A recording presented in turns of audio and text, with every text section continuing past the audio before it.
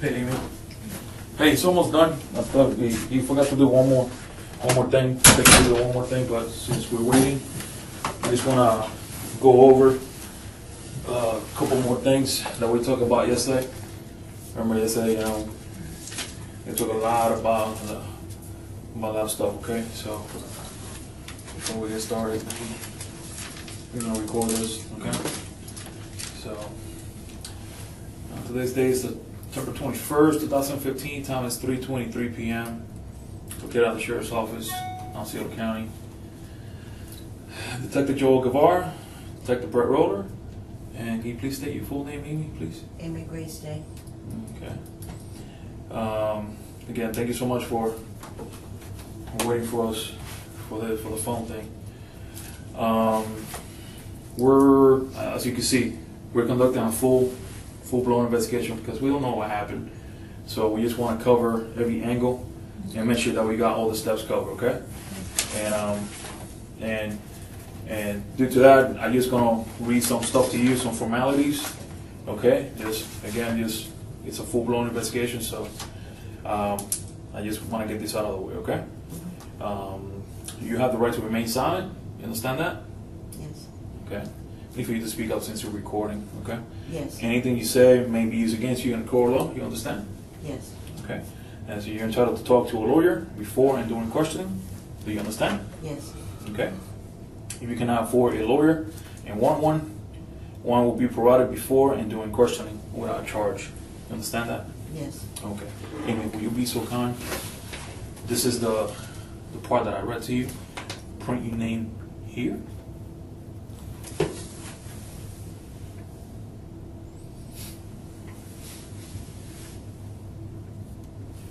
Your full name. Oh. Yeah. Can I just put Grace or should I just redo it? What do you put? Let me see. I'm not used to writing Grace, so. Okay, that's fine. Okay, here's initial here. These are the stuff that I read to you. You said that you understood. And then I need for you to sign down here, saying that you understand.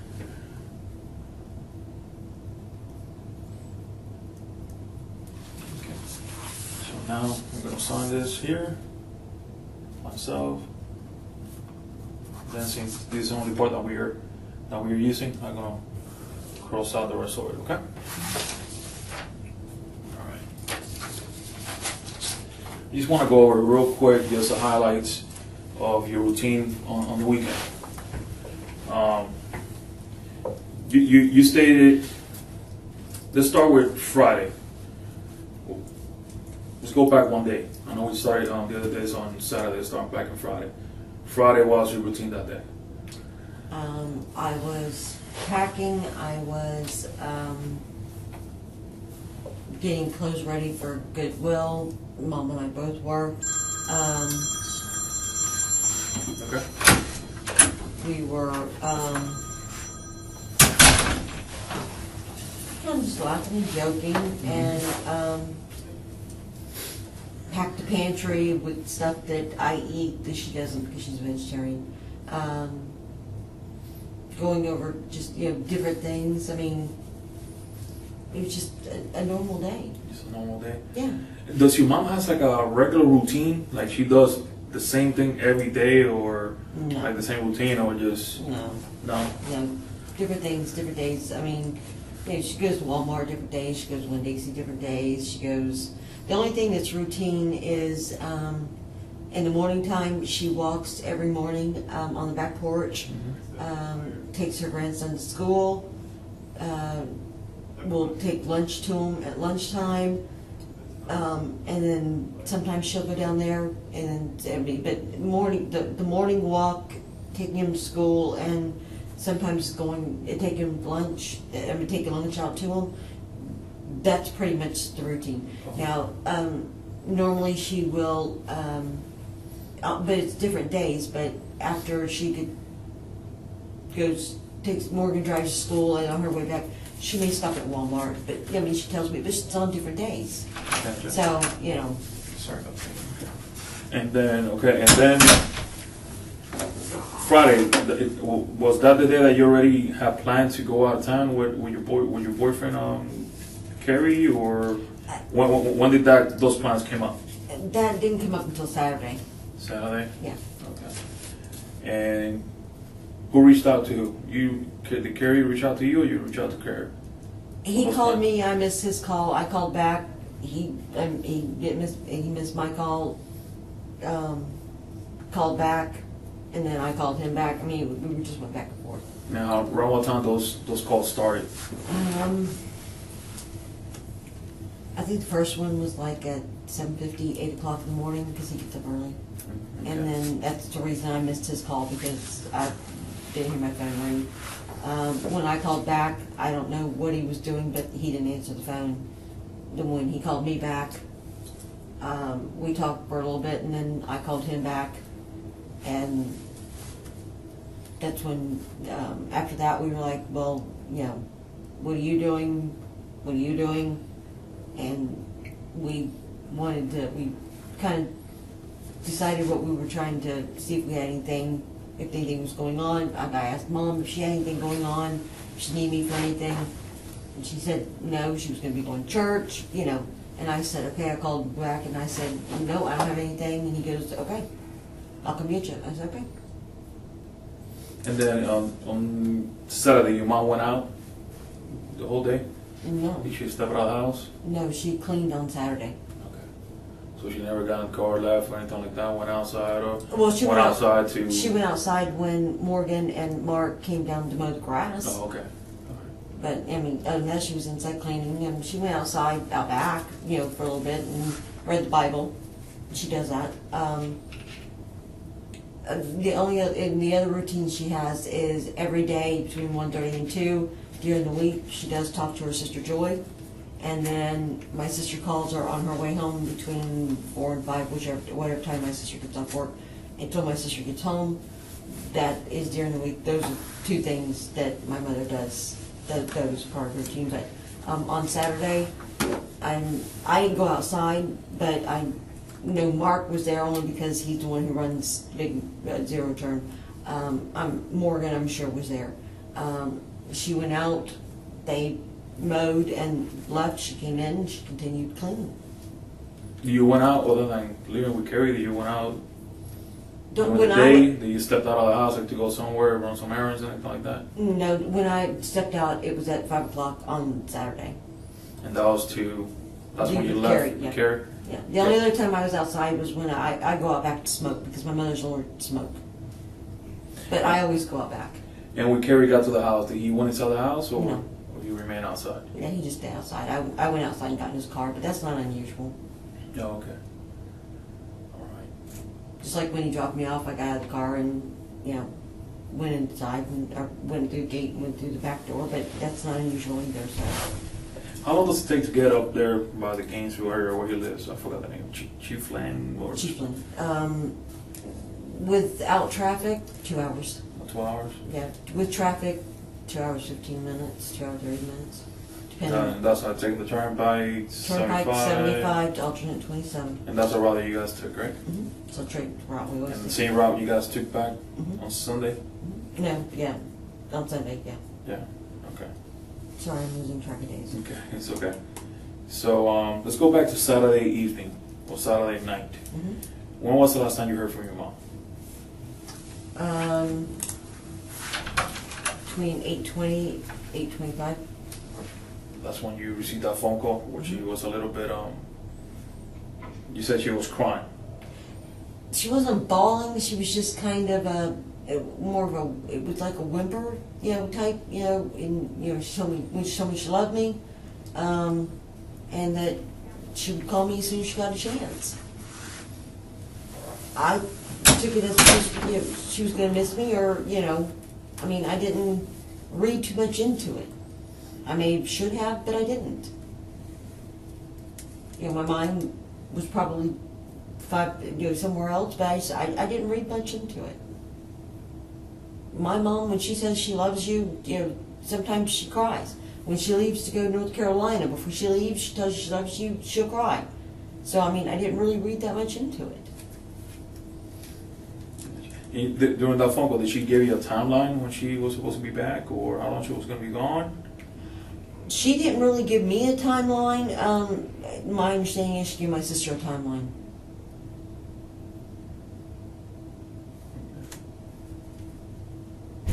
And then after you finished the phone call with your mom, did you and your sister talk? Yeah, my sister called me. Apparently, after she went down to mom's house, banged on the door, she didn't answer. Judy called me, asked me if I had heard from mom. I told her yes. She asked me what she said, and I told her. And Judy told me she told her the same thing, and that she had said she was going to be gone for 6 months, and that there was no way that mom would miss Christmas with her grandson. And I said, if you hear anything, call me. And I started sending my sister texts. If you hear something, call me. Anything happens, and all she would respond was with the letter K. I told her. That was Judy, right? Yeah. Judy. I sent her a text saying, I'll be back on Sunday, and she responded with okay, or she responded with K. But I was sending texts. I think the last text I sent her may have been after 10 o'clock. So how far, like how many minutes, just approximately, it doesn't have to be exactly, and it's kind of hard to go back and quote exact minute. How many minutes after the phone call you had with your mom and ended, and then when you receive a phone call from Judy? 15, 20 minutes, maybe. Okay. And how many times you guys had a conversation on the phone? Me and Judy? Yeah. That night? That night? Yeah. One.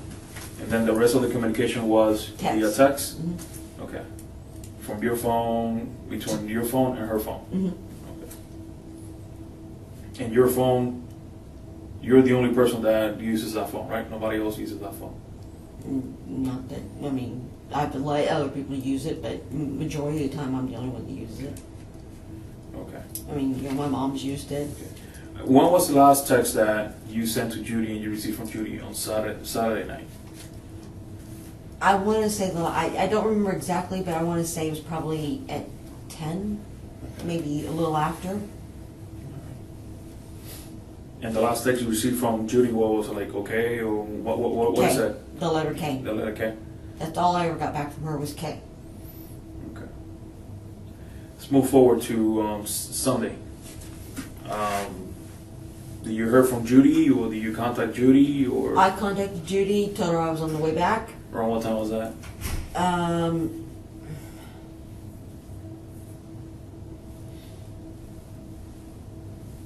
9. I believe about 9.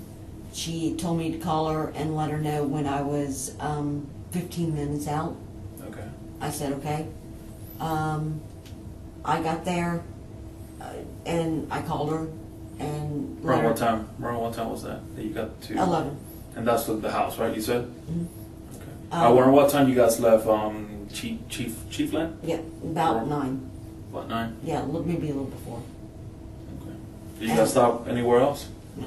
And you came back with Kerry, right? Mm-hmm. And his car, and his black Mustang. Mm-hmm. Okay. And when I got to the house, I knew I had to meet Tasha, so I just met her. On my way back, I called Judy, let her know that I was, a few minutes out, got there, and then opened the door, and Judy was in the driveway. Okay. And she came in the house. And you were driving? Mom's car. Okay. What kind of car is that again? It's a silver Toyota Corolla.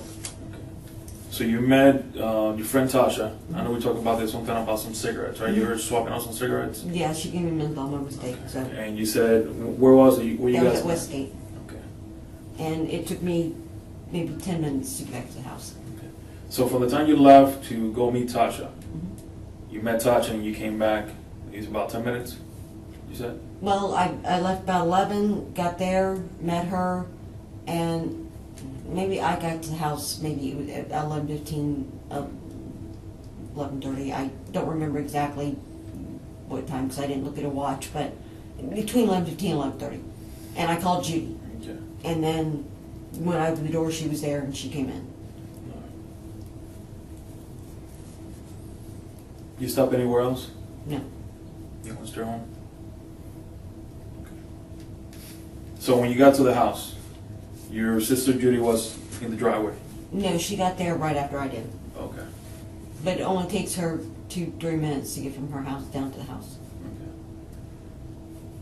So it's about the same area where your dad lives, right? Right next door. Okay. All right. That is very close. So you get to the house, Judy gets to the house, keep going. And we went in, we looked around. Nothing seemed out of place other than the fact that Mom's stuff, clothes, that type of stuff was gone. But, I mean, kitchen, living room, her desk, the TV room, where the computer's at, everything was, the back porch, everything was normal. I mean, there was nothing out of place. There was no book out of place. There was nothing in her room that seemed out of place except for her stuff gone. Gotcha. Anything else in the rest of the house, like any on your room or that back room that's across from your room? That's what That's my mom's TV room. Oh, okay. Yeah. Anything out of the ordinary in those rooms? No, everything seemed normal. Except for, I mean, her jackets were gone, but other than that, there wasn't anything out of the closet that was missing. I mean, there's a huge coin collection in there that was still there, but that's Morgan's, but I mean, that was there, but other than her jackets, that was it. Nothing in my room looked disturbed. I mean, there was nothing missing. And of course, I mean, I've got that huge TV sitting in there and all that other stuff, but none of that was missing. Gotcha. And when you got there, and then right after Judy got there with you, the house was completely locked up, right? There's secure, nothing tampered with, no windows, no damage to anything. Everything was normal. Yeah. Gotcha. You guys got an alarm at the house or no? An alarm? No. There's a thing there, but it's not connected. It's not connected? No. Okay. She had it turned off, I don't know how many, over 10 years ago, but no. She keeps that sign there because it deters people, but no, there was, the house was, the screen door that's on the front door, the only way to, it only locks from the inside. So it was locked. So I had to go to the gate and through the back door, but that is not unusual. I mean, the only time that's unlocked is if, Mom is leaving and she unlocks it for me, knowing that, which, now that I think about it, going to church, she should have unlocked it, because knowing that I was coming back. Because she was going to stop at Hungry Howie's for us after church, because we always get something after church for lunch, whether it be Subway, Hungry Howie's, or, whatever. But it was locked, so that's the reason I went around to the back. But back door was locked. The door that leads from the house into the garage was locked. The door that leads from it's that white door that goes from the garage out to the back where the recycling bin, it was locked. The garage door was shut. The front door was locked. Everything was locked. All the windows were shut. I mean, I didn't check if they were locked, but they were all shut. Okay. So while you guys were over there, you guys are noticing that there's just a couple of your mom's stuff. Your mom's stuff are missing. They're not there. That's the only thing out of place. Yeah. What kind of conversation you and Judy were having? You guys both decided to contact the sheriff's office and report this, or who made that decision? Me and Judy were talking about it, my Aunt Joy, and we all agreed that it was odd, and we started going through her address book trying to find, trying to contact people, trying to find this Rose, trying to find anybody who knew Rose. I remembered the church book with the pictures and phone numbers and stuff like that. I went and grabbed it and to see if we could find her, and that's how we had Ruth's home phone number, but that's how we got the pastor's number and the treasurer's number, and Judy knew some people she went to school with, and so she took it to make phone calls. Joy said that we needed to contact the sheriff department. We kind of agreed on that, and Judy told me that she was going to make some phone calls and she was going to let me know. And then the next thing I know, she's in the house with deputy. Did that Did she do that at the house, or she left back to her home? She left and went back to her own house. I asked her to stay until Joy called because I wanted to hear, you know, the three-way, so that way the three of us could discuss it. But she said that she was on her way back from Pigeon Forge and she hadn't called, and I was like, well, I have Doyle's phone number, his cell phone number, and she goes, no, we'll just wait till she gets back to the house. But I mean, I was wanting to hear what, you know, the three of us have a conversation. Gotcha. Just to make a that way, everybody can make that decision. A family decision. Yeah. But she left and she said she wanted to make some phone calls, and I said okay. I said let me know, and then she didn't call me. Next thing I knew, she was there at the house with the deputy. She never called me. She said that she was coming. She never said she called y'all guys. Nothing. She just showed up. I just want to just put pause there for a minute. I want to go back to the night before. When you received the phone call from your mother saying that she's going to go with Rose, did she discuss with you how she was going to go in a car, by train, by plane, she said by Rose, bus, anything she like said that? Rose was coming to pick her up. Gotcha. That was it. Do you know? Do you guys check? Do you have access to her bank account that you're able to confirm she bought a ticket or somewhere or anything like that? I have access to her bank account. Oh yeah. Yeah. What's your bank's at? She banks at Central Florida Educators. She has access to my bank. I have access to her bank side. Okay. I know we discussed yesterday or this morning about your job opportunity up in Ohio as a paralegal. And I know you mentioned something that the gentleman that you're going to be working for, he's been trying you out from here. So you've been like working for him from here, or what? How do you get your income? How, you know, you have to pay whatever part you rent out? What kind of work do you do? Whenever there's somebody that that's here, he'll call me. So it's right now it's an ad-need basis. Okay. When I go to to Ohio, which is supposed to be on Friday, then it would be at the headquarters. So I would be working on a full-time basis then. Okay. So pretty much it's when you get to Ohio, is that one of the things that you have to go into the office, or you'll be able to work from home? No, it would be in the office. Be in the office. Okay.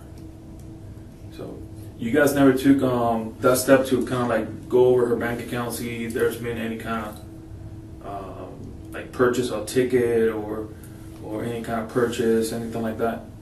That your mom bought a ticket somewhere, you know, like a airplane ticket, Amtrak, Greyhound, you know, to travel over there, or you know, help Rose out, you know, by putting gas in, you know, gas in the car, anything like that. The only ticket that she bought was she bought my ticket for me to Ohio.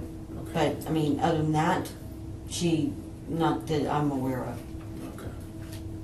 And when you pay the bills, like, you know, you give them, you get the payment to your mom, or do you pass it to her account? How you guys work? How you guys work that out?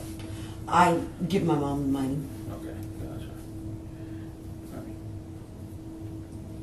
Anything, anybody that you guys might think that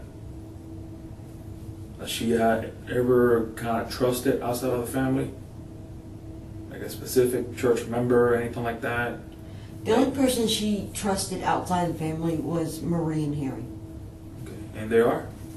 Their last name starts with a P. That's that house I showed you, the blue house on Yes. on Old Canoe Creek. That's Marie and Harry. Okay. She trusted them implicitly. She worked with them at Mercury. Okay. The only thing that I didn't get a chance to tell you because I kind of went past me. The neighbor that is not directly across over here, the one with the green car, the lady with her son. Okay, if I'm facing your house, right? Okay, no. If I'm facing your house and I'm doing it like an about face. Okay, and now now I got your house to my back. Okay. Okay. The house.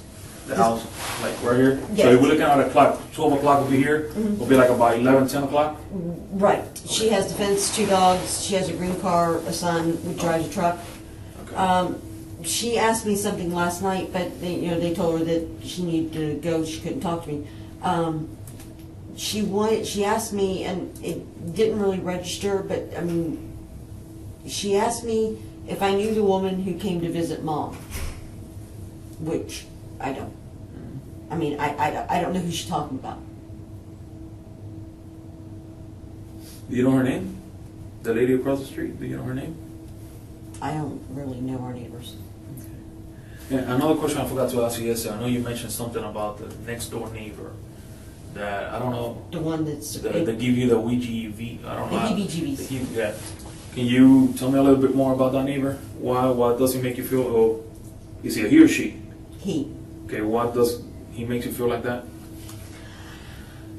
I don't know. It's just, I guess it's a gut feeling. There's just something about him that just doesn't sit right with me. He just, you know, it's like a couple of times. I mean, I actually started going inside. He came out.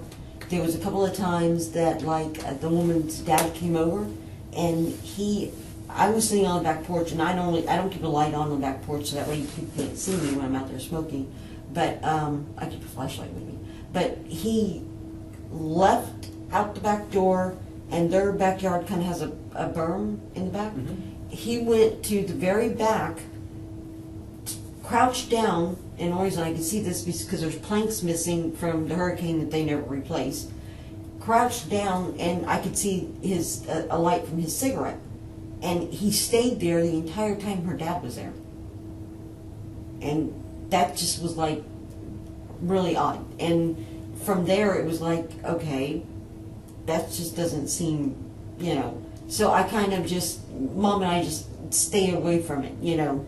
And when he was outside, I would go inside, and Mom would do the same thing. Because even she got the heebie-jeebies from him.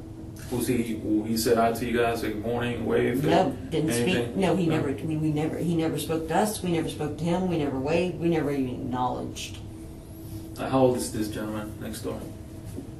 Just approximate.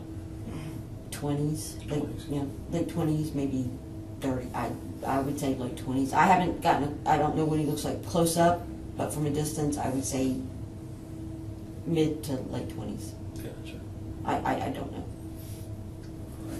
I'm not very good at estimating age. Hey, just one more question. Just when Terry dropped you off, Carrie dropped you off. Did he went inside, or he just dropped you off in the front? Just dropped me off. And he left. Yeah, that's not unusual either. Okay. Any additional questions? Take the roll.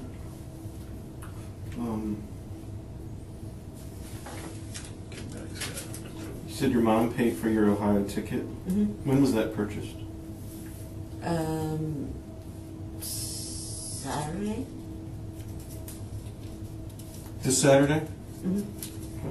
Do you know what time? Did you actually find them on the computer or something? Yeah, I went to Spirit, she got all the stuff in there, and she put the card number in, and Okay. And do you know what time of day this was? Was it during the daylight hours? yeah, it was daylight. Okay. Because Saturday is the day you left to go to. It was before I left, Yeah. Okay. so it was before 5. Okay.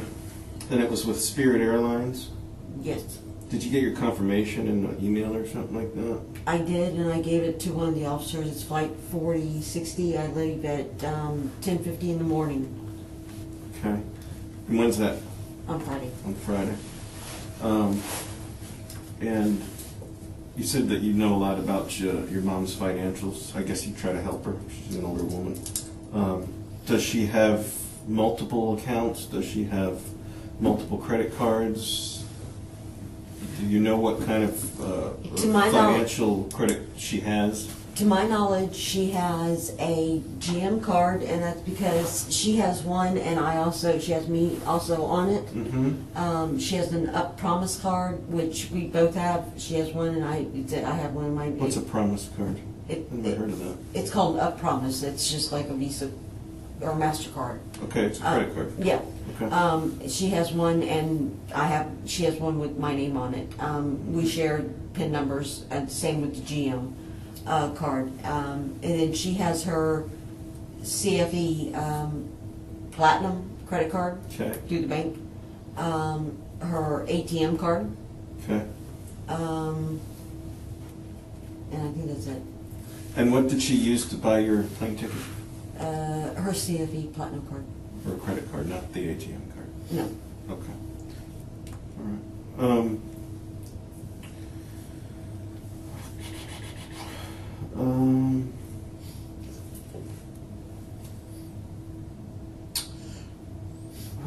How is Tasha a great friend of yours? I'm assuming you guys. She was a manager at Siggy's in St. Cloud, and that's how we met her. And she transferred to Orlando, and she still comes to St. Cloud and she brings the cigarettes to us. I don't get that. Brings the cigarettes to you. What's that mean? She rolls the cigarettes, and for $30, she brings Mark, me, and Judy the 200 cigarettes, which is equivalent to a carton, and it's only $30, but it's pure tobacco. Oh. And so she just brings them and drops them off at Mark's shop. I got you. Yeah. So, that's interesting. Takes a lot of patience to do that, I would assume. They have a big machine. Oh, okay. You just tell them what brand, and you make sure you tell them they put it in the computer, and you can pick mild. But it just doesn't have all the additives and all that other stuff in it. You pour it in the machine, and it'll do like 200 cigarettes in a matter of minutes. Okay. And it's only $30.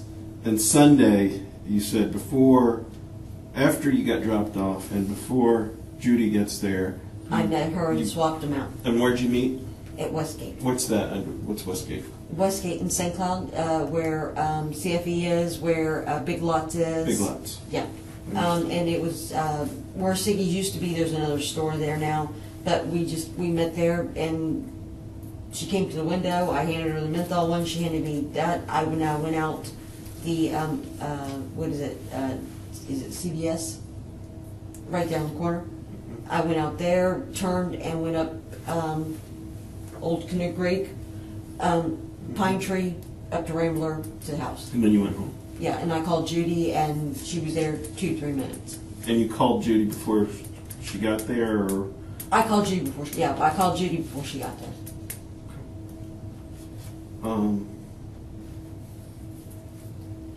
I opened the front door. Marie and Harry, you guys know real well. Yes. And does your mom talk to them on a regular basis? Yes. Would you say daily basis? I wouldn't say daily, but Mhm. regular, yes. Okay. You have to say it's odd that your mom hasn't contacted anyone. Yes. Since we left yesterday, I know you didn't have your phone, but has anybody been trying to call your mom? I don't know. Okay, have you, or your dad, or anybody where you were staying last night, have they been trying to call your mom? Well, I don't think my dad did, no. But I don't think my dad wouldn't, because I don't know if my sister has. Did you talk to your sister since you left here last night? No.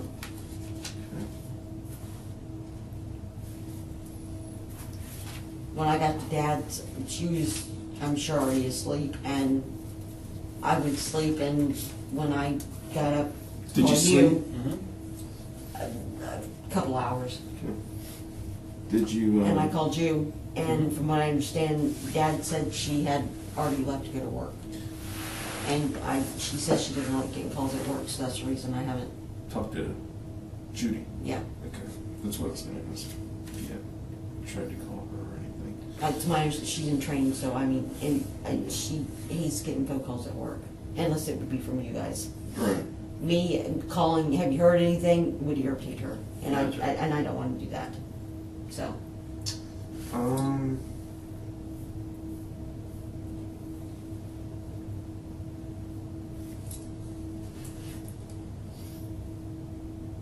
That and my dad don't speak, so she wouldn't call my dad's house. Right.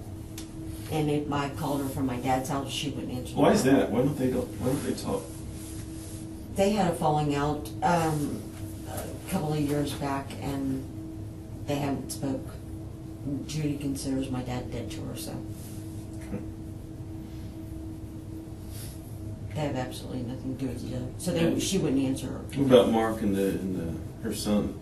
Do they talk to your dad at all? That's a shame.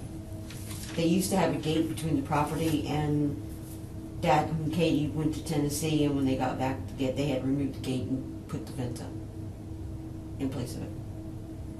Okay. It was over my niece. she got hurt. Nobody said anything, and it was a little thing that turned into this huge drama mountain, and it went from there. I tried everything to get him to reconcile, and I finally surrendered. How long was that? That happened? 2 years ago. About 2 years ago? Okay. Shame. Maybe. Shame. It could be 3 years, for all I know. I know at least 2. So, I mean, if I called from my dad's house, there's no way Judy would answer. Has any family member called your dad or call your dad trying to reach you No. and try to, you know what I mean? No family You member. have anything that the family members are talking? You know how it is. You know how families are. No family member knew I was at my dad's. Gotcha. By the time I got to my dad's, I didn't make any phone calls because You went to sleep. You're Well, tired. Well, I didn't go directly to sleep, but I mean, it was like 4 o'clock in the morning. Yeah. So, and I'm not saying that my other family members weren't awake, but a lot of them, anybody on my mom's side of the family wouldn't recognize my dad's phone number. Gotcha. So, and honestly, I couldn't remember my Aunt Joy's number because it's in my phone. And she would be and Marie, I don't know her phone number off the top of my head. So, I mean, there was not many phone numbers. I mean, those were 2 people I would have called, but I couldn't remember their phone numbers. Where are you going to stay when you get to Ohio? I have a friend, Melissa Smith. She has she has a house, and I'm going to be staying there until I find a place. Okay. Let's go check on that phone real quick. Yeah. I'll be right back, okay? You need anything, Dean? No, thank you. Thank you. All right, I'll be right back.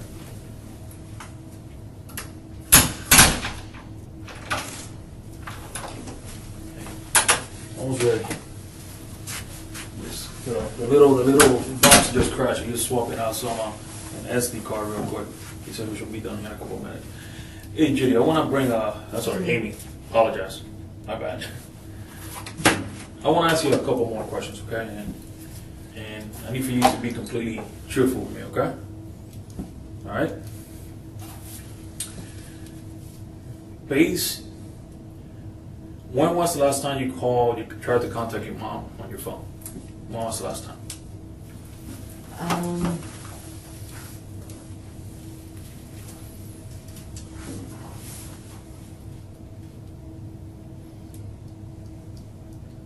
I want to say Saturday night, but I don't know exactly what time. And the next time was from the house. Judy was telling me that she had been trying to call her, and Morgan had been trying to call her, and I tried on Sunday. Okay. But since I couldn't leave a voicemail, Did it at least ring? The phone? No. Did it ring? No, it just, all it said was, person you've reached has not set up a voicemail.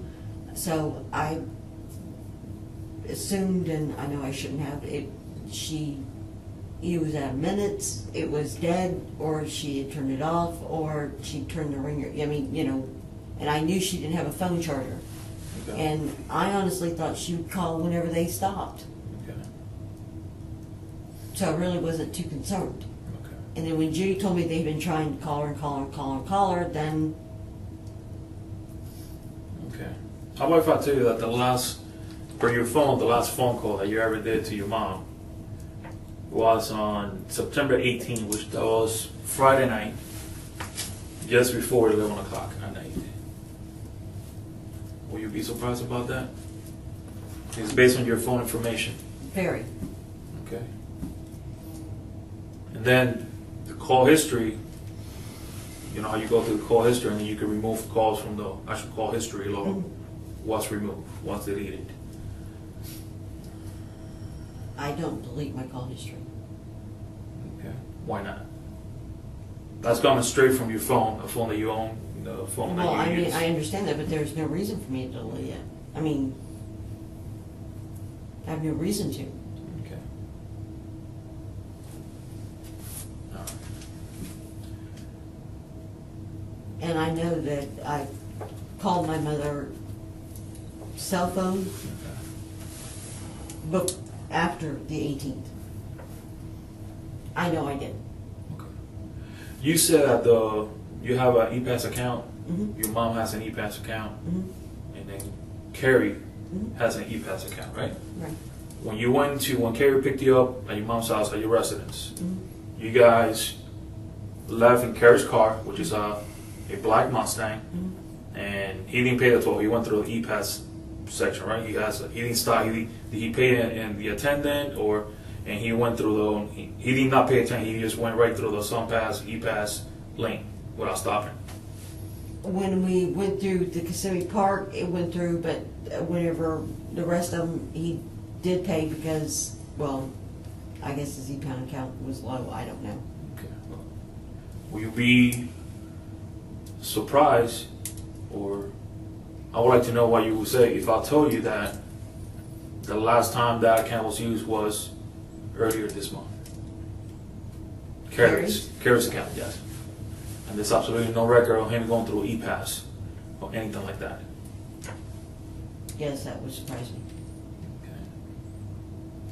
So I'll give you already two things. You understand what I mean?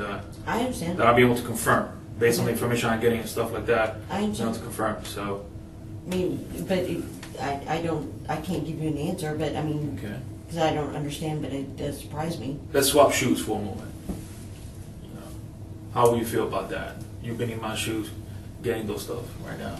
I just want to know what happened to your mom. You know what I mean? What happened to your mom and stuff like that. And I just want you to be honest with me. You ain't left town. You know, look how you left town. You know, I was hanging out here, yeah, with another friend, but you understand what I mean? So when you got those things, just kind of a couple exclamation points and a couple flags are coming up. You understand what I mean? I understand, and I don't have an answer for you because I don't understand. And I do want to know what happened to my mother. I have no idea what's going on. That's what we're trying to find out. I know. And the only thing we ask from people, to help us out, And is just to be completely honest with us. And that's what I am. I'm being completely honest with you. Because I want to find my mother. Yeah, we want to find your mother too. And Right now, all we care is your mom's yes, safety. that's all I care about. Okay. Going back to your banking situation. You got your own account, and your mom has her own account, right? Mm-hmm. Do you guys bank in the same bank? No, I bank at PNC. She banks at CFE. Okay. PSC, which one's that one? PNC is PNC. yeah, it's directly across from Dairy Queen. Okay. Across the street, like from Subway area around there? No, you have Dairy Queen, and then you have like Prescription Unlimited. Gotcha. Yes. And, Yes. well, yeah, and Subway is there on the corner. Yeah, so it's right here. PNC. That's my bank. She banks at CFE. I have her account information. She has my account information. Okay.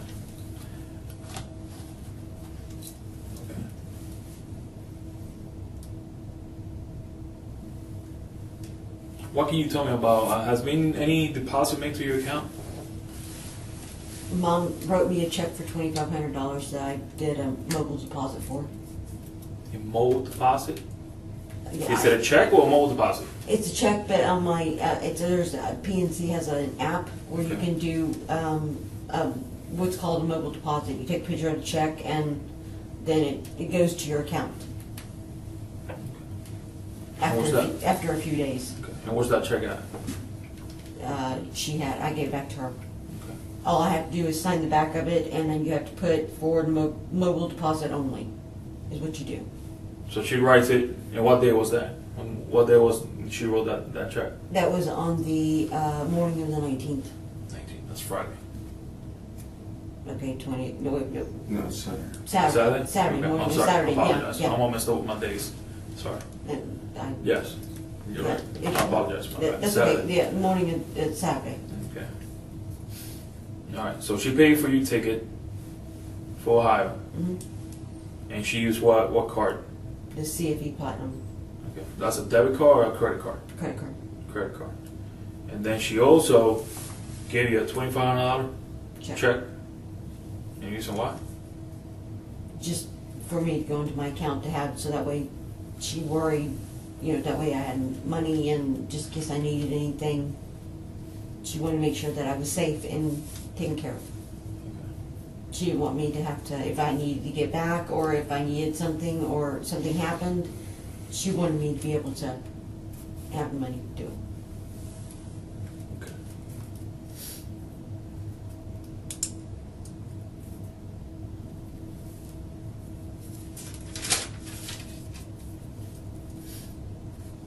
Do you know your last 4 digits of your account number that shows on your card?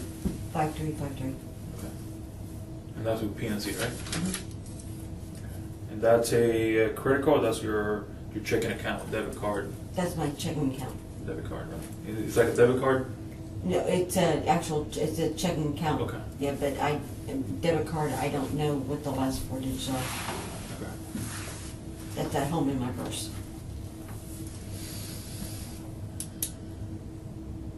Okay. So being here right now and asking you that about your phone, about the phone calls, and about the e-pass, and now this all comes to light about, you know, now there's actually a wire check, digital check transfer to your account. You understand what I mean? This didn't come up yet last night, early today. They didn't come up earlier and stuff like that. I didn't think anything of it really. I mean, But come on, Amy. You know, don't you think that would have been important? it is, but I mean, I can't remember everything when I'm that tired. My brain. I'm tired too. You know what I mean? understand that, but I mean, your brain works different than my brain. Mine is going at 100 miles an hour. I'm trying to remember everything. I'm trying to be able to tell y'all everything, and I'm trying everything I can to give y'all all the information that you need, be completely truthful with you, and try to remember everything. And sometimes I can't. And I'm sorry for that, but I can't remember everything all the time when I'm trying so hard to remember everything to be able to tell you guys. But my mom giving me money is not anything that's unusual. Buying a ticket for me is nothing unusual.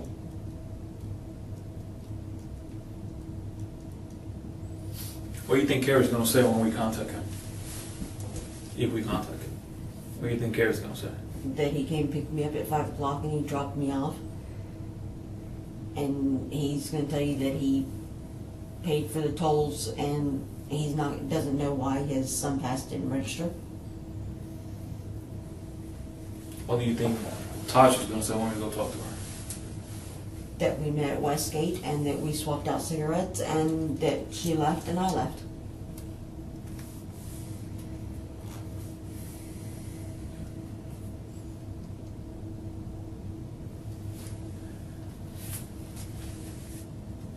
You just don't understand. He's like, you're telling me some information here about the phone calls that you made to your mom, tried to receive from your mom.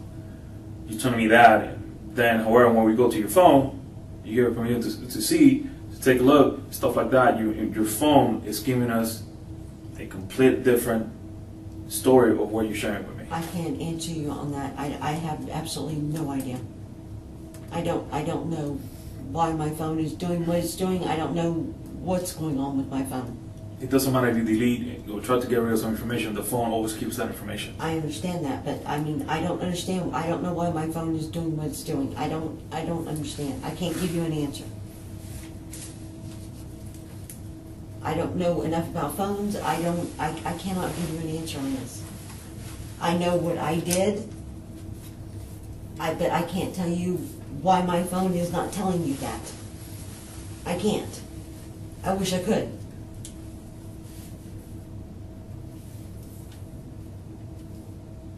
We're trying to get to find your mom. I understand that. Okay. Your mom is very important to you. I can see that you love your mom very much, Very. but I would do anything to you're find telling out. us some information. You try to confirm that information. That information is completely opposite of what you're telling us. Contradict of what you're telling us. You understand what I mean? I understand. So it just I just want you to understand in what kind of position that puts me.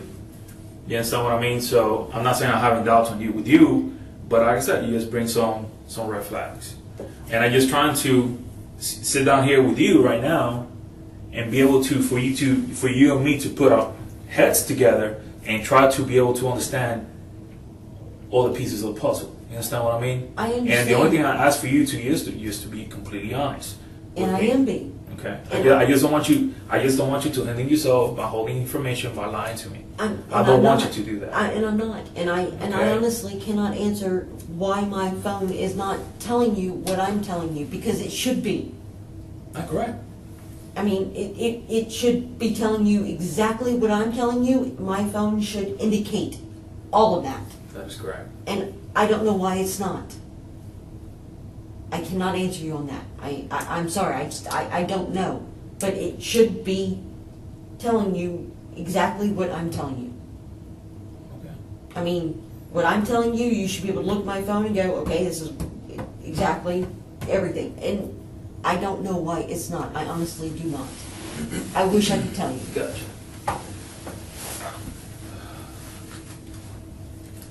I want to find my mother more. I want to bring your mom home. Yes, I want to bring it to you girls. I would do anything in the world to find my mother. And that's the reason I'm being completely honest with you. I'm trying to remember everything. I'm trying to remember every word, every conversation, everything by minute. And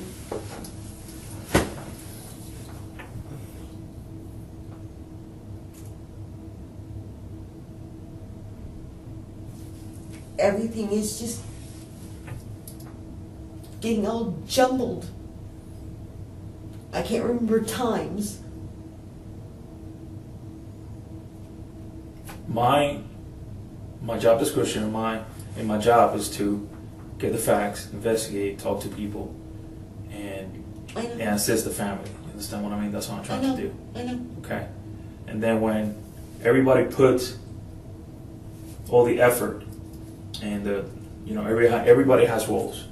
You understand what I mean? I got my role and stuff like that. The information I get from you and the family members that you guys put on the table is what I take and I run with it. I know. You understand what I mean? And that's what get the machine going. I know. You understand what I mean? Mm-hmm. And that's what when we get the conclusions and stuff like that, confirm this, confirm that, and stuff like that. That's what investigations are.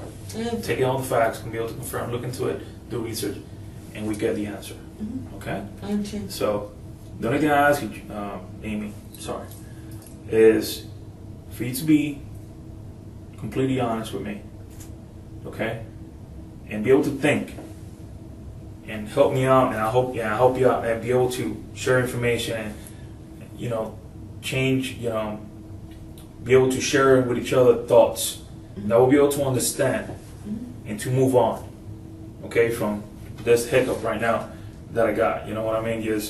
Right now I gave you 3 things right now that if it weren't for my investigation, you would have mentioned.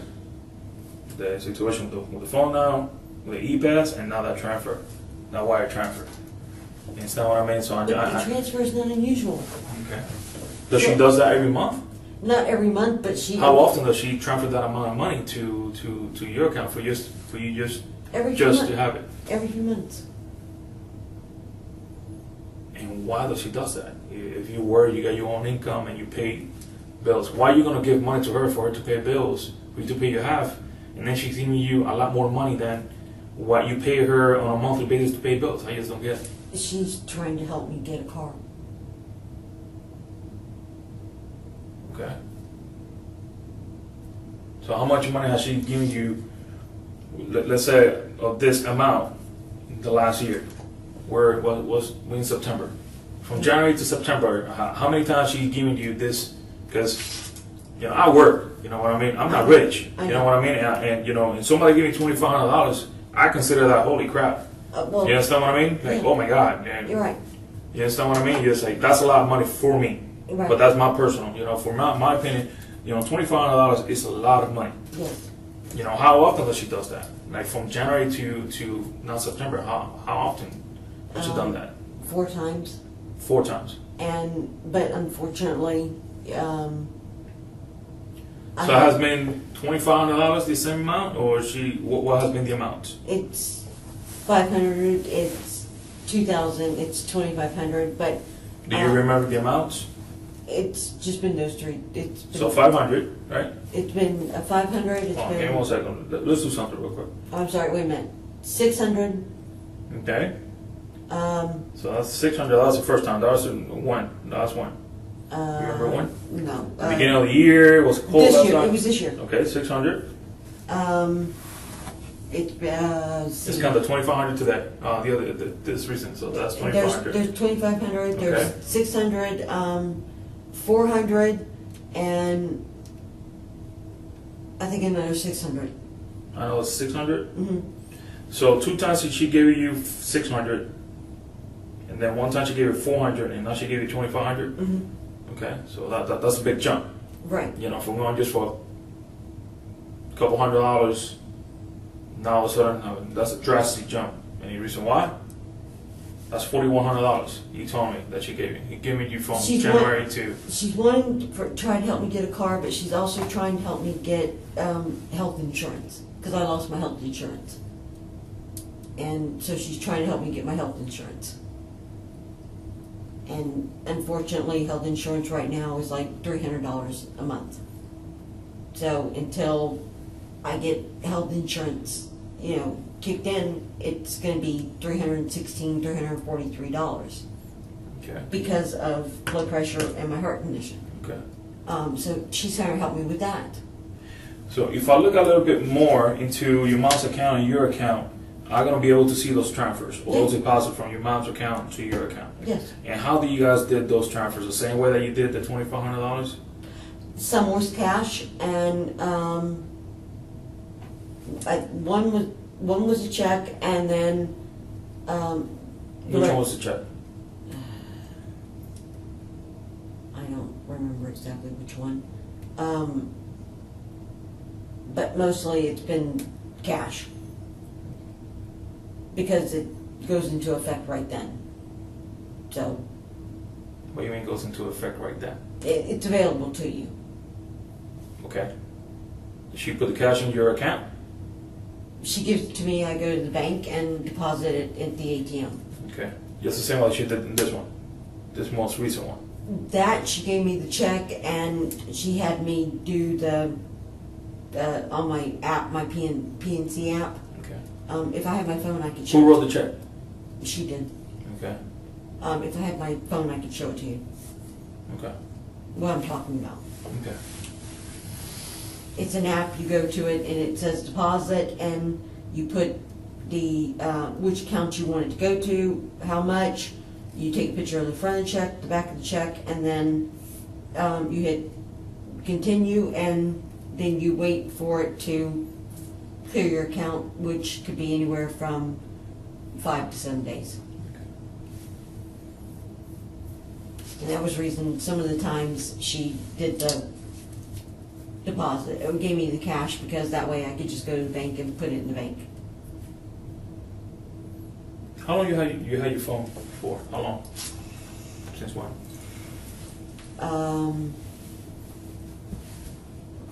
Over 5 years. Over 5. Same number for over 5 years? Yeah. Okay. Same company, Boost? Mm-hmm. Okay. You had the same phone for the 5 years, or you've been upgrading them? Well, I've been upgrading them, but I kept the same phone number. Okay. Yeah. How long you had this style phone, your style phone, the smartphone? How long? Since probably about 6 months. About 6 months? Yeah. Okay. Maybe 7. Okay. All right. No, probably about 6 months. All right. Let me see if that phone's ready. That way you can show me that check, okay? Okay. I'll be right back, all right? Yep.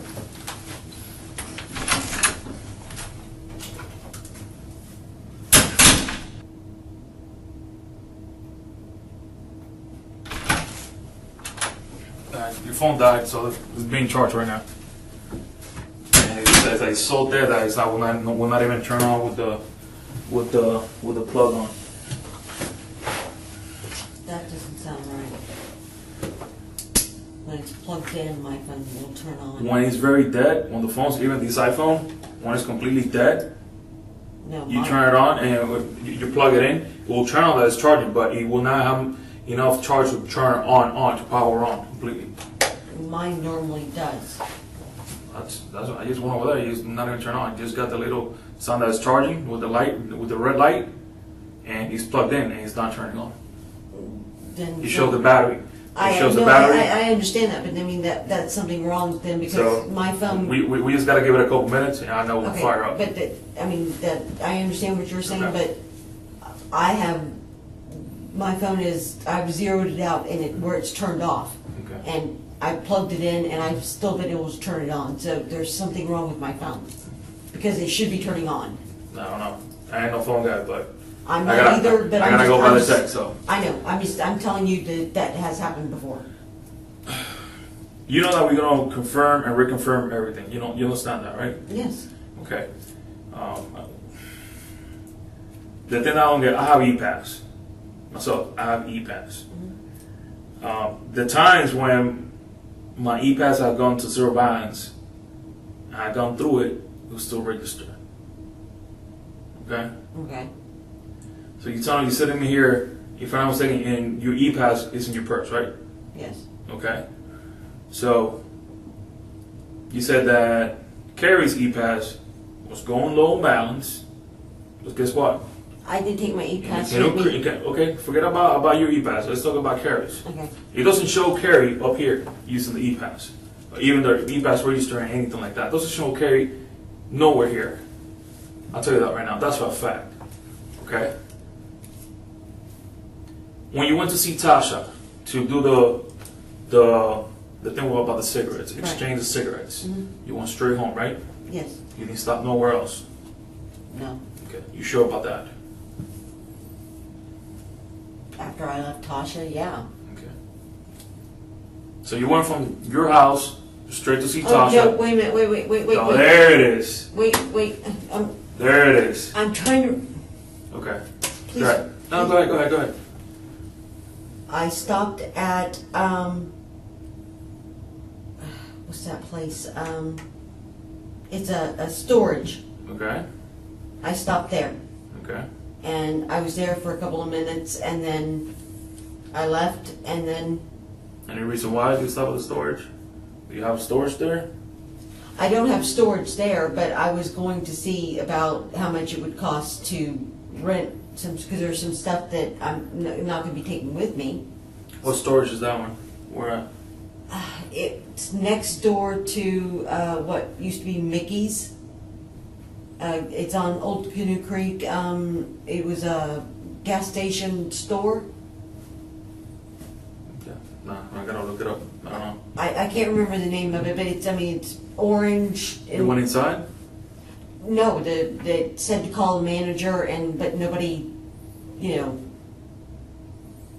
answered. I knocked on the door, but I was only there for a couple of minutes. I backed out and then went straight home. But I was only checking to see how much storage. Was that on the way to see Tasha? Or that was No, that was to on my go way back? home. That was on my way home. Okay.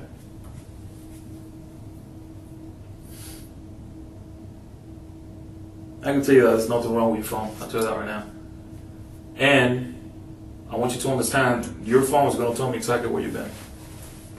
Okay. You understand that, right? Yeah.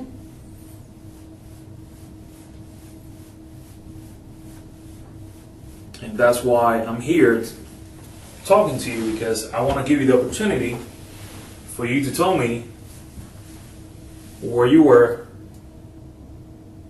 I'm hoping that you be honest with me and tell me, prove me wrong, that the information that you're telling me is the same information that shows on your phone. You understand what I'm getting through? Yeah. You understand what I mean? The only thing I ask from you, Amy, is for you to be completely honest. I know that. Okay? But right now, the information I got from your phone is not matching up with what you're telling me and where you've been, or what you have done. And the same thing with the E-Pass. Carrie's E-Pass. I can't tell you about Carrie's e-pass. Understand what I mean? I can't tell you about that. I don't know. I can't answer you on that. How much money you have in your purse? $405, $6. And where that money came from? I stopped an ATM. Okay. When?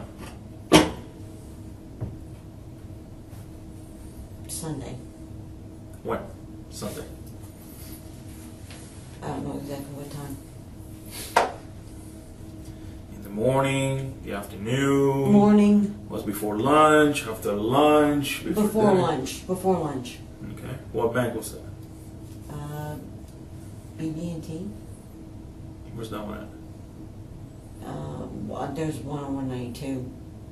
Which one is the one that you stopped? That's what I'm asking. I don't know exactly which one it is. It's on 192. I don't know exactly which one. Put yourself in my situation, Amy. You see what I'm getting through?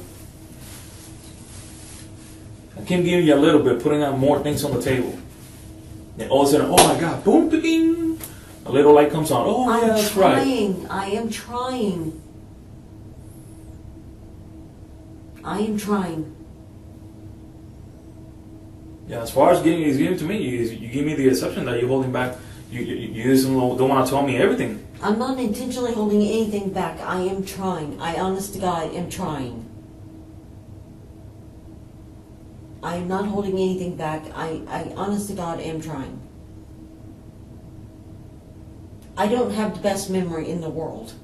But I honestly... Me neither. But honest to God... But situations like this, very seriously, I'll tell you this right now, I'll make an effort to really remember. I'm trying. And very important things that happen in the day, very big stuff that happened during the day, I'm going to remember. You see for a fact that you remember you meeting up with Tasha to exchange some cigarettes. But you don't remember stopping at the bank, not stopping at the storage, and all that kind of stuff.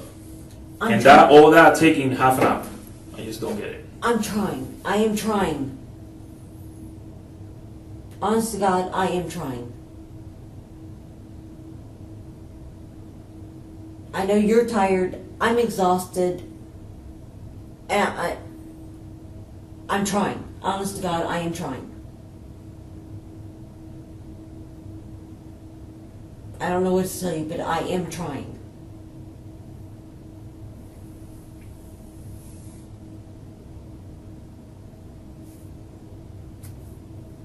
Put yourself in my situation. In my shoes. And I'm sitting in your chair. You're asking me the same questions I'm asking you.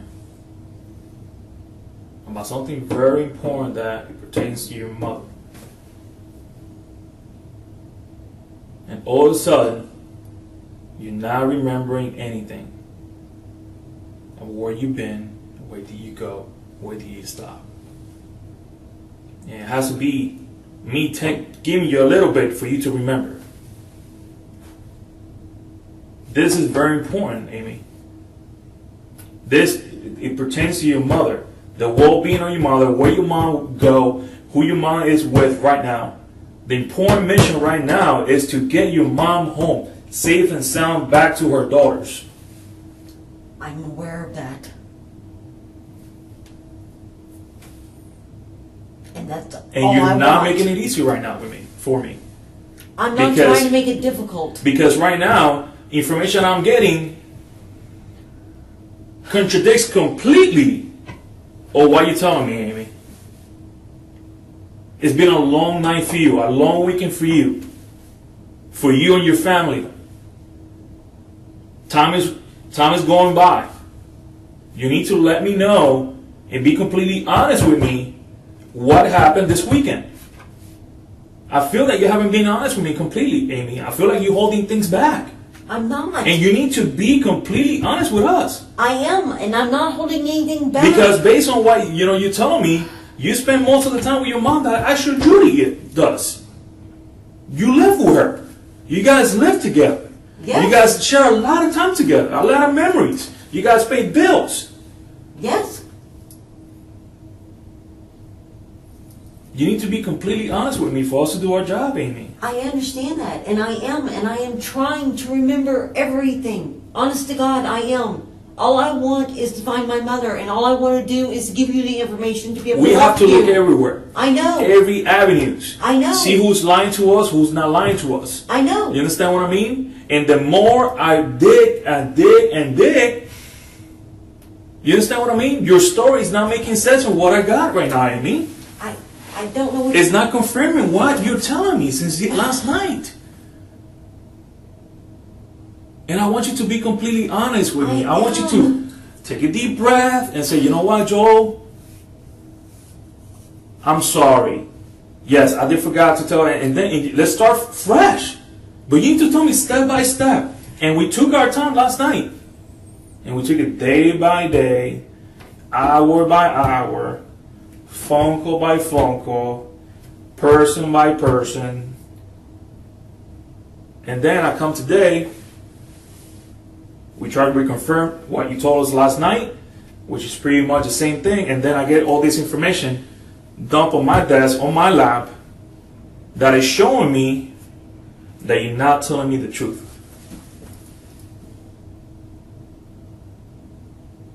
The only thing I ask for you, for the sake of your mother, Amy, is for her safety, for you to tell me the truth right now. We need to get your mom home. I agree. All right. I got back before 11 o'clock. Okay. From where? From Chiefland. Okay. Got back before 11 o'clock. I got back probably about 9 o'clock. Okay. I left.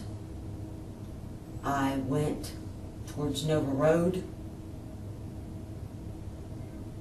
I turned around. I took a call from Marie. I stopped at a junkyard or something. I talked to her. I went into St. Cloud. I stopped at BB&T. I went to Westgate. I stopped at storage. Went home, and I called my sister. Okay. What car were you driving? Mom's. Mom. When you got back home, what was inside the house? Nothing. I mean, just, it was exactly as it was when Judy walked through the door. The key was there, I just grabbed it, got in the car, I ran my errands, and then I called Judy, and That's a good step right now. You just took. but Why it took this long for you to come out with that? Why? think about how it makes me sound. We're humans. We make mistakes. You don't understand. I understand. You don't understand my sister. She would take that and she would think that the most horrible person ever walked on this earth, that I put myself in front of my mother, and I don't. But that's what she would think. And so would my Aunt Joy. And I don't. I put my mother first. Listen to me. I stopped and talked to Marie because I got upset, and I didn't want to be driving while I was talking to her on the telephone. Okay. She can confirm that. Okay. We went over everything. What you guys went over? The last time she talked to my mother, what my mother said, what she thought was going on, and I told her I would keep her up to date, that I was supposed to be meeting my sister, and that I would call her. Let's forget about your sister. Let's forget about your aunt. Let's just think about Amy and Mom. There is Okay? Let's forget about those people. There's nothing I wouldn't do for The only her. thing I care right now is the conversation that I'm having with you right now and about your mom's safety. Okay? Let's put everybody back. Nobody pays your bills. You pay your own bills, right? Yes. You work, you pay your mom, and you guys pay bills, right? And she helps me out. Exactly. So it's a team, right? Yes. 50-50, she helps you, you help her out. Okay, then why, Amy, took this long for you just to come out with that? Because it makes me sound like a horrible person. You're not a horrible person. We all make mistakes. Put yourself in my shoes. My mother is missing.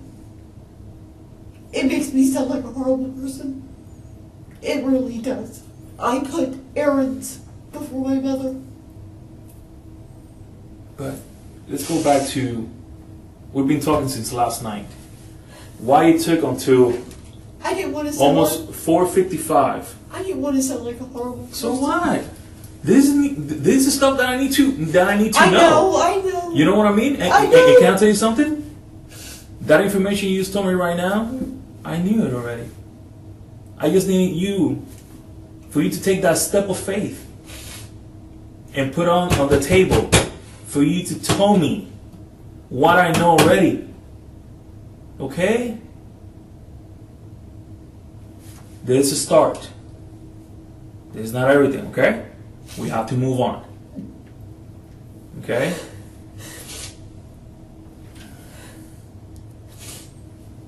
So let's start from the time that you got back home. What time you left Chiefland? That place over 7, Chiefland. Okay. Just at Gainesville. Okay, Gainesville, okay. And you were with Carrie Yes. and still driving his same car, his Yes. black car? Mhm. Okay. You guys took the same route, right? Yes. That state road was the Alternate 27 to 75 Right. to Turnpike to the Kissimmee Park exit. Okay. Did he drop you off? Yes. Did he go inside the house? Yep. Okay. How do you enter the house? How do you get in the house? The screen door on the front was locked, so I went through the gate on the side of the house and went through the back door underneath the cover, and it leads into the kitchen. Okay. And both locks Both locked? locks were locked. Okay. I walked in and put my purse down. I saw the key and just grabbed it, went out the garage door, got in the car, and Do you I walk looked. around the house? I looked around, but everything. I mean, I looked in the kitchen. I looked in the living room. I did go to the bathroom, in my bathroom, and I just kind of glanced in my bedroom. Everything. I mean, nothing looked out of place. So I walked back into the kitchen. I grabbed what I could see in my mother's room. You know, I mean, all I could see was the dresser and part of the bed and her black chair, which was where it was. How was the bed? Bed was completely made. Okay. Black chair was exactly where it was supposed to be. There was the dresser was just like it always is. The bathroom door was open. You know, I mean, everything looked normal. So I just grabbed the spare key. I went out the garage door and got in the car, opened the garage door, and backed out. Did the errands and then drove back and called my sister. Okay. All right. Let's go back a little bit right now. Let's slow it down a little bit, okay? I'm saying you were a little bit emotional when you told me exactly what you did, okay? But I just want to make sure that we cover every step, okay? So, you took the spare key out, got in the car, backed the car out of the garage. No, the spare key was on Okay, the... no, not Okay. yet. You grabbed the keys, you did everything you had to do in the house, noticed everything inside the house. Yeah, the spare key Then you was got on in the the car. kitchen, on the kitchen counter. Okay. Yeah. You got in the car, you backed out the car out of the garage. Mhm, I opened the Okay, garage then door, you backed left. out. You left the house. Which way you left the house? You went towards Hickory Rambler? Tree. Hickory Tree. Okay. What was the first place you stopped? At that salvage yard when Marie called me. Okay, so we're going on Hickory Tree, and it was around approximately what time?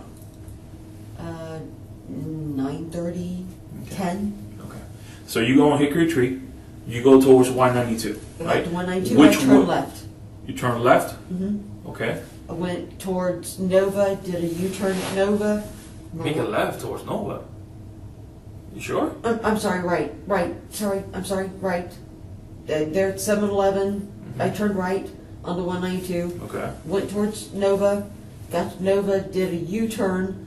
Marie called me and I pulled into, I believe it's a salvage. I don't know exactly the name of it. I just saw it was a business. I pulled in there, stopped the car, and talked to her 15 minutes, maybe 20, I don't know. I told her that, I would give her a call back. Did that, got back onto 192, went down 192. There's a BB&T on the left. I stopped there. Got $400 left there. Which, when you got to the BB&T, that bank right down the corner, you use an ATM? Yes. Which ATM you use? I Do don't- you have to get out of the car and walk up to the place? No, it's the one that you can drive up to and it's right there at your window. Okay. And who banks there? Nobody. Nobody? It was the first Okay. bank, so I just stopped there. Okay. And then I left there. And I'm sorry, and how much money you took out of there? For Okay. All right, from your account? no, actually from my mother's account. Okay. Any reason why? Was from your mother's account? No, it was just she said I could do it, so I did. When did she say that? When did she give you the permission to take out the $400? Friday. Friday? Mm-hmm. Okay. So I understand.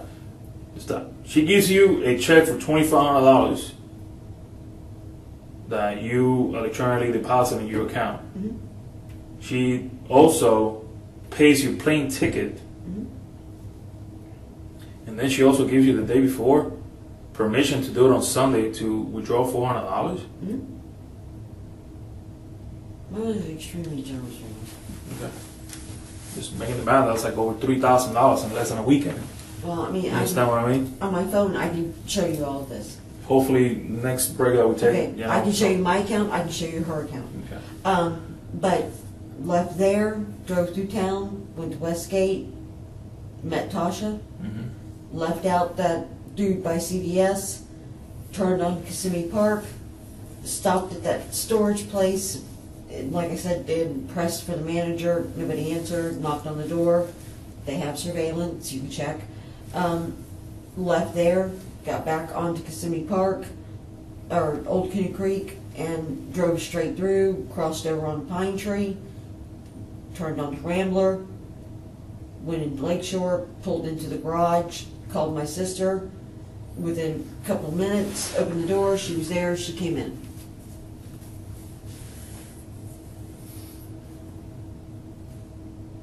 Okay.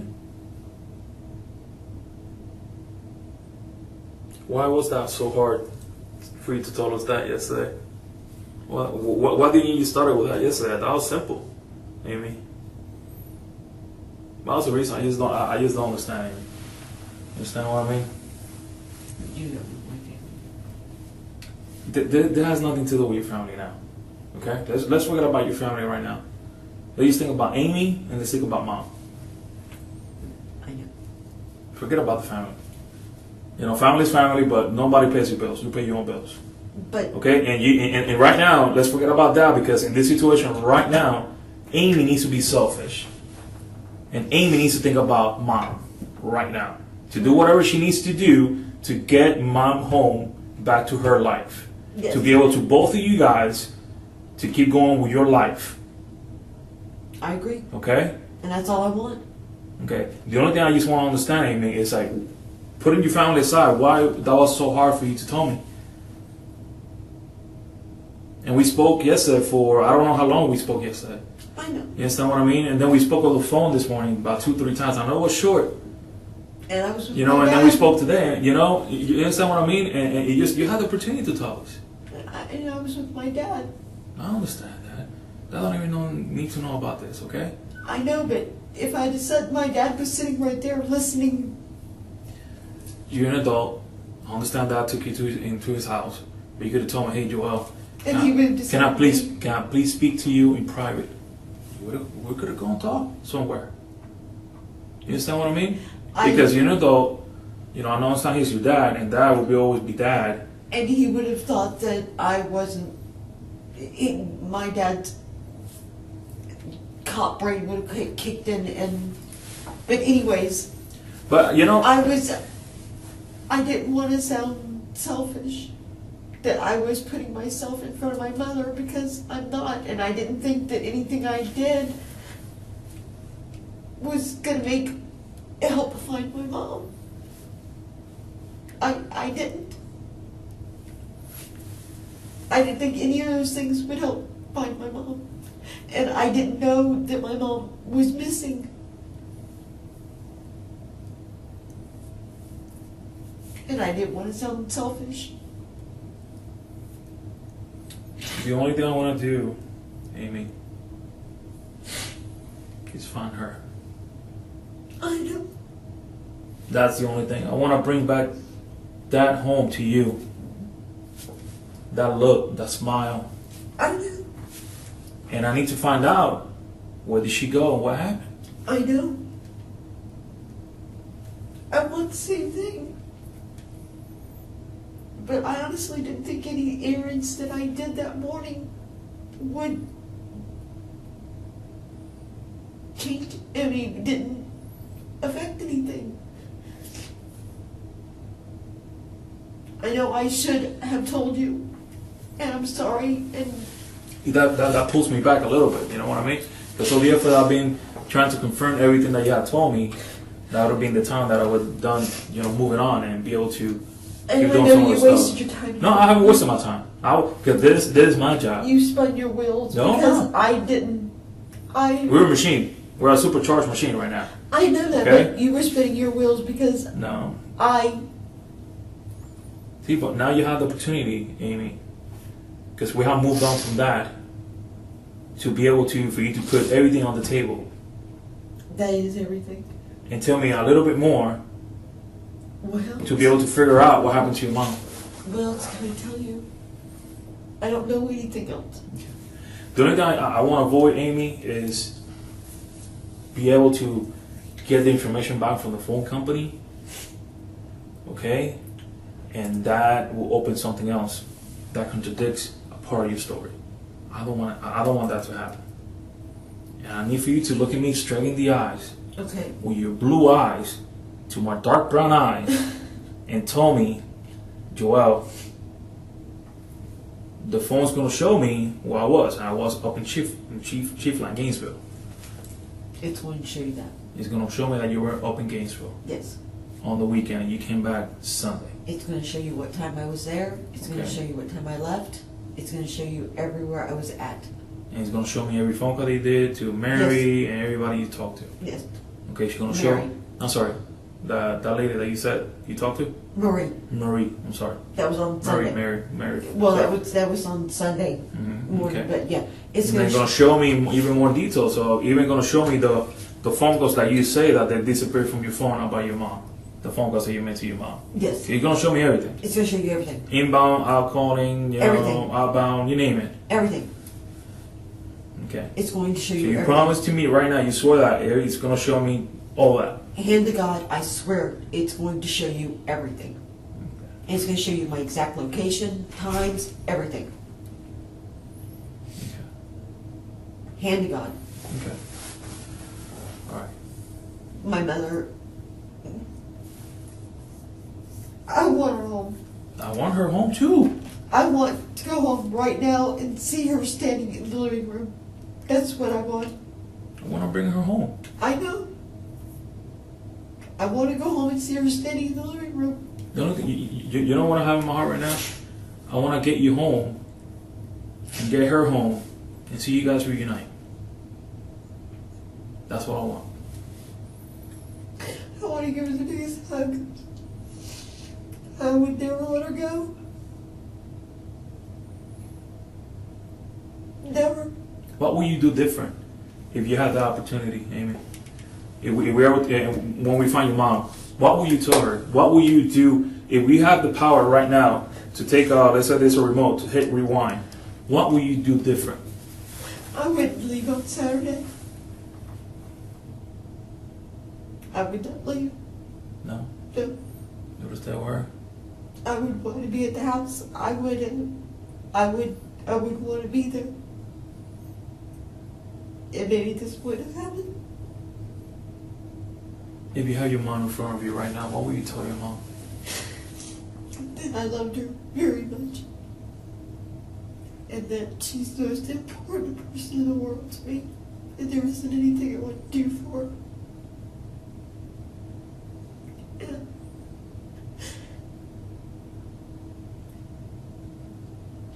And I'm glad she was home.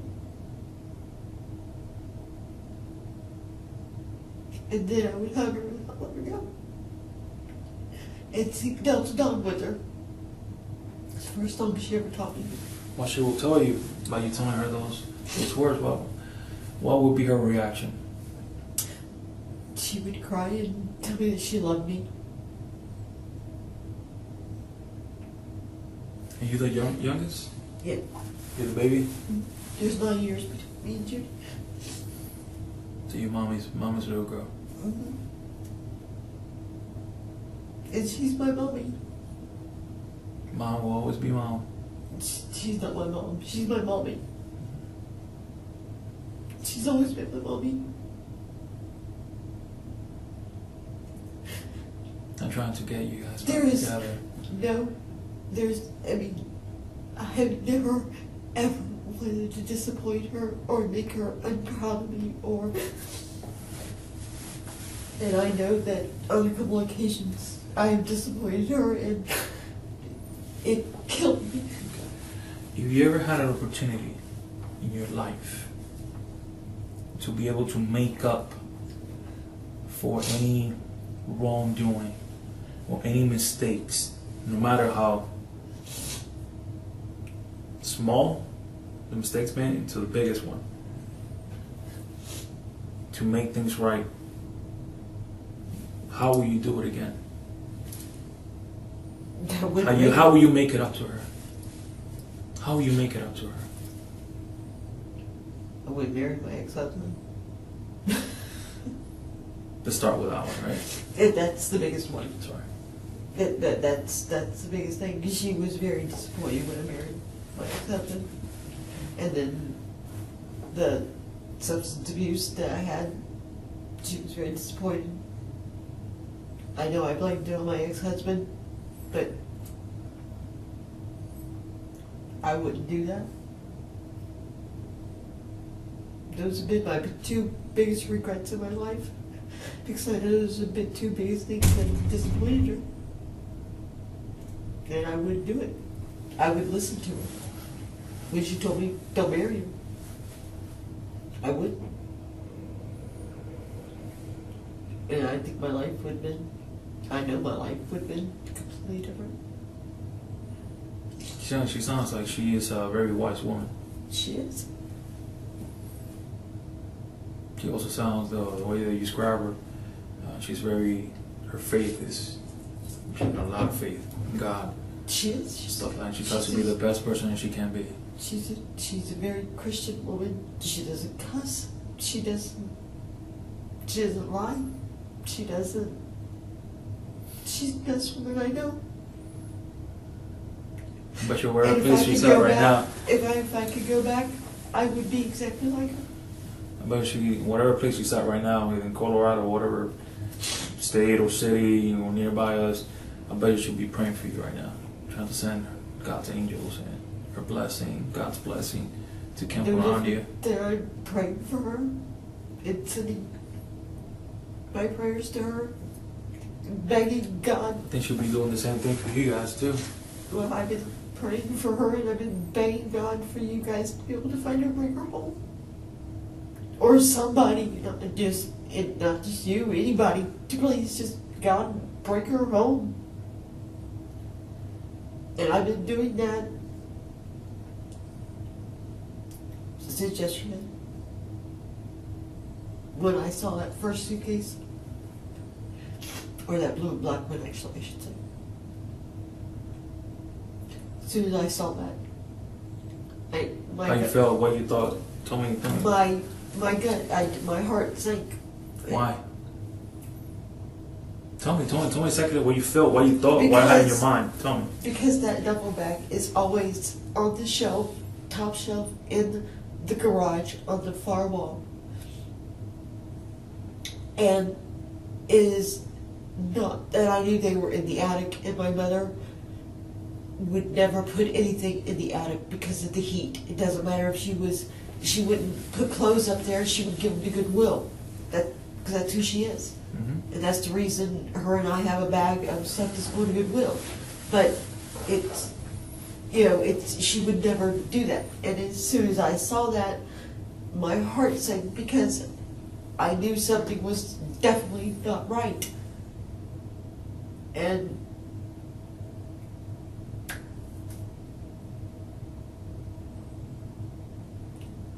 after that,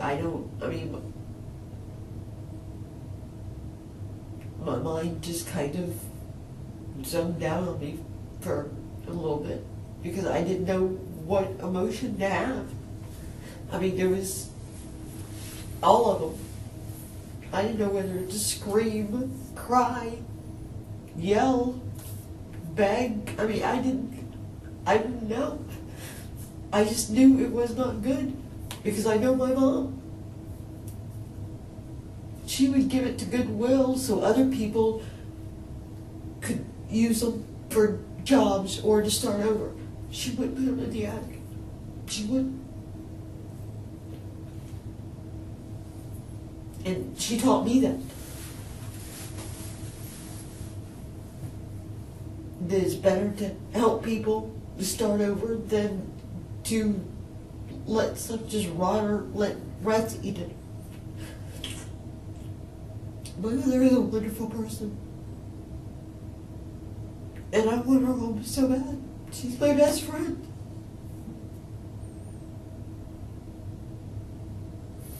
If you had the information, or let's say some kind of revelation from God, or some kind of psychic powers of knowing where your mom is, will you let me know? Are you asking me if God told me where my mother was at? Yes. If God would speak to you in your dream or while you're praying for your mom, will you share that information with me? Yeah. If you have any knowledge of where your mom is, will you share that with me too? Yes. You will not hold it back? No. If somebody will tell you, hey, I believe your mom's over here or over there, or I think I saw her, will you share that with me too? I would call you, tell you. Doesn't matter the time. Doesn't matter the time. This person told me this. I would get their phone number or address, full name. This person told me this. This is their information. Please go talk to them. I don't care if it would be 2, 3, 4 o'clock in the morning. I know you probably wouldn't like that, but I'm sorry. 24/7. In order to... Right now, can I tell you something? Right now, my goal is from your mom. Okay? And my family understands my calling, understands my career. I know. And there's sometimes during my career and my time you have to be taken away from your family. Where my family is understanding. My family is not selfish that my wife has to see her husband and my kids need to see daddy. They understand you have to put understand what I mean? families. I gotta put them to the side to put, now I don't consider you a stranger because we've been talking, we're getting to know each other. Okay? My dad had to do the same thing. Exactly. So you went through that. I understand, yes. So for us to go out there, pour our life out on take risks and be able to bring closure and happiness and reunion. Right. And a second chance and opportunity for a family to redo their life and be able to reconstruct that life together or even move on for whatever hiccup or whatever problem they're having. Okay? I understand living with your parent, you being probably the only child and your parent not having a partner or anything like that, it gets frustrated. Okay? My dad lives with me. Okay? And sometimes I call it, I need some me time. So what do? I need to call my brother. I say, hey bro, I need for you to come over to the house. I don't want to bother your house. I need for you to come to the house. You need to give me a couple hours. I need to breathe. I need to go out of the house with my wife and my 2 kids. and be able just to have some family time, one-on-one, you know, and let Dad watch what he loves, Fox News. You understand what I mean? I don't. And I understand that it's difficult to live sometimes because, you know, from whatever generation they're from, they were raised differently. Right. Whatever generation you and me were born at is completely different. You understand what I mean? You know, and now I bet you look at this new generation growing up, you see, I wasn't like that when I was a kid. So that misunderstanding, not understanding why they're being like that, and sometimes personalities, you understand what I mean? Especially when you spend so much time together. Well, see, that's why I think I'm extremely fortunate because, one, my mother's allergic to cigarette smoke. So Okay. I can go out back, she won't come out there if I'm smoking. Or I can say, hey Mom, I need to borrow the car, I'm running over to the beach just for a couple of hours, just for me time. She'd say, here honey, here's the keys. And, you know, but I mean, and I feel very fortunate about that because her and I are able to do that. Yeah, me and my dad are able to do that. So, I You mean, understand what I mean? Me and my dad. we never got on each other. Yeah, I We go didn't get on each basketball other. games with my dad. I go to soccer games with my dad. I go to baseball game with my dad when there's some spring training here. He loves that. That's his favorite time. That's his favorite sport. You understand what I mean? But there's also that breather time that you need away from each other. Because there's sometimes, you know, remember, it's very different when you live under your own roof and under parents' roof. Mhm. Sometimes they got some rules and regulations that, you know what I mean, doesn't make no sense. Fortunately, my mom didn't. She doesn't. We were mother and daughter, and we lived under the same roof. But when it came to rules, it was, if you're going to be gone all night, just let me know. Mm-hmm. Or if you're going to be, whatever time you're going to be back, let me know. And she was good with that. I mean, it didn't matter. It Mm-hmm. was. Or if anytime I needed to borrow the car and she wasn't using it, she would say, here, take it for a couple of days. It wasn't, it was more of a roommate type thing because we were best friends, even though we were mother and daughter, but Mom and I were so much alike, we didn't really get on each other's nerves. Gotcha. I mean, I feel very fortunate to say that. And there's nobody else in this world that will ever be like that. And that's the reason I want her home now. So if God comes to me and tells me where he thinks Mom is, or if somebody tells me something about Mom, I don't care what time it is or what day it is, I will call you with all the information and beg you to please go talk to him. And I don't care. It could sound like the most ridiculous thing in the world. I would still call you.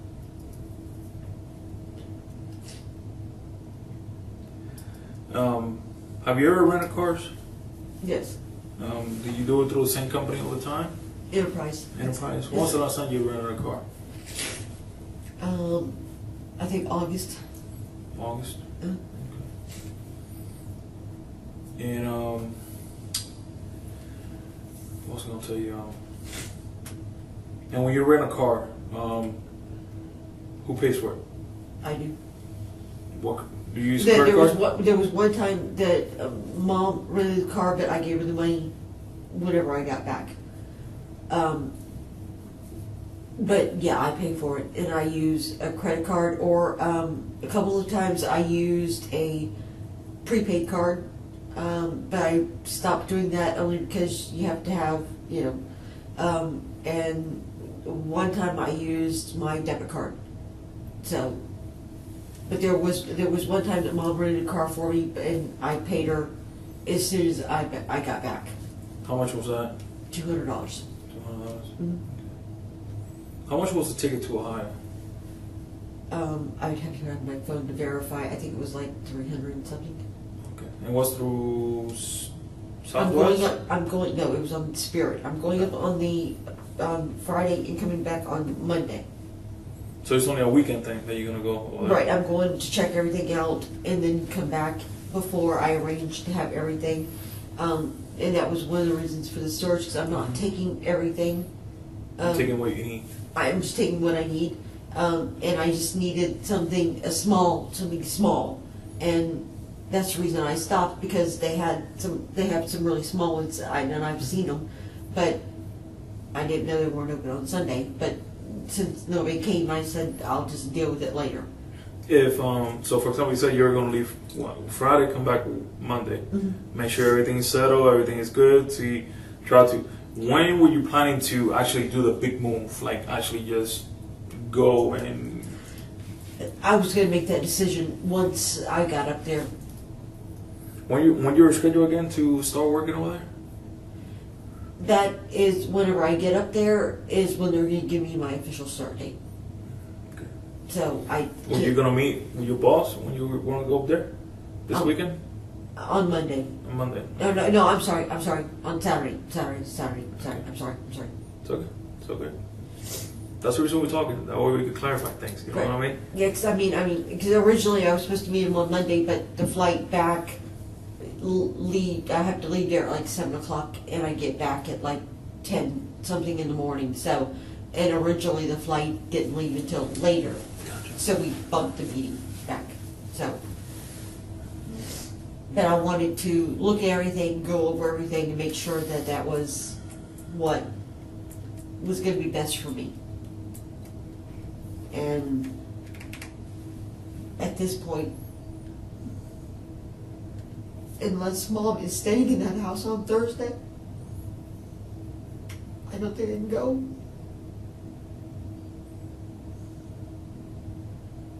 I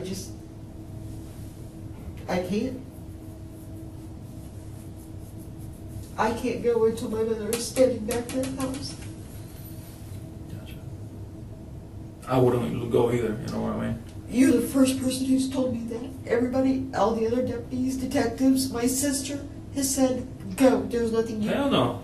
Well, what they've told my sister. I will not go. My sister's exact words for me is, there is nothing you can do here that you can't do in Ohio. Still, you got, and this is the way I see it. I don't know if you see it the same way.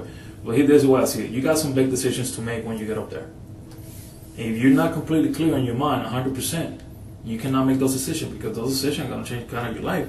If you're looking for a new career, I would be when you able to don't concentrate. relocate, exactly, you need to concentrate and be completely. So I don't blame you if you don't want to go. But she's telling me there's nothing I can do here that I can't do in Ohio. That I'm exactly the same distance apart. Well, The other detectives are saying I should go up there because I need to concentrate on work. That's the reason why I tell you, Amy. You make your own decisions. You forget about everybody else. Amy makes a decision for Amy. And nobody can obligate nobody to do anything that they don't want. If Amy wants to stay, because the situation is going on, and your primary mission right now is to get Mom home, right? You stay. You want to stay. Exactly. And I told Judy, I can't leave. Judy, I said, Judy, I can't leave not knowing what's going on with Mom. And she goes, yes, you can. You just need to go. And I'm like, how can you say that? It's your mother. And I walked in the house and I'm like, there's no way I can do that. Mm-hmm. I can't go. Not until my mother is staying in that house. I don't care if work would do me good. I'm not going to be able to concentrate until I know exactly that my mother's in that house, she's okay, and I can reach out and touch her. I can't. I'm not going. That's my decision, and it's in the subject. I don't care what anybody else tells me. That's my feeling, and that's my mom. And you're the first person who's actually agreed with me. Everybody else has told me I'm wrong. And I don't understand how people can say that. You forget about people. Don't pay attention to what people say. About people's opinions, okay? Just don't pay attention to that. Let me step out. Let me give you some tissues, okay? All right, be right back.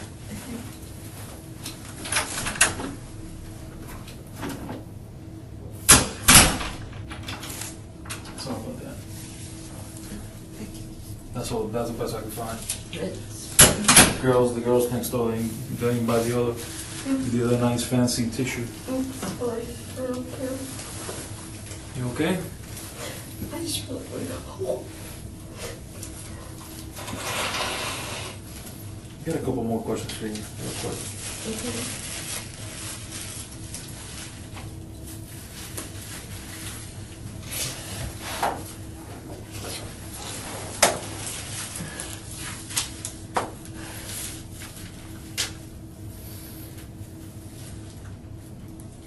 You said, when was the last time you rented a car for Enterprise? When was that? It was in August. In August? What kind of car was it? I would have to look at my phone. I can You look. remember the color at least? No. Was this big, small, 4-door, 2-door, sporty? Four-door. It may have been silver. Okay. Like a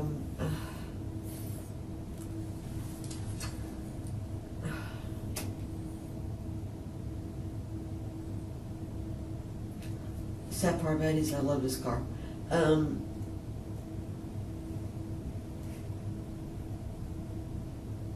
would have to look at my phone. Okay. It would tell me. I think it was silver. Remember how much you paid for that? Not on the top of my head, no.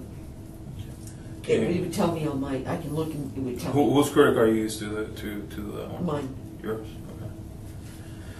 Okay. No, wait a minute.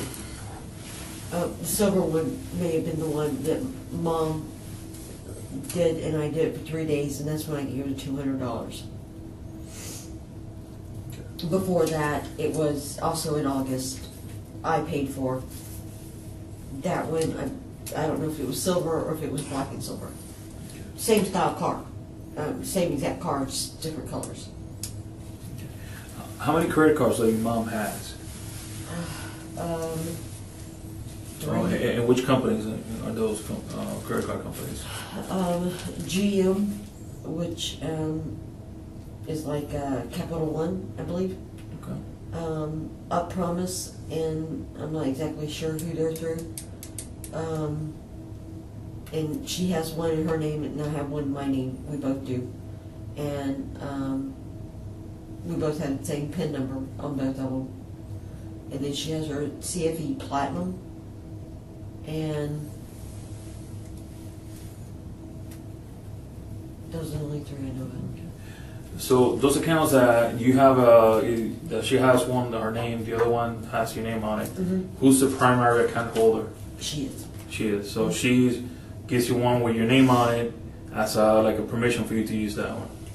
Yeah, I can use it, and I pay for what I use. She pays for what she uses, I pay for what I use. When was the last time you used one of her credit cards to buy anything?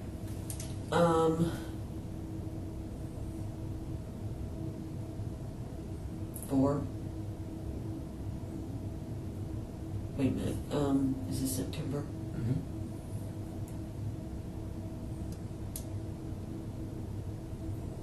June, July. When you purchased? You mind me asking? It was, I used the GM car, and it was a rental car. Fall off of the Bronco. Okay. Yeah. All right. Is your mom like into technology and stuff like that? No. She tries to be, and I try to help her with it. Okay. Not very tech savvy, but she tries. Okay. Does your mom have an email account? Yes, she has two. Two? Which ones are those? She has, What are the email addresses? there's Tayhawk10@AOL.com. I'm sorry. I'm sorry, TAY TAY HAWK HAWK 10 10 at AOL.com. AOL.com. Mhm. And then for the other one, it's Tayhawk Mm-hmm.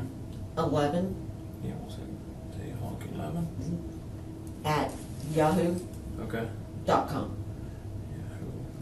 Do you got access to those email? That the Yahoo one is on my phone because Okay. that's what she sets up for the GM, and the Up So it comes to me. I don't have access to her AOL one. Okay. But because we share the two cards is the reason I have that on my phone. And that way when I get an email, I let her know. Okay. But normally when I get an email, because I put a charge. So, but if I didn't, I tell her, hey Mom, did you know.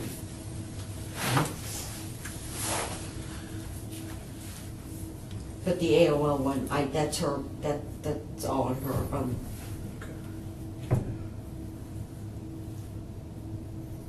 What can you tell me about, there's been any recent purchases by your mom that you know of? Because there's some things that I need for you to help me explain and understand, okay? I know she bought some stuff from Walmart. Okay, do you know those things that she bought? I know she bought a full-length mirror, TV. Okay. And because of the TV in her TV room is going up, and I think she bought some jewelry. Okay, how big was the TV that she bought? She bought a big one. I don't know exactly how big, but I know she was bigger than mine. So.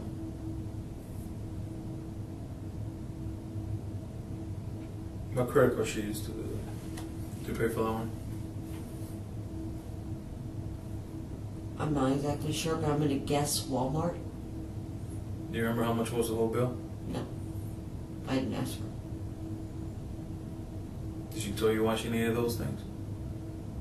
No. Did she tell you exactly what kind of jewelry she bought? Other than just, like earrings and necklaces, because she wanted some stuff to wear to go with, church stuff and, different things like that. She was tired of not having, different things to wear. I mean, I can't say anything about that. Everybody deserves to feel pretty.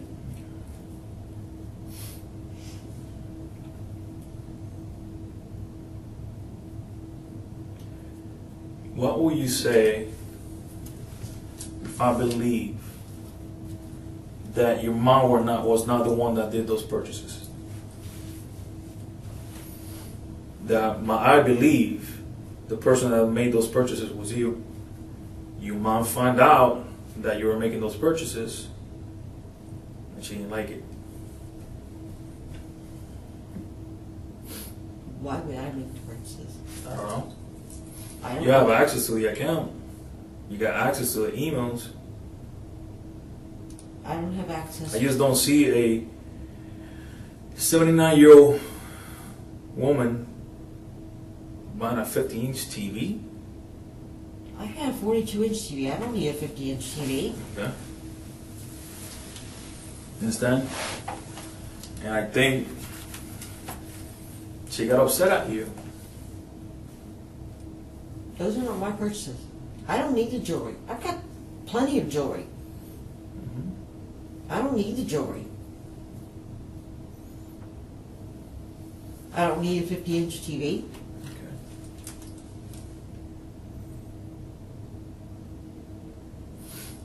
And I don't need a full-length mirror. Gotcha.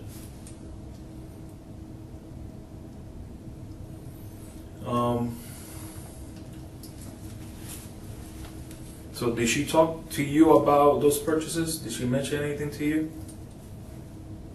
when she did those purchases? Yeah, she asked me if I could help her with them, Okay. and I, of course, said yes. What do you mean to help her with them? What do you mean? She was ordering them on the computer, so she wanted help with them. What computer did she use? She actually used my phone. Your phone. Yeah. So you did all the transactions on the phone. All I did was go through, and she told me what she wanted, and I said okay, and whenever it started coming up, I told her she needed to put in her numbers, her account numbers and all this other stuff. I had her do that, and when she did that, I told her, I said, okay, if you're done, hit continue. I didn't watch her do it, so I just told her when she got done to hit continue, and when she got done, she said okay, and I said, have you reviewed the order? She said yes. I said okay, hit continue, submit, or whatever. She did, and confirmation came up. And that was it. But it was not for me. I just helped her with it.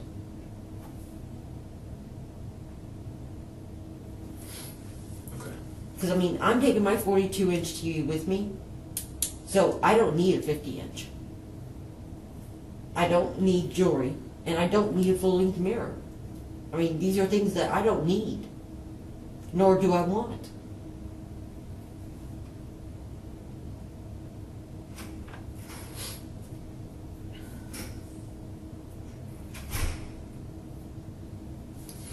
Okay. What else did she buy? Has she made any other purchases other than that? Other than those purchases?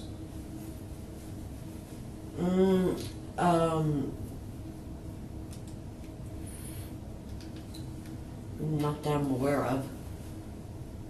I mean, I've got some stuff that I'm saving that I haven't bought yet from Walmart, but it's for bedding. Okay. But I haven't bought it yet, but And around what that's time going was to be that? for me. Around what time did you guys make those purchases? Around what that time? When? And what day? Friday or Saturday? Around what time? I don't know. Was daylight still out? Or was it dark? I believe it was daylight. Before dinner? After dinner? Before lunch? After lunch? I would say after lunch. I don't wear a watch, and I don't really, Okay. I don't pay. But you gotta watch on your phone. You know, it seems like you always have a lot of time on your phone. But I don't, my phone is, I don't always have, my phone is normally dark. Well, it sounds like you're always on the phone. You know, you use your phone a lot. I do, but I don't always It just look- the thing I don't understand is look like at it. she has a perfectly capable computer at her house, and then you guys use your phone Yeah, to make such a big purchase. we've done that before. I mean, we've sit in her TV room and doodlings, a lot of different things on my phone. She likes my phone. I mean, it's nothing unusual. It's faster than the one that's in there because she hates how slow it is. And it's nothing unusual about it. Anytime I make purchases, I use my phone. How about the laptop? Her laptop. Judy bought her that laptop. I actually thought she had it with her because she's normally in the TV room, and the detective is the one who found it underneath her bed. I didn't know that it was there at the house. I thought she had it with her. But that's something that Judy bought her. I don't have anything to do with the laptop. Okay. I know she doesn't like the laptop because it has Windows 8 on it, and she hates Windows 8. She refuses to use it. Does she has like an iPad or a tablet, anything like that? It was a little one, an iPad. Okay. Yeah. She has one of those. It was also with the laptop. I thought she had with her because that's normally in her TV room. That's the reason I thought she had it with her. But he found it under her bed. But again, that's something that she does. Okay. And I think that's just mainly got like books and solitaire or stuff like that in there. She knows how to use that pretty good? Understands it pretty good? No, no. No. She even needs to like to turn her on?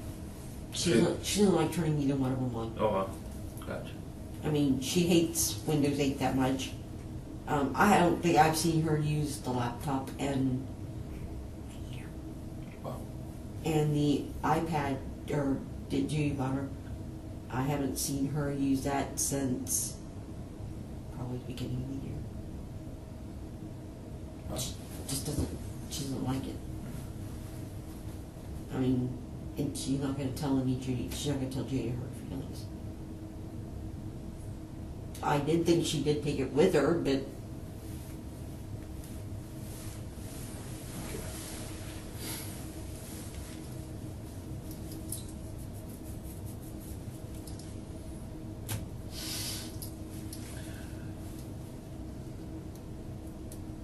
You've been completely sincere with me this whole time? Yes, sir. I know we cleared up some stuff that was kind of cloudy before, Yes, sir, I am. and you put it on the table. Yes, sir, I am.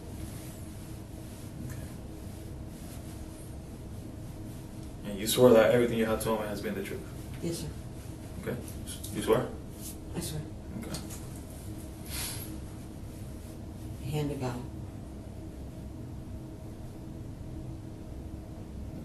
If I can help my mom technically, I always have. I try to teach her. I write stuff down for her. But when she gets overwhelmed, I'm like, Mom, here, just let me do it. You tell me, but when it comes to the numbers and stuff like that, you need to put this, and this in. And just hit continue or submit, whatever it says. And then we go from there. And then that's it. And then I keep her updated.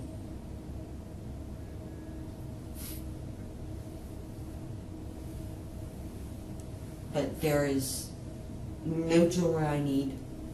I do not need a full-length mirror. And I have absolutely no use for a 50-inch TV when I have a 42-inch TV that I'm taking with me. Did you guys pick it up already? You guys No. got delivered to the house already, or She requested for it to be delivered. when it gets there? Do you know? I don't know what date she picked. No. Okay.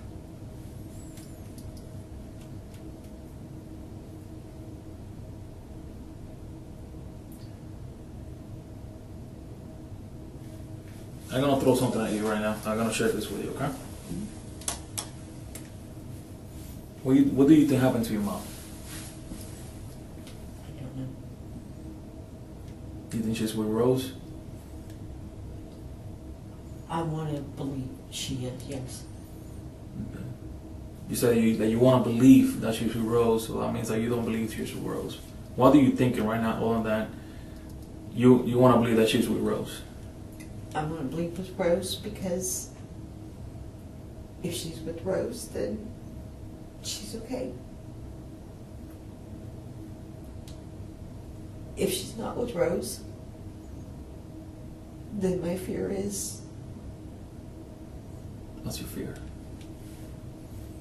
she's not okay.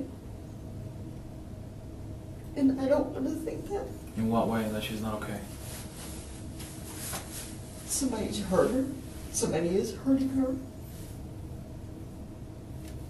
somebody is holding her and not letting her go. I don't know. That's the reason I want to believe she's with Rose and she's okay. And that y'all are going to bring her home. I don't want to think of the other things. It's too hard for me to think of the other things. I want to have faith and I want to believe that she's with Rose and y'all are going to find her and bring her home safely. And stand her in our living room so me and my sister can go, you scared the hell out of us. Don't ever do it again.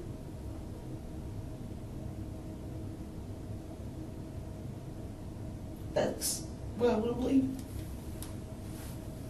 I don't want to believe anything else.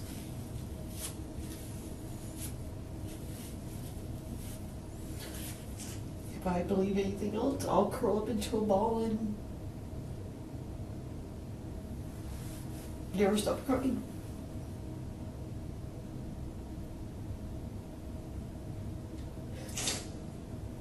That's why I want to believe. You don't know where your mom is at right now. You have no idea. Then You know you will tell me, right? yes. If I even had a clue or hint or anything, I would tell you in person. I would ask you to send everybody to go get her. I have absolutely no idea. I wish I did. Well, we'll define your mom.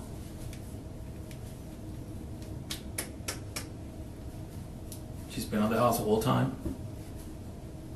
My mom's been at the house the whole time. But she's dead. What? Your mom been at the house this whole time, and she's dead. She passed. No. No, no, no, no, no, no! She's been in the backyard the whole time. No!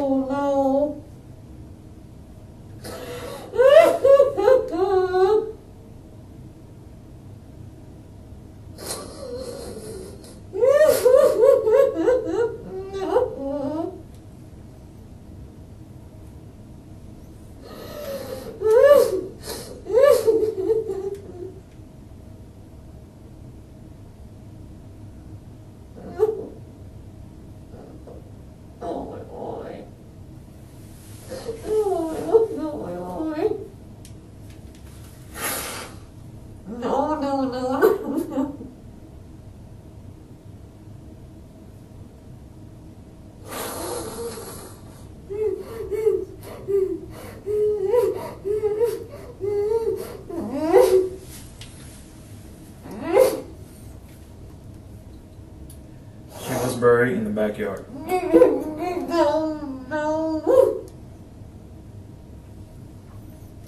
No. She was buried in the backyard the whole time. No. And flowers placed on top of her. No.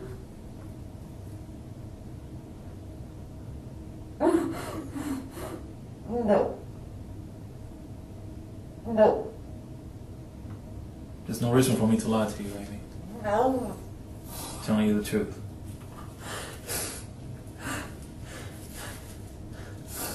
Where in the backyard? Your mom is passed, died, is dead, No. and was buried in the backyard of her own house. No. And then they put flowers, not just natural flowers, fake plastic flowers on top of her with fresh soil to make it seem that it was a nice, beautiful garden.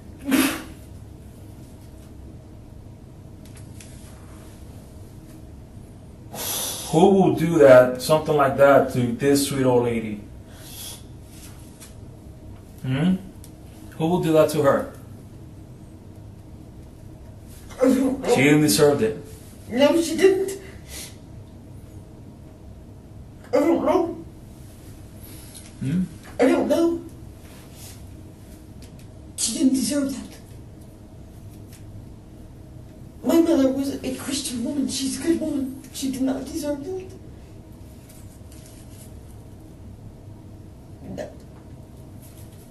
No. My mom is not gone. Please, God, please tell me she's not gone.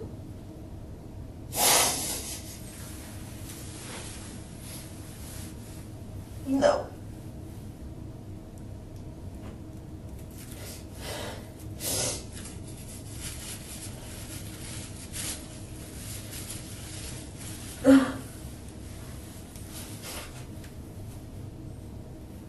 What happened? Still trying to figure out.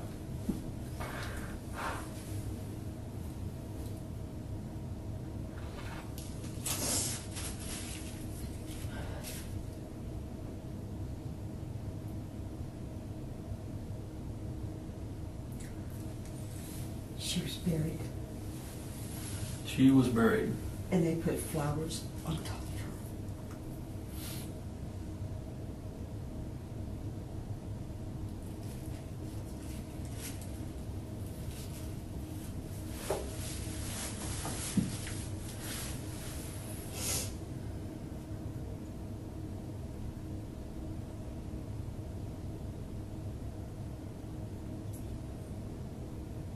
My mother didn't deserve that. She's nothing but good to everybody.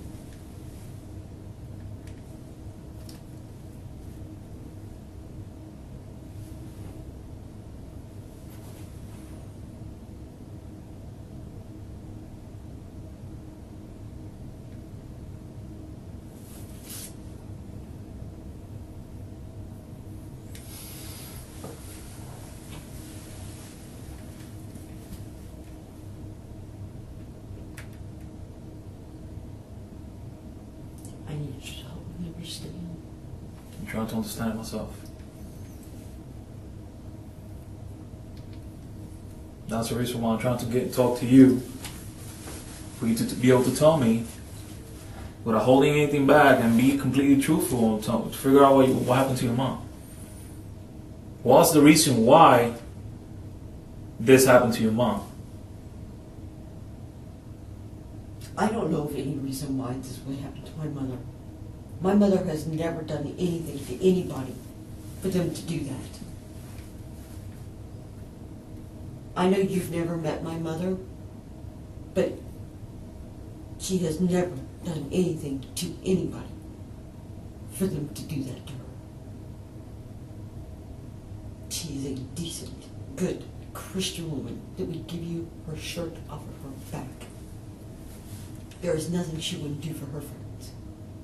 My mother didn't deserve that, and there is nobody that I know that would do that to her, or would have any reason to do that to her. I don't know of anybody she's made mad. I don't know. I don't know. Now you understand why it was so important for me to confirm and reconfirm where you've been, who you were with, stuff like that. You thought I did that to my mom? I'm not saying that you did it to your mom. You just, this how severe this investigation, how deep just got into right now. I'm trying to cover all my tracks. Every entrance, every exit, every window, every crack, everything of this investigation. You understand what I mean? And that's the reason why I'm asking you to be completely truthful with me and tell me where you were, who you were with, you know, what time was this, what time was that. I understand.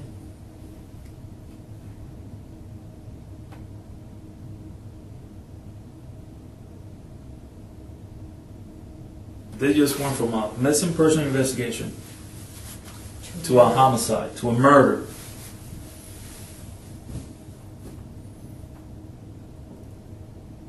I understand that. You just went from another human being taking the life of another human being. A homicide, a murder.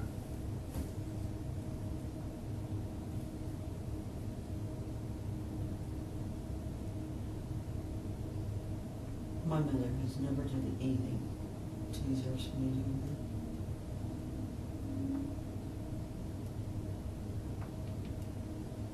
that. She's a nobody capable of taking another life.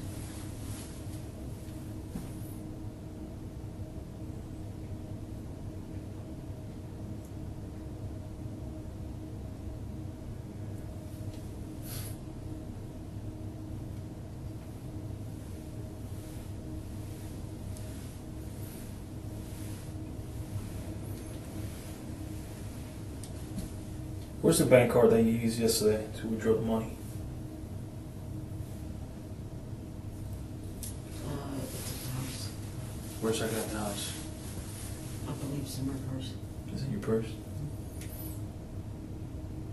Yeah, that bank card has your mom's name on it? Mm-hmm.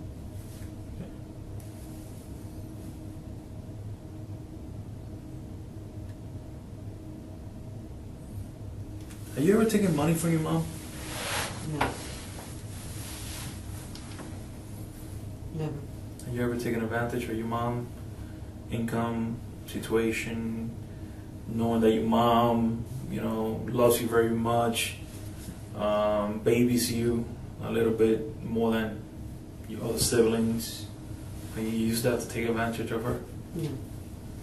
Because for me, I know me growing up, I knew what kind of face and what kind of excuse to tell my parents No. for them to buy me stuff. No.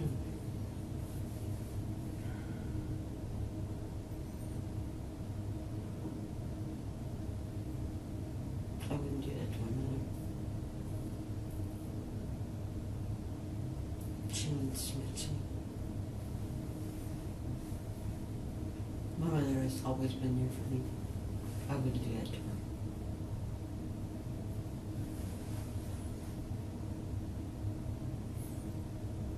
You guys ever argue about money? No. About finances? No. Accusing mom you spending too much money, Amy you spending too much money? No.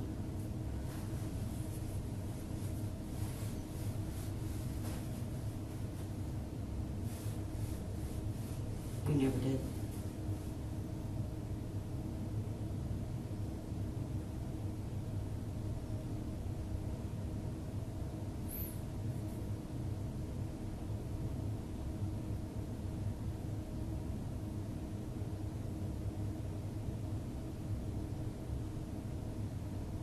I don't need to do that.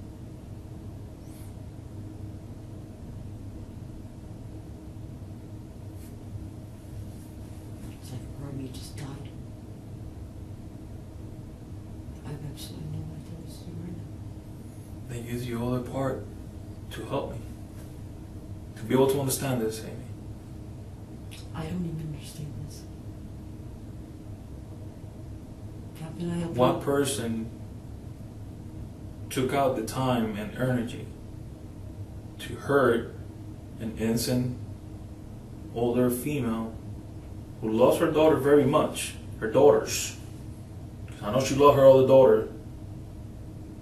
Yeah, How many kids she has total? How many? 2. 2. Who loves both her little girls very much.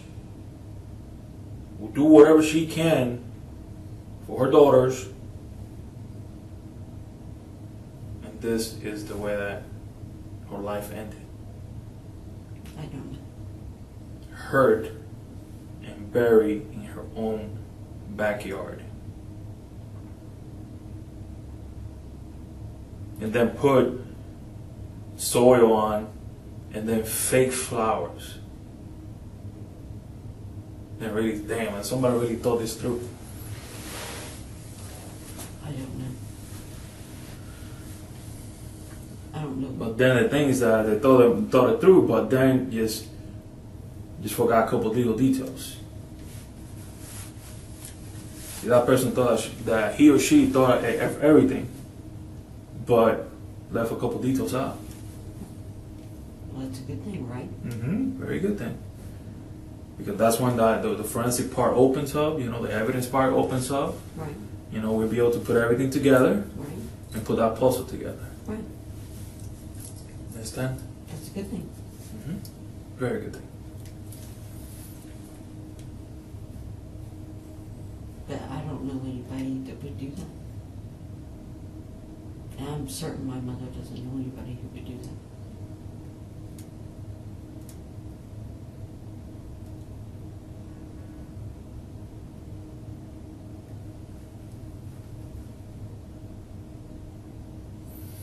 Just trying to figure this out. I understand.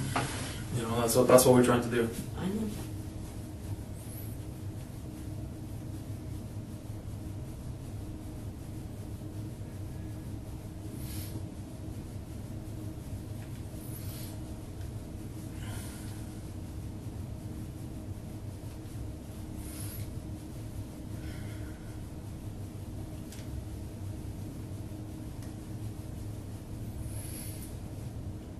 How about Carrie? You think we will do anything like that?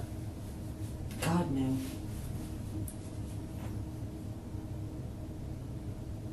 There's no way. Carrie loved my mother.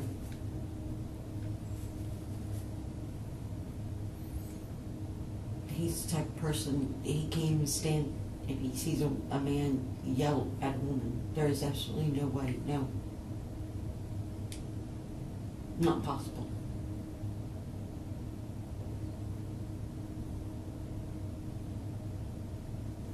I wouldn't be around somebody like that.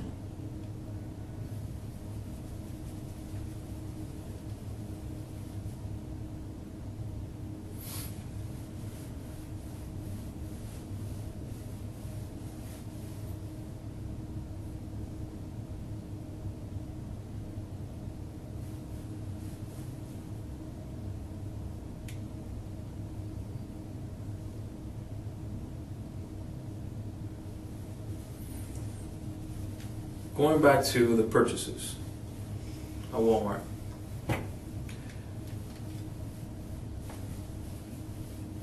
You stated that you help your mom purchase those things to do the transaction online. You said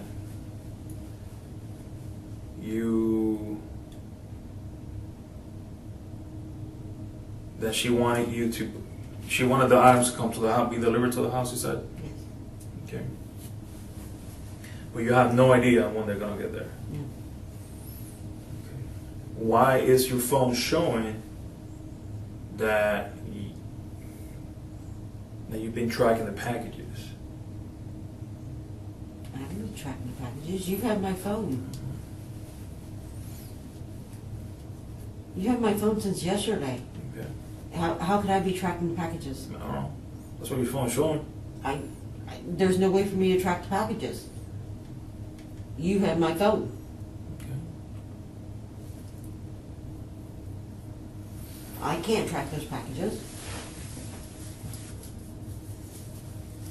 Not if you got it. I haven't been in the house. You got my phone. There's no way for me to track the packages.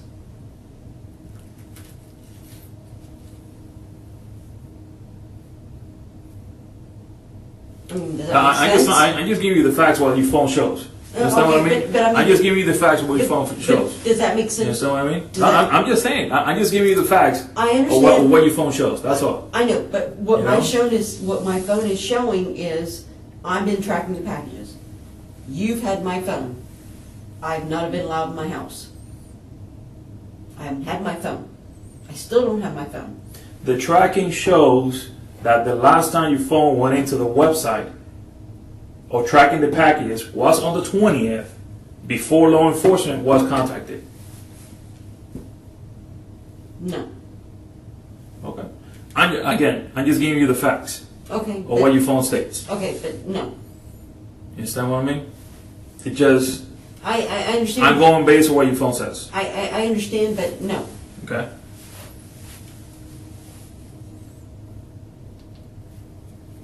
I can tell you flat out, no.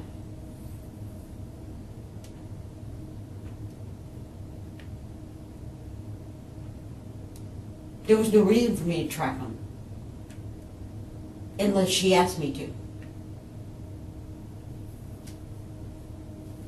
And obviously she didn't.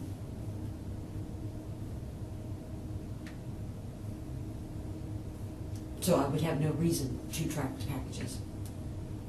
They weren't mine. It's so weird. Your last phone call, oh, actually somebody heard your mom was at 8 o'clock on Saturday, which that was the 19th. And then, somehow, nobody had heard from your mom since Saturday night. And then all of a sudden, mysteriously, your phone shows that somebody mysteriously tracked the package or the order that your mom made either Friday or Saturday that you said that you helped her with that purchase. And like you just said right now, that you only will track the package if your mom will ask you to do it. Am I right or wrong? Is that accurate or that's not accurate? Wait a minute. Okay, so you're saying that my phone is showing that package was... Everything on phones shows a timestamp. What Yeah, I say is date I and time. understand that part. Okay, the timestamp that shows the last person that went into the website, trying to track the package was on the 20th. It shows the time before law enforcement was contacted. So that was before we made contact with you and your sister. That was not me. I can tell you that was not me. And then right before that, right now, you said that you will not track it. You'll not be tracking the package on your own unless your mom will ask you to do it. Right. That's how I know it was not me. She made the order, and that was. Amy, I know where let's be sincere with each other. Listen to me. Bottom line right now. Bottom line right now, Amy. Right now, Amy, your mother was murdered. And I'm trying to get to the bottom of it.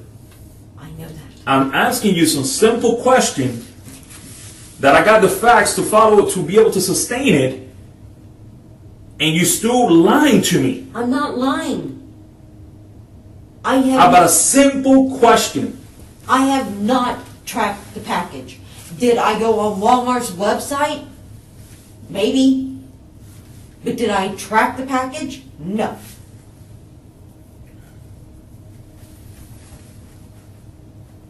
I could have gone on Walmart's website. It's not unusual for me to do that. But did I track the package? No. Your mom was murdered in her own house, wrapped up in garbage bags, and buried in the backyard. I don't need to know this. And then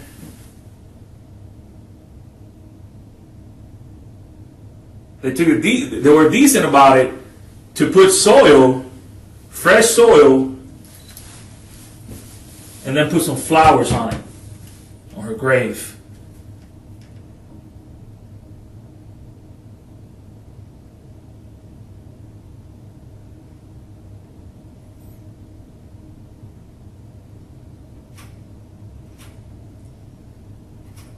The person who did that has more than enough time to do and plan this. The person who did it had a reason why to do it. Your mom wasn't picked randomly. She was targeted.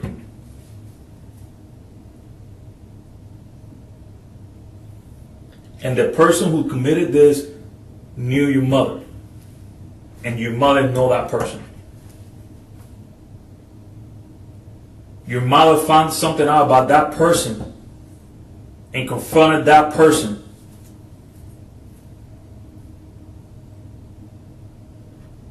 And this is what happened. This is the result of that confrontation. That person knows that time is on their side and took their time to clean everything up, wrap your mom's body in plastic garbage bags, go to the backyard, dig a hole, Please. drag your mom's body Stop. to that hole, Please stop.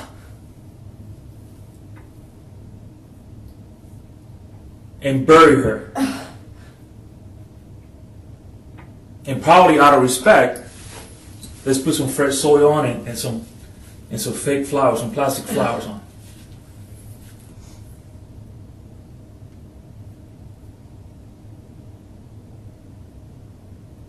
Please Amy, you stop. gotta talk to me, Amy.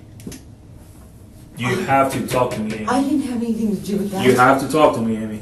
I'm talking to you. I did not have anything to do with that. You need to stop talking. You need to stop lying. You need to stop telling me everything that you know. And you need to be completely honest with me, for the sake of your mother, Amy. For the sake of your mom. Now is the time, Amy, that you know that mom is not going to come back home. You have an opportunity to stop being honest with me and fix things up. And be completely honest with me for us to be able to do our job.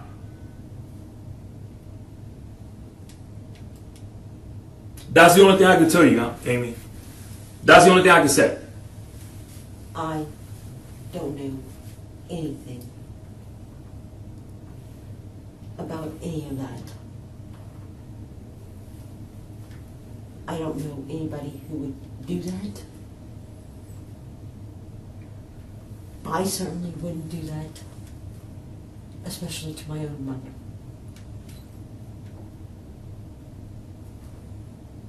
I have people sitting in this same chair I know. telling me the same thing. I Amy. know. I know. And you can't even be sincere with me about some other questions that I have asked you. I had to give and more and put more on the table for me to be able to get it out from you.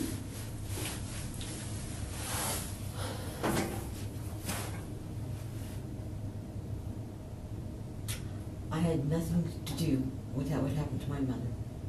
I don't know anybody that would do that to my mother. I do not have a confrontation with my mother.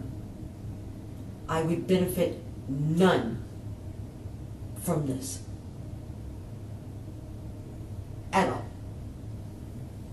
You got access to her bank account. You got access to her financial situation. Credit cards, bank accounts. If she's dead, no, I do not. My sister does. My sister has control over everything. Well, you took out money, With her permission. took $2,500, paid for the She higher did it. trip, took, I don't know, another $600 two times through the year, another $400. That she gave me. You know what I mean? She gave me that. And now you're sitting me here that your sister is the one that got all the benefits of it? She has and according to what Mom has set up, Judy does the financial power of attorney, all that stuff. Not me.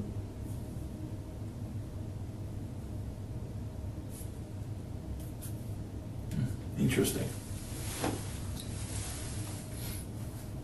Very interesting.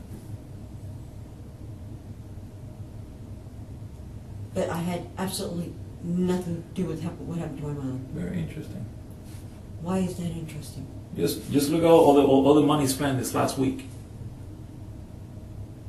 All the money spent on this last week. Money taken out of our account on Sunday, which I had to confront you about it. Because you would not tell me about that. You told me from the beginning that you went from the house to Westgate to meet whatever her name is and come back straight home. And I told you why. Yeah, I know. And I had her permission to do it. But then after that, you finally came out.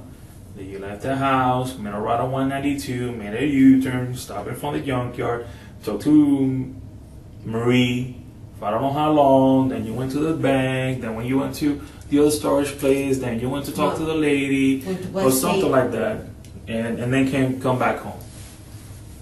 It's not. You had control over her finances. You had control over email. You had control over credit card. You had control over debit card. You had control over bank, checks, you name it. You had an open book of your mom. Finances. I didn't have control over her her checks, or I don't have her credit cards.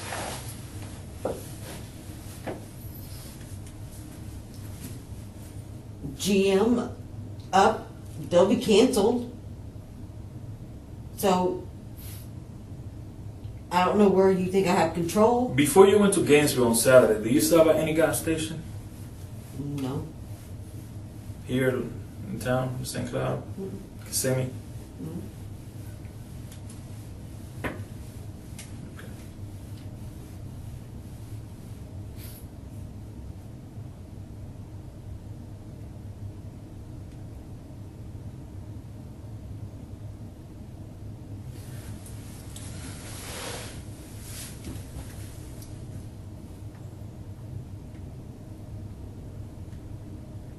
I'm not lying to you. I'm not.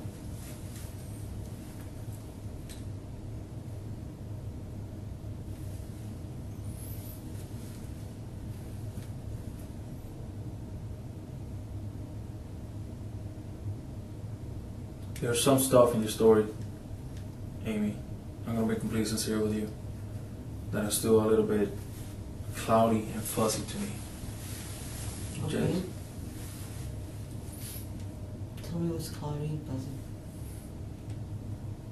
there's no reason from the beginning for you to hide all those things from me.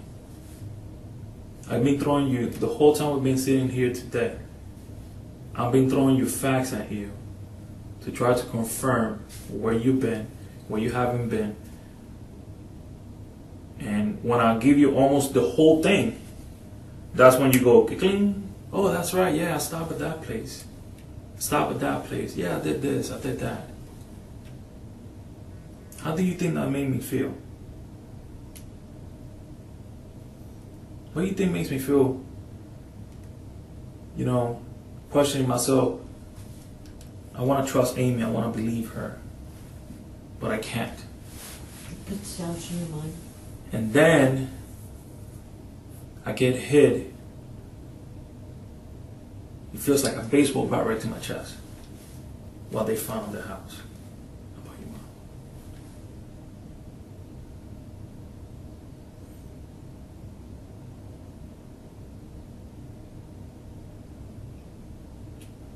I stood on that back porch not knowing that she was there.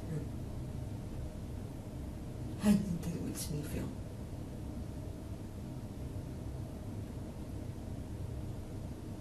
When you were standing on that back porch. I was smoking a cigarette When? on Sunday What time? after my sister left. I went outside, smoked a cigarette, and I was staying there, and I had no idea she was there. How do you think that makes me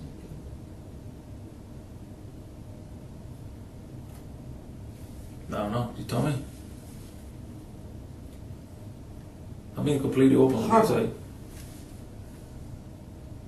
I was standing here smoking a cigarette, and I had no idea that my mother was in the backyard, dead, buried. And then I went inside, laid down, and took a nap, while my mother was laying in the backyard, buried. Ron, what time was that your sister left? Do we have to ask her? I don't know. How long do you 12:30, maybe. how long did your sister stay at the house?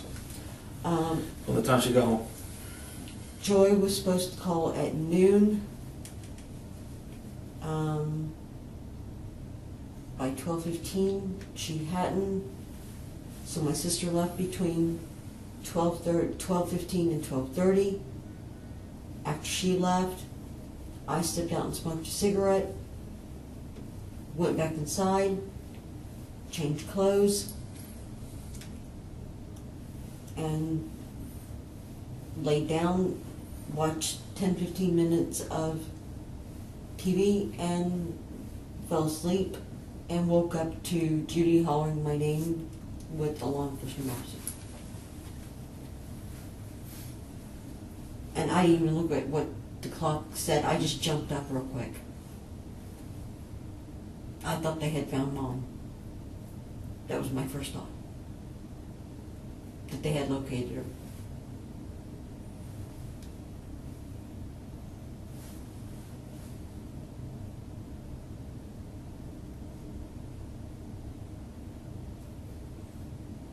Again, who would do something like this?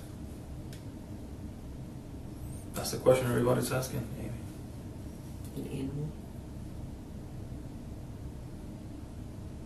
A sadistic animal. Somebody you think that has some psychological, some problems or some emotional problems, you think? Could. Tell us I don't right now, know what people. I don't know what a person thinks or what goes through their mind when they do something like that? Based on my training and experience, Amy, as a law enforcement officer, as a police officer, in every situation where somebody gets hurt, where somebody argue, or somebody fights, there's always three sides of each story. It takes two people for something, most of the things happen. Then you got one story that belongs to him or her, and another story that belongs to the other side, and right in the middle, when something happened, which the middle one is the real one. And that if there's any other witnesses or any video to prove, the only person that knows is God. You understand what I mean? Yes. And in life, everybody makes mistakes. We're human beings. We're not perfect. Murder is not a mistake. You understand what I mean? Well, there's some things in life, emotionally and mentally, that takes over, that blinds people. Follow either an argument or a disagreement.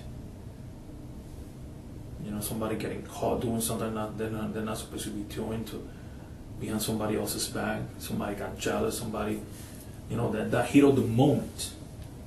Somebody bump into somebody else or something that will take that person to the edge, for that person to take those horrible actions and hurt a human being, which sometimes end up taking that person's life.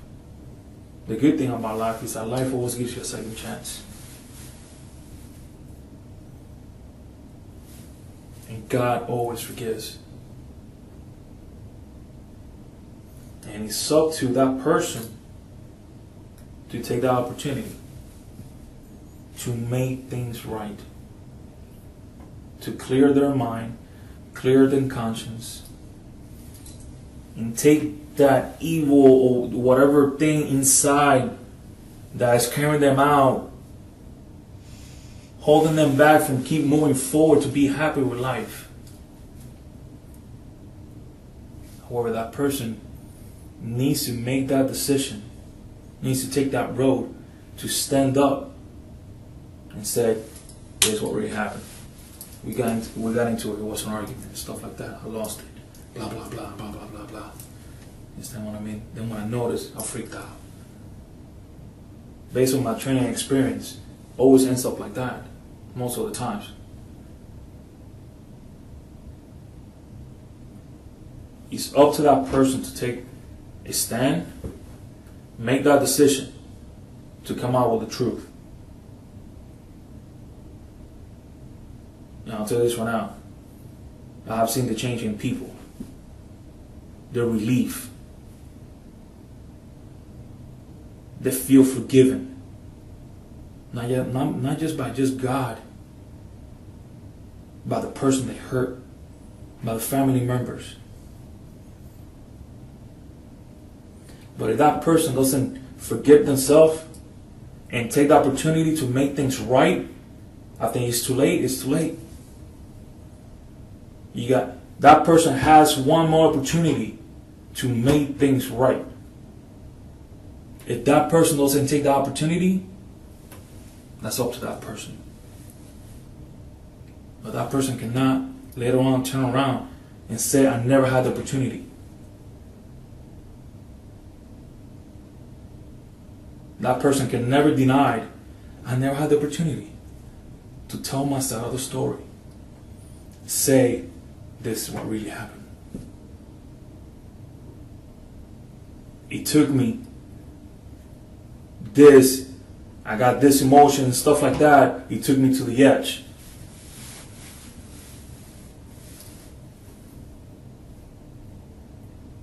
Okay. The only thing I'm telling you, Amy, is that I need for you to start being honest with me. There's still a couple blank spots that are blank, that you haven't been completely truthful for me. Which are? Where you been the whole weekend? Saturday, Chiefland. Sunday, here. Okay. Sunday night, here. Literally, in this building. Mm-hmm. And at my dad's.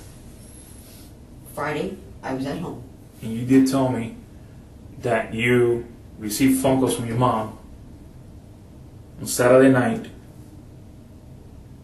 right? One. Okay, a phone call. And it was after what, 8:30 you said? No, it was between 8:20 and 8:25. Okay.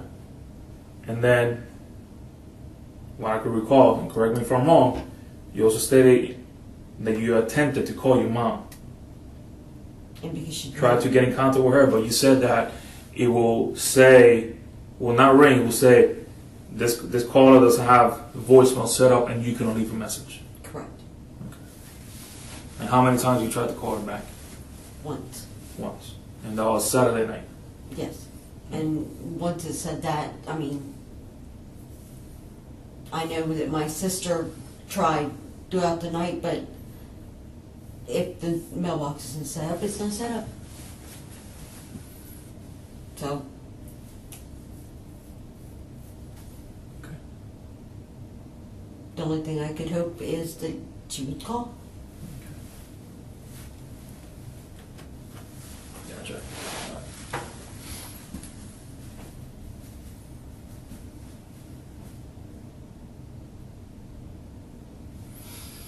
Alright. I'm gonna step out real quick, right?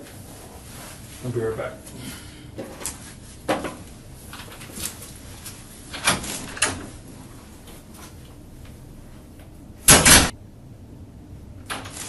You need to use the restroom or anything like that? Are you good? You sure? Alright, be right back. Amy, what medication is that? This is for my heart, Okay. and this is for my blood pressure. And I was supposed to pick another one up today, but I have to do it by 6 o'clock, and obviously I don't think that's going to happen. And you have it with you just because you need it, you take it as needed? Or do you take it at a certain time? This one is at 1, and this is at twice a day, and I have to take them at certain times. I understand. And they brought them down to me, down to my dad's house, because it was time for me to take them. Okay. So when they came by, when y'all came by, I just picked up everything and brought them with me. Okay. Because I was under the understanding that I was going to get my phone and then going I home. understand. Some crazy developments happened, like. More than crazy. You know what the issue is? I think is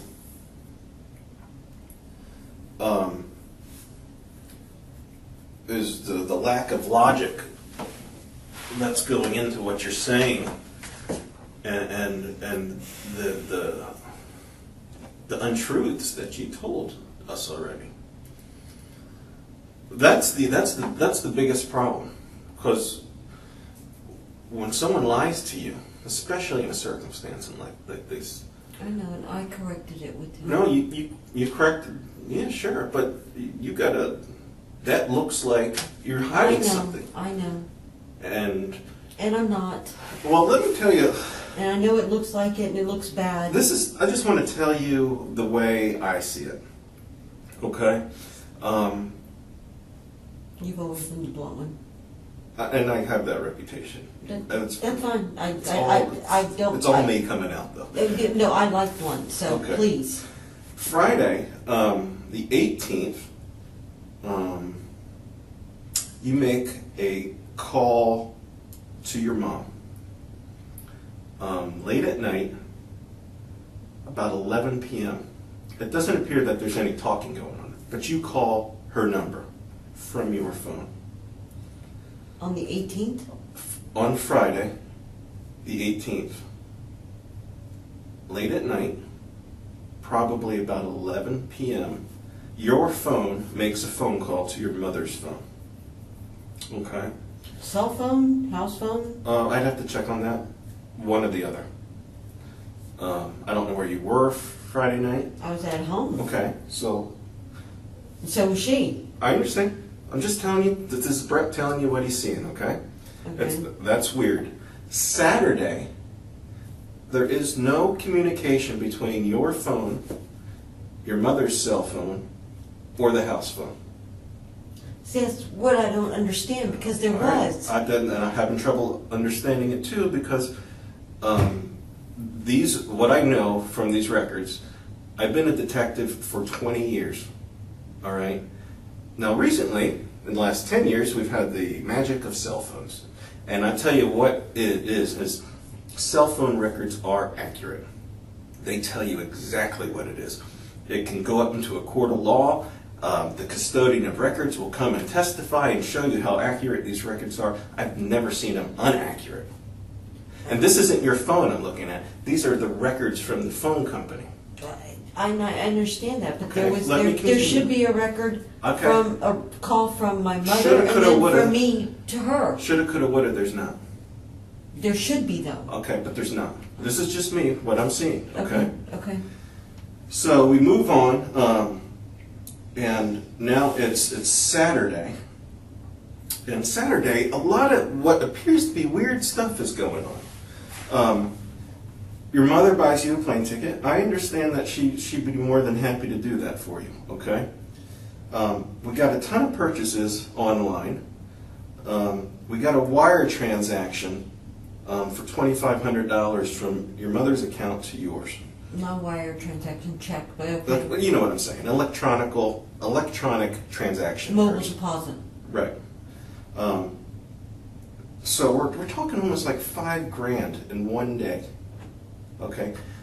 Then you say that. Wait a minute. No, the 25 that went into my account was for me. I understand that. I'm just talking amounts of money added the up. purchases that was with my mother's. I'm telling you how we're looking at it because it's coming from your phone. This is what Brett's seeing. That's all I'm telling you. Okay, but she had me. I heard the whole thing. Okay. I've heard you explain it before. I don't want to Okay. explain myself now. Okay. Okay. I'm sorry. So we have all that money that's shifted hands. This is what I'm seeing on Saturday. Now you say that Carrie and you call one another. Mm-hmm. I'd have to look at the records, but I don't see that call anywhere. I don't know when you made the plans. I don't know. It sounded kind of spontaneous that you guys decided. So that when I'm thinking around 3 o'clock, you guys decided you were going to get together because you said you were out of the house by 5. Yes. Okay? So I'm thinking about at least He would have had to. Afternoon. He left at 3 in order to be there by 5. right. So I don't see that communication, and I'll have to double check that one because I don't remember seeing that. Then you tell me last night the route that you guys always take. Mm-hmm. Okay? You have a GPS that's still in your purse. He has a GPS, and the way that not the GPS, I was going to say, I don't not a have GPS, a transponder, a e-pass. I didn't take it with me. But this is, I'm going to get to that. Okay. You have an e-pass, and Carrie has an e-pass. Mhm. So, you guys, as far as you say, you go up the turnpike, and let's just stop there. You guys go up the turnpike. You say that he goes through one transponder, one area, and then he pays for the rest. Mhm. Okay? What I know about the turnpike is that no matter if you go under there or you go into the stall to pay, there's still a reader there. There's a reader everywhere you go. They take a picture of your tag. And we're not getting any of that from your e-pass or his. Now I say yours because your e-pass is still in your purse, inside the house. I put it back in there, but I took it out. That's what doesn't make sense to me. That you got home, and this is where one of the lies comes in. You tell us you got home at 11, but then you said you got home earlier than that. For some reason, you decided not to tell us the truth. Okay? So what is the truth to that statement? What time did you get home? 9 in the morning. So you left, you At both 7. left at 7 o'clock. Yeah. You get here, does he get out and go in the house? No. He drops you off. Yeah. You immediately go inside. Is your mom there? No. Okay. Your mom's not there. You say that the keys are inside the home. That you don't have keys to the car, that your mom has the keys. And you find the spare keys inside the home. Is that right? The spare key was on the counter in Right. the kitchen. So you But immediately... I had to go through the gate Right. into the back door. of So the house is locked up. Yeah, and I went through the gate, I opened it, I have a key to the house, And that's important, that the house is locked up. Yeah. I'm going to get to that in a minute. and I saw that there was a key there. Okay, I let put me my purse continue. down and, You immediately get on the phone. You know the car's there. mhm, You know your mom's not there. You have this, and I'm going to call it a suspicious phone call that your mom gives you, apparently, that's not on the record. And she tells you something that she's going to California to console a woman whose husband just died, and she's that driving. was Saturday. Okay. What I'm saying is you come into the empty house knowing that that occurred the night before. Yeah, Okay? And the first thing you do is you call up Tasha for some cigarettes instead of wondering where your mom's at. So, you get in the car, you drive, this is what you tell us first of all, and you do the cigarette transaction. well, I had text Tasha, I understand. This is just what I'm seeing, okay? You go and you say you trade the cigarettes, and I come right back. This is what your first story is, okay? Right. Then we start getting we start getting facts, and we start understanding situations. And And I now we're changed my looking at story. it, and we're looking at it going, what is going on here? and I changed my story. So now we have your mother, somebody spending your mother's money on Saturday. Now we have a couple purchases on Sunday, who we find out is you. Not purchases, but a withdrawal from a bank, along with other purchases as well, I might add. And we have you, with your mother's card, withdrawing $400 from the bank. Did I have permission from, From how? How do you have permission? Your mom's not even there. got permission from her, she gave it to me on Friday, That doesn't make sense. well, it may You not. got permission to use it Sunday? Here's my card. I'm going to be leaving unexpectedly, so here's my card. She gave it to me on Friday, she said, you can withdraw $400. Amy, that doesn't make I sense didn't know she to was me. leaving on Saturday. Okay, I'm just telling you how I feel. And I understand that, but she said, here's my card. That does not make sense. And not only she gives you the card to hold, she doesn't think she's going anywhere. She gets this I emergency. don't know that. Okay, well, she gets an emergency situation where you said, well, she kind of sounded like a little, maybe she was upset. And then she bolts to Colorado within minutes because your sister runs to the house and there's no one there. Right. Okay? Then you say, okay, I lied about when I got home. I still don't understand why you did that. I did hear that you didn't want to look like a bad person, you didn't want to do that. But if she gave you permission to get $400 out of the bank, how is that going to make you look like a bad person? You don't even talk to your sister. You don't talk to your father. Who is going to call you a bad person for that? Now this makes me think, Amy. This makes me think. I There's do some. talk to my dad. You barely talk to your dad. Is it every day? Not every day. Okay. How is he going to know you got $400 out of the bank? And why would he care? Your mother gave you permission. You know what that makes me think?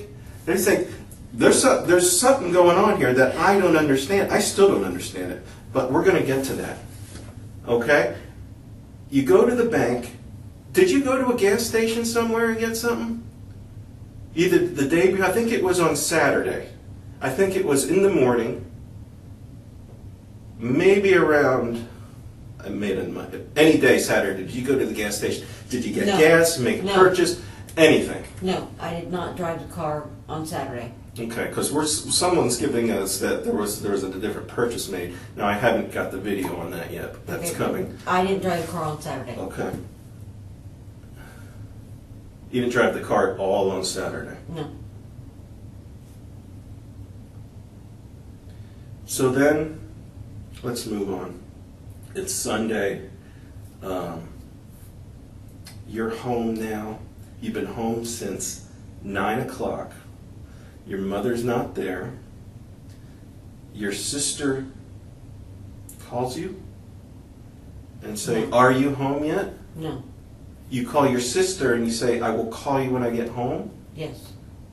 And this was we can get the time off the report, but this is, I call her or I text her. you text her, that's fine. You communicate with her and say, "I'll call you when I'm near the house, 15 minutes from the house." But you were already home. Mhm. Okay, this is another thing I'm thinking, okay, this is kind of strange. Maybe it's not for you, but it would be for me. So then, she never gets a call. She pulls up in the driveway and you come walking out of the house. No, I did call her and say, I did call her Okay. and say, and told her that I'm almost there. I'm telling you what I'm looking at, because that's not the story I got. I mean, you got to remember, I've talked to way more people than you. Okay. Okay, So but there's a difference between your story and other people's story. Okay, but on my phone it should show that I called her. Okay, I can double check. That's fine. And All right. said, yes, and then, yeah, I did, But according to you, we can't trust your phone or the report. but I So- did call her. So then, You can trust her phone. so that I trust all the reports. Believe me. Mhm. So then, I don't. well, of course you don't, because it's making you out to be a bandit right now. No, I don't trust them because there's things missing that I know should be there. We've already established that these reports have made you give us some more truths. That you were lying for no reason, unless I can think of, is you're trying to hide something. I'm not. Now, I'm going to get into the terrible thing that occurred. We have a dead body. Please don't. I'm not going to get into specifics, okay? He's I already. I'm assuming that it's your relative, your mother. Okay? He's already told me. I know, I'm not going to get into details, but this is what I want to say. A person who breaks into a home, and I don't know if this is what you're thinking or not, a person that breaks into a home and commits a horrible act doesn't clean up like that and then not do anything for advancement. Not only that, they don't make it look like your mother left to go somewhere. That doesn't happen. I can tell you, in 10 years of homicide, with every presentation I've ever gone to, that doesn't happen. Unless it was somebody close. I'm not saying, Amy, that you did anything. But what I'm saying is, with everything I'm seeing, with all these facts and all this craziness going on, it makes me think that you're not giving us everything you know. And I can tell you one thing, the evidence will prevail. It will prevail. There's no getting around it.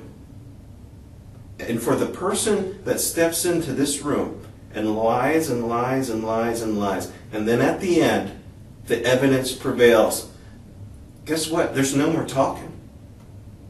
There's no more saying, this is what happened. It didn't happen like you think. There's no more of that.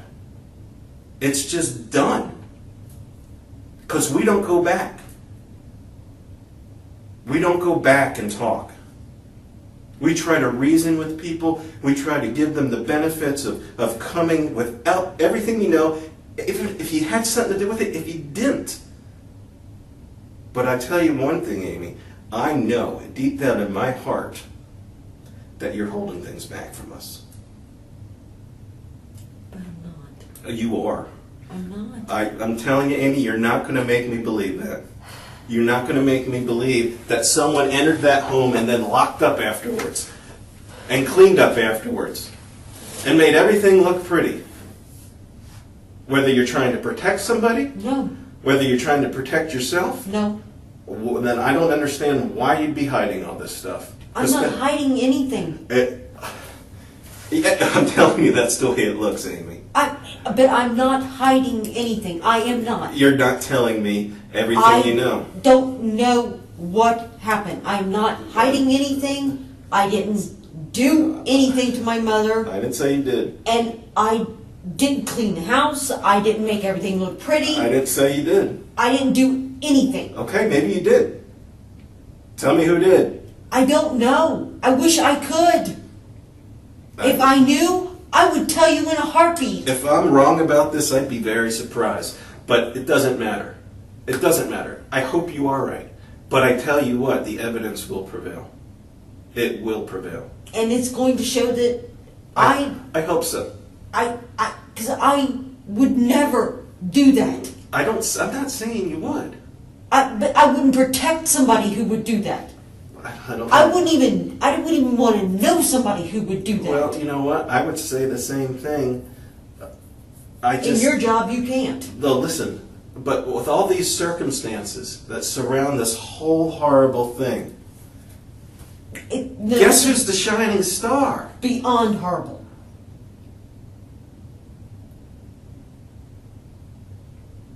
Who is the shining star? That's you, Amy. I'm not a shining star. I'm telling you, you're the biggest person right now. There's things you can't understand. There's things that you wouldn't understand until we had to call you out on and prove to you that that was not the way it happened. And there's going to be more. There's going to be more things that we're going to say, you know what, Amy? You had your chance. This is it. But we'll do it that way. It doesn't matter to me. It really doesn't. Because in this day and time, it makes my job easy. It really does. I didn't do anything wrong. Okay. I didn't do anything to my mother. I don't know who did. I wouldn't know. Isn't it crazy that Carrie uses his E-Pass one time and then doesn't use it again on the way up and on the way back, which we're going to get video of if it actually happened? I can't tell you why he does what he does. I know, but what I'm saying is I think that we're going to, I don't know if we're going to be able to do it or not, but one of the possibilities is that might be a fib of some kind that you guys went and paid through the. I'm just telling you. You said no before to the stuff that you already came out with. You said the same thing, Amy, did you not? You said last night. You said no way. But today you go, yeah, you got me. I didn't want to look like a bad person because my mom gave me permission to get $400 out of the bank.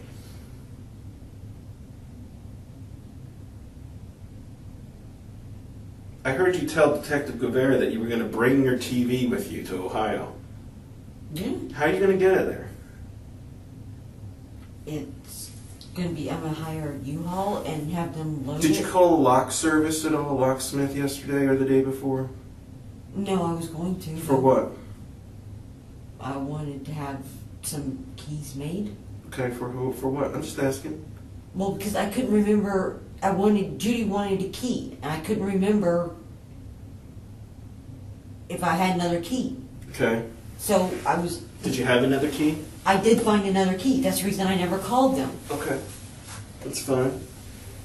Then what's the storage? Are you getting a storage service of some kind? I was going to look to see about getting a small one because there are going to be certain items that I don't take. And the one there on Old Canoe Creek Road, they have really small ones, and I was trying to see how much they cost. But there are going to be some things that I don't take. I don't know what to make of this. So, I mean, that was the only reason I was looking at that. Nothing sinister. The card that you used to get the $400 with, you told Detective Guevara that it was in your purse. It's not in your purse. It was. There was another, there was an American Express, I think, that belonged to your mom that was in your purse. American Express? Clarify that.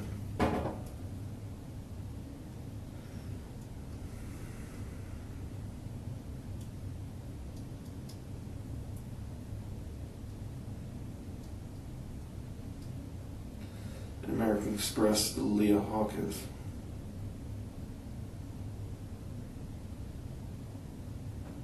Does appear to be expired, but that was in your purse. I don't know why. So you don't know where the card is for the Central Florida's credit union? I thought I put it back in my purse. Where would it be if it wasn't in your purse? I was driving her car. Hmm? I was driving her car. So it might be in the car? Yeah. Okay. I mean, I So that's thought. something you would normally do, is just leave it in the car? Well, no, but I I think you mean, would put it in your purse, right? well, if I reached over and Inadvertently dropped it? yeah. Okay, I'll check on that. Okay. I mean, I thought I did put it back, but Mhm. if I dropped it, I dropped it. I mean, I haven't looked for it again, so I wouldn't know. Because I haven't drove the car since.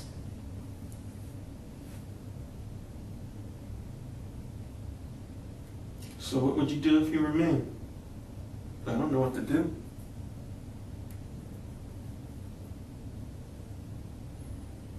House wasn't broken into. Everything was locked up, you're right. The key that was, I did look for a key that was outside, Mm-hmm. just not there. I don't go.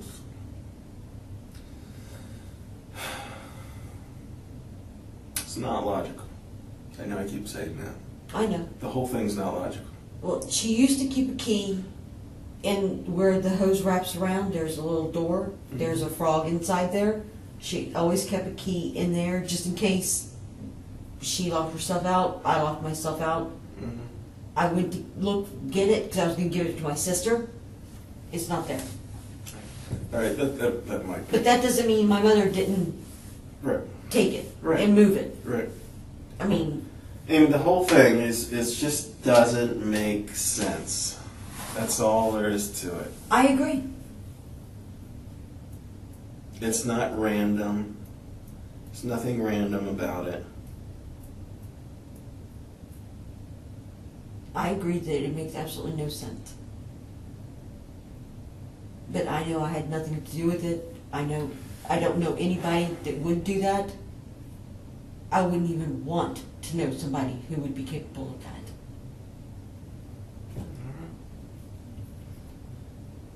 And I don't know what else to tell you.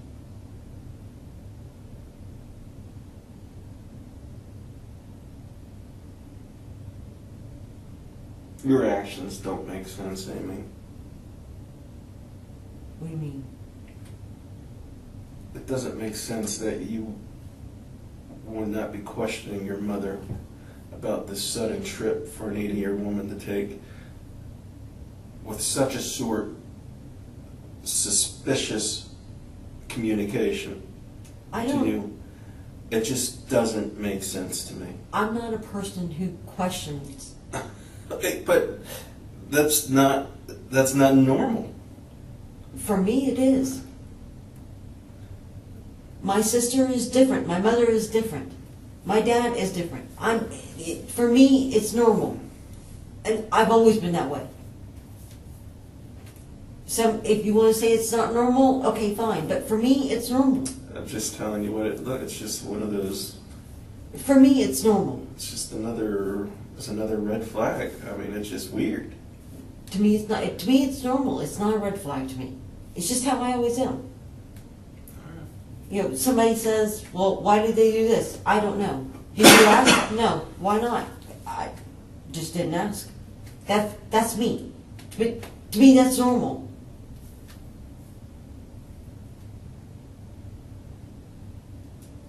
It's how I've always been. So for me, it's not a red flag. It's just me. It's my personality.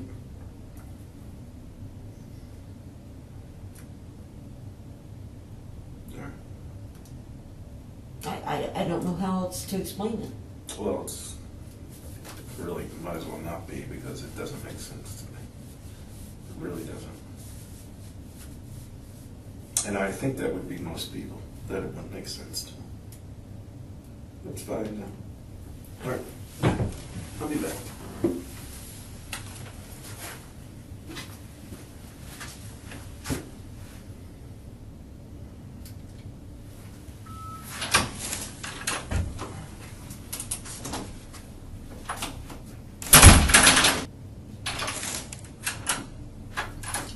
Hello? So, let me see right here. We haven't met yet. Okay, my name is Detective Rios. Okay. Oh, what's your name actually? Amy. Amy. Amy. And last name's Day, right? Mm-hmm. Okay. We haven't met. I'm a detective over actually in this same bureau with the other guys you're speaking to. I've never talked to you before, right? I'm actually assisting out with the case with your mother and stuff.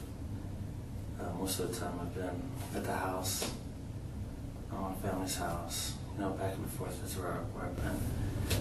So I haven't really got to sit down and talk to you and meet you. Huh? My house. Yes, that's where I've been. So. In my sister's house? Your sister's house? No, I haven't been over there. Oh, you said my family's house. You're talking about me, my mom and Yeah. me, my mom's Yeah, house. yeah. I know that she has been talking to you for a while and stuff. You know, just want to kind of. I'm sorry. I said, I know she has been talking to you and stuff. I just want to kind of get the perspective, kind of. I know you're here and a lot of questions been going on. You know. Not that, you know, I'm going to be honest with you, since I haven't been here or spoken to you yet. That of course there's reasons why we talk to people, we understand that, right? Mm-hmm. You know, there's a reason why you're here, Mm-hmm. of course. There are certain things that we do as detectives. I mean, we've been doing this for years. Mm-hmm. You know, it's kind of, you know, I don't know what you do. What do you do for a living? What's your profession? I'm a paralegal. A paralegal, okay. Do you feel yourself are pretty good at doing that job? Mm-hmm. You know a lot of stuff? Mm-hmm. Okay. And as you are with that, that's how we are with this. I know. You understand that? I know y'all very good. So, and this is the reasons why, of course, reasons why you're here. Because you're not just here for coincidence. You understand that? I understand. Okay. And just knowing, I mean, I've been dealing with just evidence all day and stuff at your house. And the last couple of days, actually. And I've had listened to some interviews and talked to other people also. And I got to tell you that, I mean, I'm going to be honest, things just don't look good for you. You understand? The way things are all mixed up and how stories are changing, you know? And to be honest, it doesn't. Okay? That's why, you know, that's why you're here. The same reason why we're here. This is what we do, you know? But all I gotta say is that life, in general, is hard, all right? It's not easy for anybody. It's not easy for us. It's not easy for on this side. It's not easy for you, okay? We're all human, right? And as human beings, we were created to make mistakes. This is what we do, all right? I'm not perfect. I can sit here and look at you and tell me that I'm an angel, okay? We've all made mistakes and done stuff that doesn't make us bad. It does not make us bad people. It doesn't, you know? Sometimes we do stupid things that come to bite us in the butt, you know?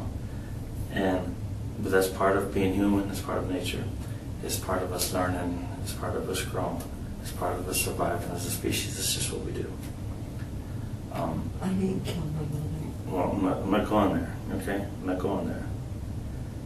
But all I'm telling you is that you're here for a reason and it doesn't look good, okay? So far, from what we've done, it doesn't look good at all. All right? It doesn't. So, what we're trying to get to is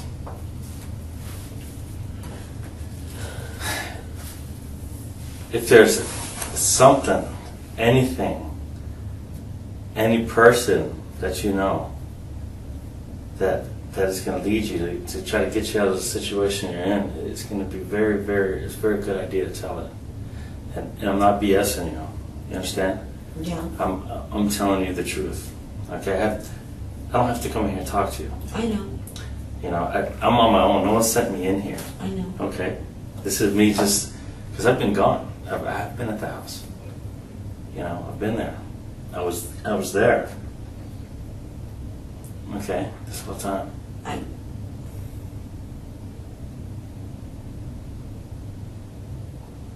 was there. I don't know anybody, and I don't know what to do in order to prove that I didn't do anything wrong. Is my problem. I understand. I'm racking my brain, No, I got you. and I'm trying to figure out what I can do to prove that I didn't do anything wrong, and that, you know, give y'all something that would prove to you without a doubt that it's not me. I haven't done anything wrong, and I haven't been able to think of anything. Let me ask you. Do you miss your mother? God, yes. Yeah, you miss her. My mother was my life. She was my best friend. There wasn't anything I wouldn't do for my mother. I would never hurt her. Never. If somebody had a gun to my head, they would have to shoot me before I hurt my mother. Period. And I'm not BSing you.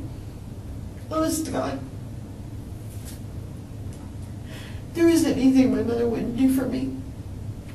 She stood by me when a lot of people wouldn't. I understand. And there is nothing I wouldn't have done for her. And I wish like hell that I would have stayed home Saturday. Because then maybe none of this would have happened. And I would still have my mother. A huge piece of me is now dead.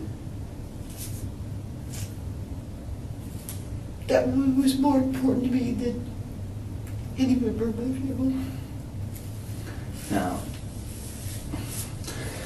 as strong as you feel, I mean, you want to get to the bottom of what's going on just as much as we do. Yes, and that's why I've been trying to rack my brain, trying to figure out how. I don't know what I can do to prove that I didn't do anything or know anybody did anything, or I don't know. I mean, I don't know, but I want to get to the bottom of it. I want to be able to tell you guys something. Yeah. And I don't know what. I don't know what I can tell you that's going to help. I honestly don't. I've been trying. I know I screwed up when I didn't tell them the truth last night, and correcting it, I know that threw a red flag up. And I understand that. And me not asking my mother questions, they said that throws a red flag up. But it's just my personality. I'm not that person. If somebody tells me something, I go, okay. I don't ask them 500 questions. That's just not me. I never have been that way. Yeah. To me, it's not a red flag. It's just my personality. Yeah, so, but why wouldn't you want to tell the truth, though? I mean, that kind of... It sounds vain. I know, it sounds vain. I was afraid that I would sound selfish, that I was putting myself first before my mother. And I wasn't, but it's because I wasn't worried that something was wrong. Mm-hmm. But then after all of it happened, I thought I would sound selfish, and I knew my sister would go ballistic on me. And so I didn't. Because I didn't want to sound, I mean, I know that's stupid. I know it is.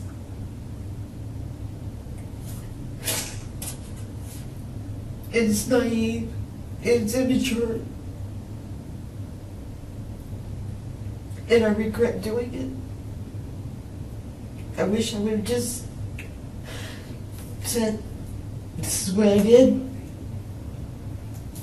And, you know, if my sister wanted to go ballistic on me, oh well, I'll have dealt with it. Mm-hmm.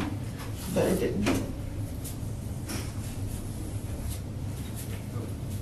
And I know I can say I'm sorry 500 times, but it's not gonna change. It's not gonna change anything. So, Did anybody else ever go to the house over there with you and hang out, or did you know? you mean, It's your mom's house? did I ever invite anybody over? Yeah. No? No, my mom doesn't like that. She don't like anybody being over there? So she didn't know anybody else?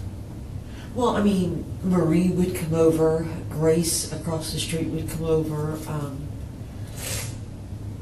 the Jehovah's Witnesses would come over. Any of your friends? No, No. Did you have any friends in the area? no, No. no. There's no one you talk to in the area? No. No. I don't really socialize with anybody in this area. I was just wondering, like, if you were going out of town, I was just wondering if someone knew that you were going to be out of town and stuff. No. Other than my mother, no. I'm not antisocial, I don't like people knowing my business, and most of the people that I knew when I was growing up and stuff like that have moved. I don't drink, so I don't go out. And I don't, just go to restaurants just to hang out, that type of thing. I hang out with my mom. She's my best friend. What about your father? I talked to my dad. Him and I are close. And that's where I stayed from 4 until I came here. But then his wife Katie, who I love to death, and but other than that, no. You get along good with your father? Yeah. When was the last time you saw him? When they came and they picked me up from my dad's Good house. job. Yeah. Did you see your father all the time too, or no? Well, when I was 12 or 13, my parents got divorced, so Okay. I would see him on and off, but I didn't. It wasn't that we were. There was a period when we didn't speak, Yeah. but that was when I was a teenager and rebellion and Mhm. stupid. But then our relationship just got better and we grew closer. Mm-hmm. And, I wasn't as close to him as I was to my mother. But I only moved back in with my mother 5 years ago whenever I went to my divorce. Mm-hmm. So,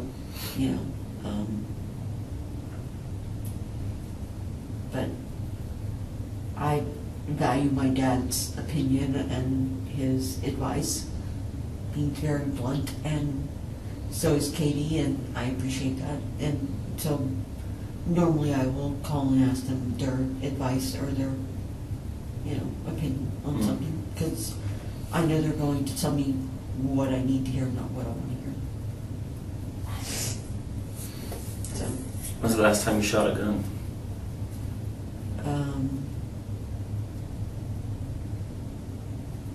I shot Carrie's gun probably 8 months ago.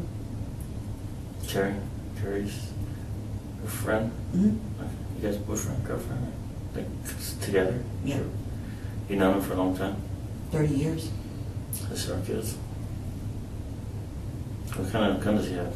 He has a 50 caliber. 50 caliber. Mm-hmm. He collects them, Oh. but he keeps it locked up in a safe. Hmm. So that's when you shot a gun was 8 months ago? Mm-hmm. Do you know how long gunshot residue stays in your hand? No.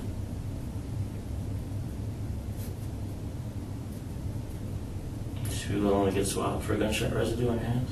Yes. Yeah. Yeah. Okay. That's good. You have any guns in the house or weapons in the house, you know? I'm told my mother had a gun. Oh, you don't know if she had it or not? I know she had one a long time ago that I hid. And then she got another one, but apparently that one went missing, and I don't think she ever reported it. Okay. You hid the first one? Mm-hmm. Why'd you hide it for? Because I didn't think it was safe. You know what kind of gun she had? The one I hid, Mm-hmm. I think it was like a 38. Okay. When was the one she replaced it with, you know? It was bigger. Yeah. I don't know how. The barrel was longer. I don't know exactly what it was. Okay. When you hit it, where'd you hide it at? The 38 Mm-hmm. in the garage, in one of the bins. One of the bins? Mm-hmm. Is it still there? As far as I know, yes. Okay. And what about the bigger gun? You haven't seen that in how long? Have you seen it? Or? She's the one who told me that one was missing. Okay. I don't know where she kept it. She just told me that she had a gun, it was missing. And that was a couple of months ago. Did she like guns? Was she a gun fanatic? Or what'd she have a gun for? What do you think her mom had a gun? I thought it was for protection, Yeah. but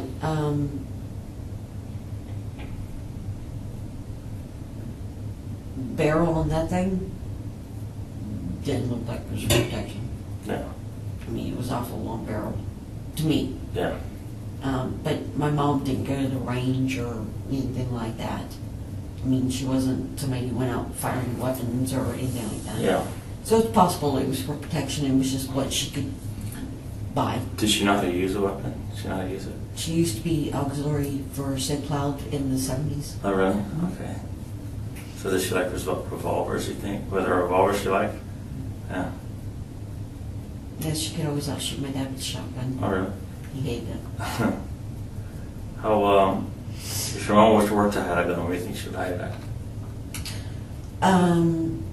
She would have hid it somewhere in her bedroom. Okay.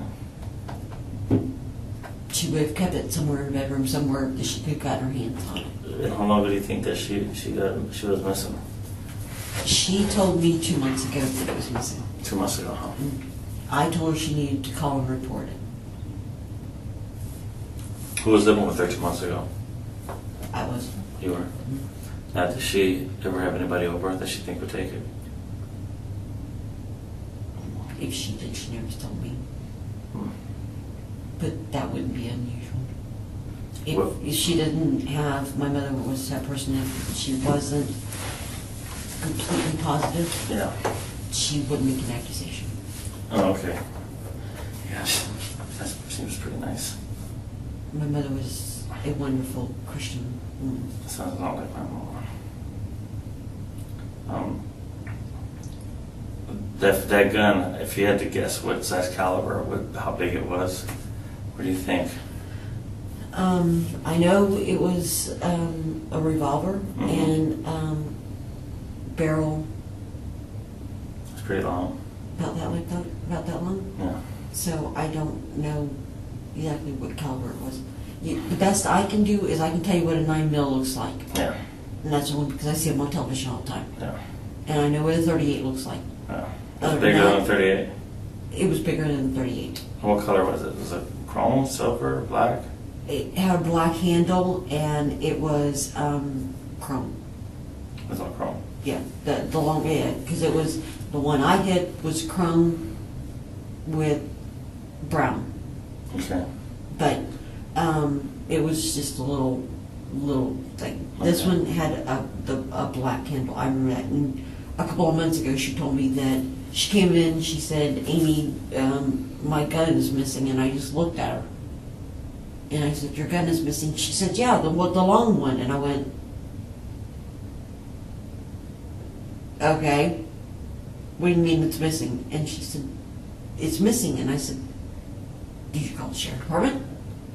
And she said, "No." I said, "Mom, if it's missing and it gets used, it comes back to you." Mm-hmm.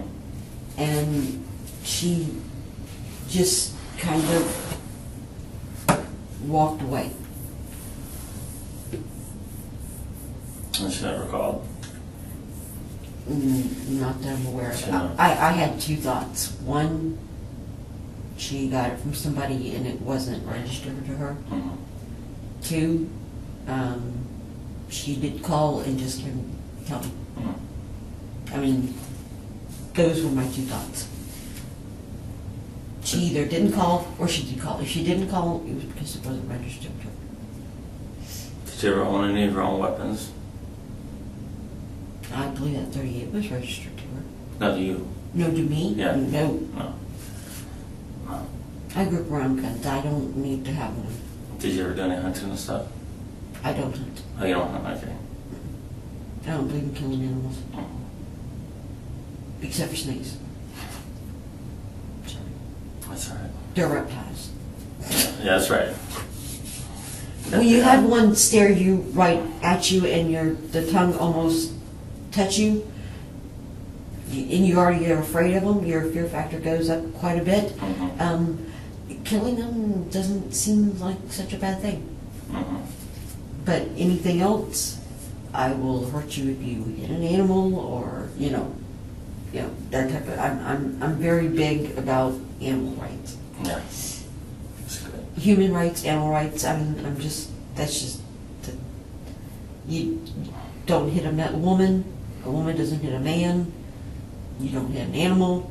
You don't mistreat them. You don't try to mistreat children. I mean, that's how I was raised. That's how I am. And that's the reason I'm trying to find out and figure out what or how I can give y'all something to prove that to stop you, where you don't have to you stop looking at me and maybe move on to somebody else or a different direction. And I don't know. I can't think of what I can do. What I wasn't here, so I don't know what the other detectives talked to you about. What did they tell you about your mother? They told me that she was buried in the backyard with fresh dirt over her and fake flowers.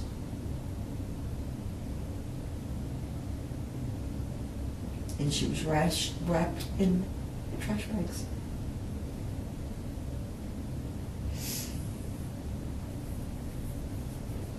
Did they tell you anything else she was wrapped in?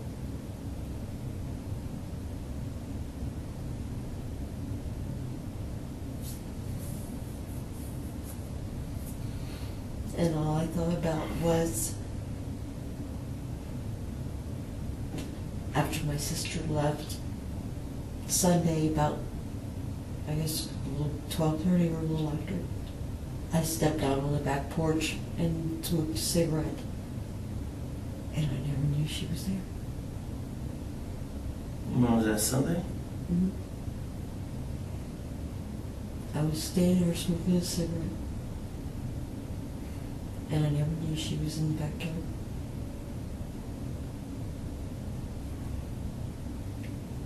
All by herself. Did you never notice those flower beds?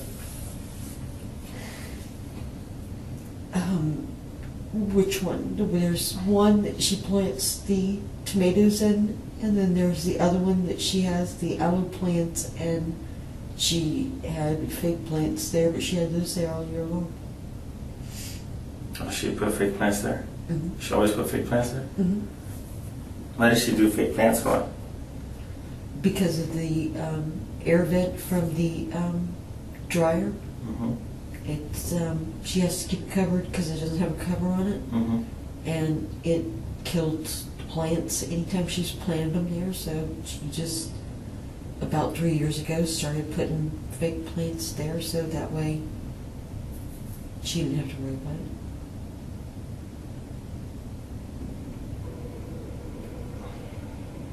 Then on the other side is it's a smaller one, but it's, that's where she only paints the peppers and the tomato plants, but there's nothing planted there. There, it's an empty one right now. So when they said the fake plants, there's only one place in the backyard that there's fake plants. Did you ever help her plant the fake plants? I've helped her move her, and rearrange them and pick different ones to put there, but that's about it. You ever help her dig and shovel and plant new ones? I mean, I helped her with the shovel, dig or kill snakes. But,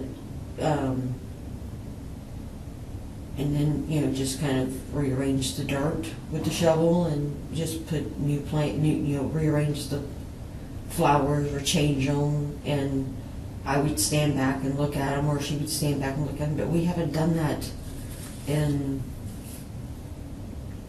September.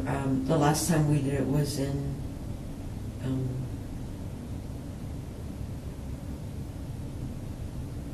July. In July. Yeah. July. How long have you been at that house for? I moved back in 5 years ago. Like 5 years? You've been there 5 years. That's a long time. Yeah. That's a long time. That's how long we've been divorced. Oh. I was supposed to be moving to Ohio, but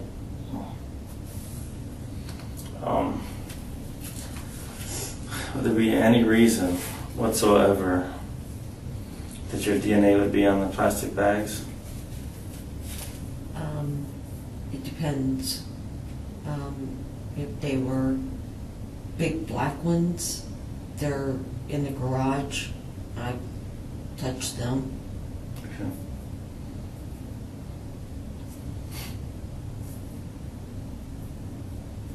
What about anything else?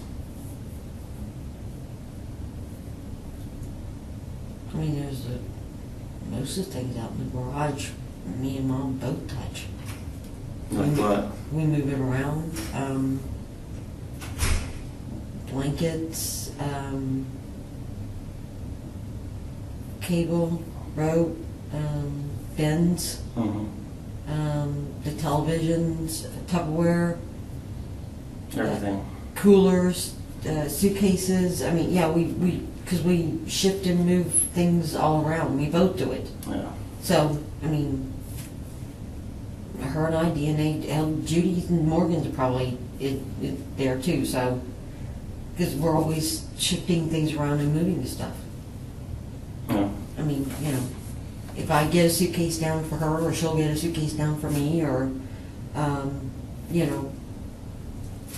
getting a trash bag, or grab a roll of trash bags, and, and then if we don't need them, stuff them back in the box.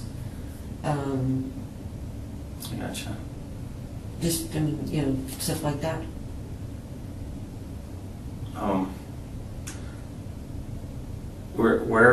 What kind of cable are you talking about? You mentioned cable. You move cables around also?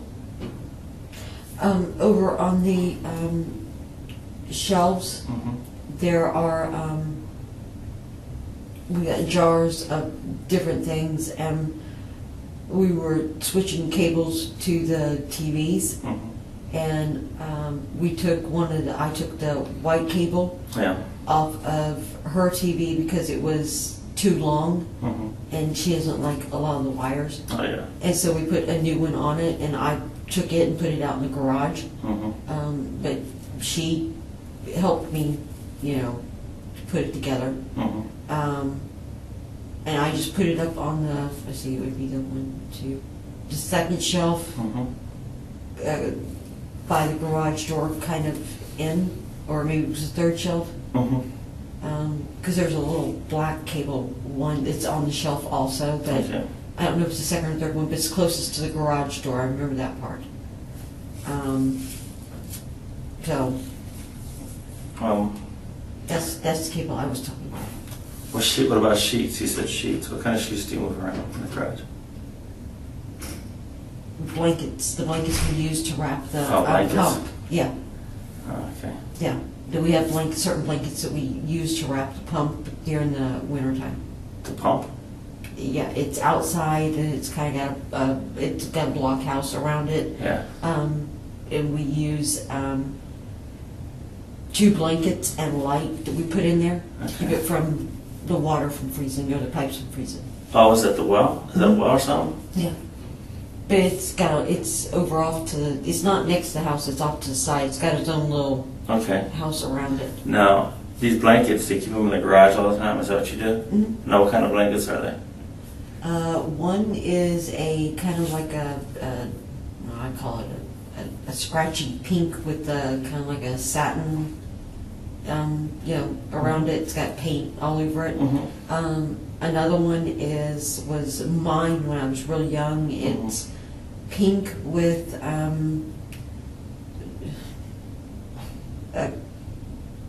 a character, 2 characters or something like that on it.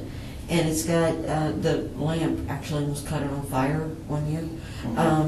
We got it too close. And that's out in the garage. That's in the garage. What color is that one? It's pink and...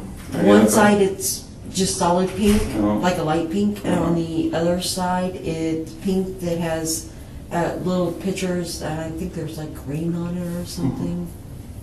I'm not exact. I haven't really. I saw it the other day. I gotcha. So when I went out, I went out there to get something, and I saw it the other day, and I had to move it. So the only reason I remember, and that's how I remember seeing that other pink one, because it's kind of like it's like right below it. Mm-hmm. So I mean, they're like we keep them kind of stacked together. But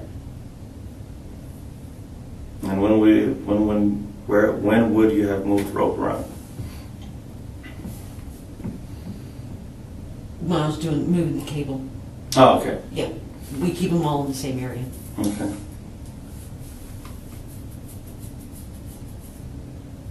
And you guys got like a lot of twine or stuff like that? Or you have any twine or anything like that?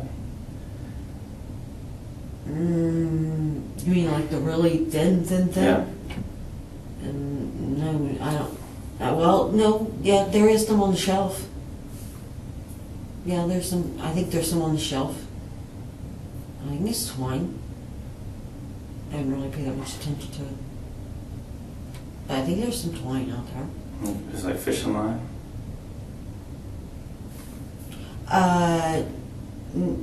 It could be fishing line, or it could be weed eater line. Oh, yeah, I gotcha. So I mean, I don't know which one, but it could be one of the 2. Okay.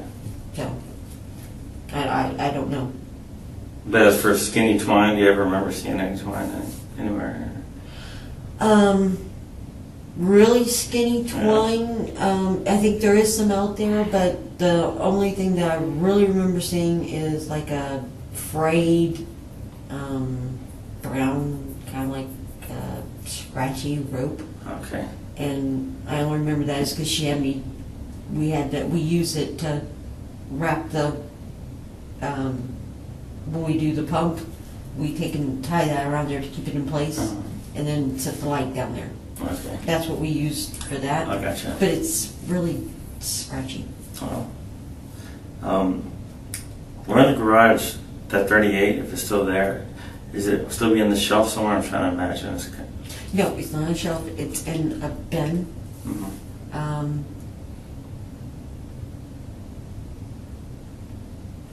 It's in one of the bins. It's not on a shelf. It's on the floor. And unless she moved it around, Mm-hmm. I think it's like in the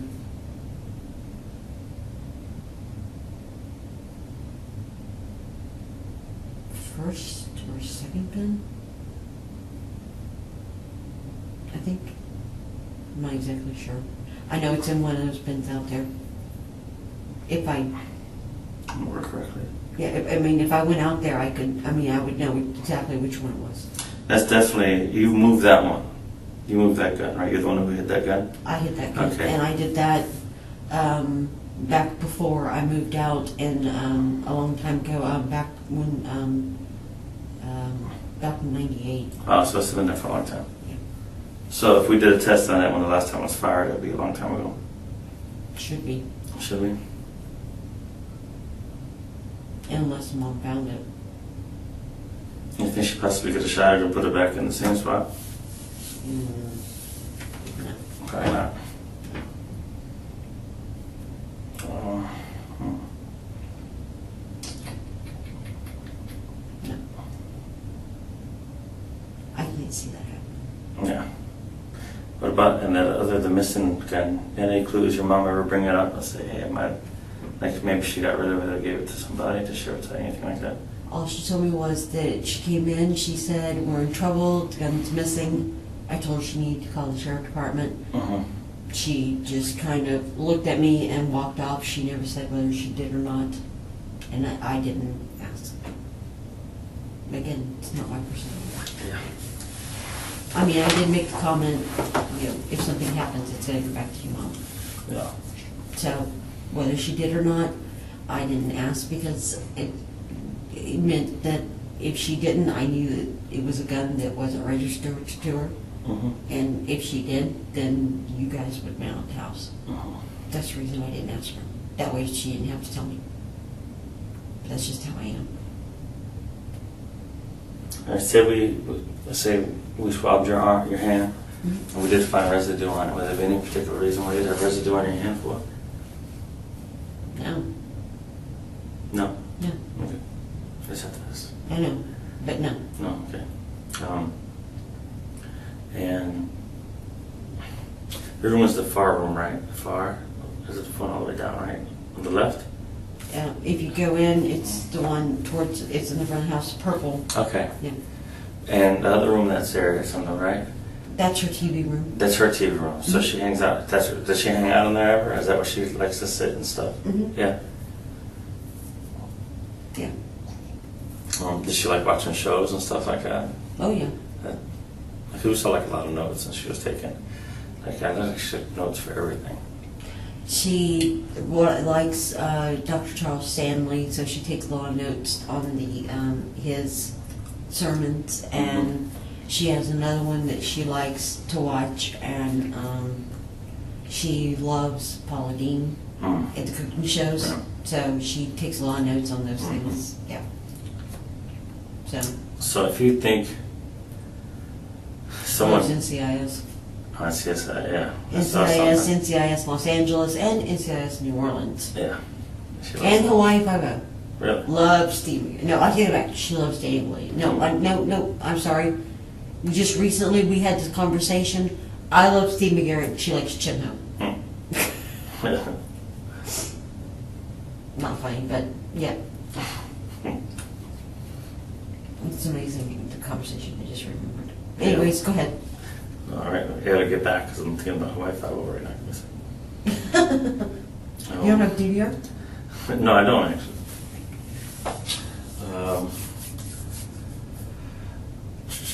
Yeah, so she took a lot of notes. She's like real organized with a lot of stuff too, I noticed. Right?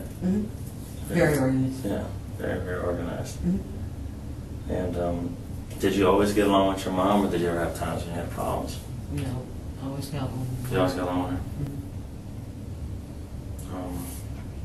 The worst thing I always, and I did it twice, and to this day, if I had a time machine, I would go back and change it. I disappointed her twice, and I wish that's the last person in the world that I would ever want to disappoint. I don't know what those disappointments. My ex-husband, she told me not to marry him, and I did. And back in 2010, I had a substance abuse problem. Okay. But she was the one who helped me and got me through it, and I was very grateful for that. But I still wish I could go back and never have that problem. Yeah. Well, I don't want to get into your whole substance abuse stuff because I don't want to bring up bad memories if I don't have to.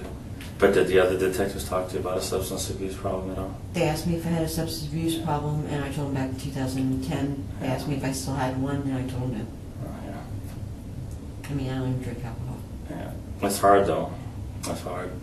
It's hard fighting the urge when you have a problem, though, you know. And not only that, it's hard to admit having a problem, you know. And it's not against, listen. No, for me it wasn't. As a matter of fact, anytime I can help somebody, Yeah. I have absolutely no problem talking about it. I understand. But you know, it's not against the law to have a substance abuse program. I know. Or problem. And we also, I do have a misdemeanor because of it. but we do also offer programs and stuff, you know, for that. Right. That and they're actually they've been proved and they've got pretty decent ones. So if there's any reason you're worried about, telling us about one. You know, we can do whatever we can. No, absolutely not. Okay. I mean, I know mine was the Lyrica, and I don't even know what that is. it's it's FDA approved. It's for fibromyalgia and convulsions Yeah. and epilepsy, and the doctor that I was going to at the time had me taking 3 times the amount milligrams that the pharmaceutical company recommended, and that's the reason the judge. I had Judge O'Brien. Okay. I spent 22 days in jail, got my bail hearing, and then I spent almost a year on house arrest. And Judge O'Brien had had enough with the prosecution because they kept changing prosecutors. Mm-hmm. So when my court case came up, she told him to make a deal, dropped it down to the DUI, and gave me 100 hours of community service, which I did at the Pound. I had to go to victims awareness class and a DUI class, which was kind of funny because everybody in there, when they would ask what their blood alcohol was, they would tell them, and 0. Yeah. There was another guy in there for pot and 0. Yeah. Of course, the one guy that came in and ate that little stick that you have to put on your tongue and it turns green, you've been drinking, when he breathed on it and it turned greener than the Incredible Hulk without it even touching his tongue at 8 o'clock in the morning.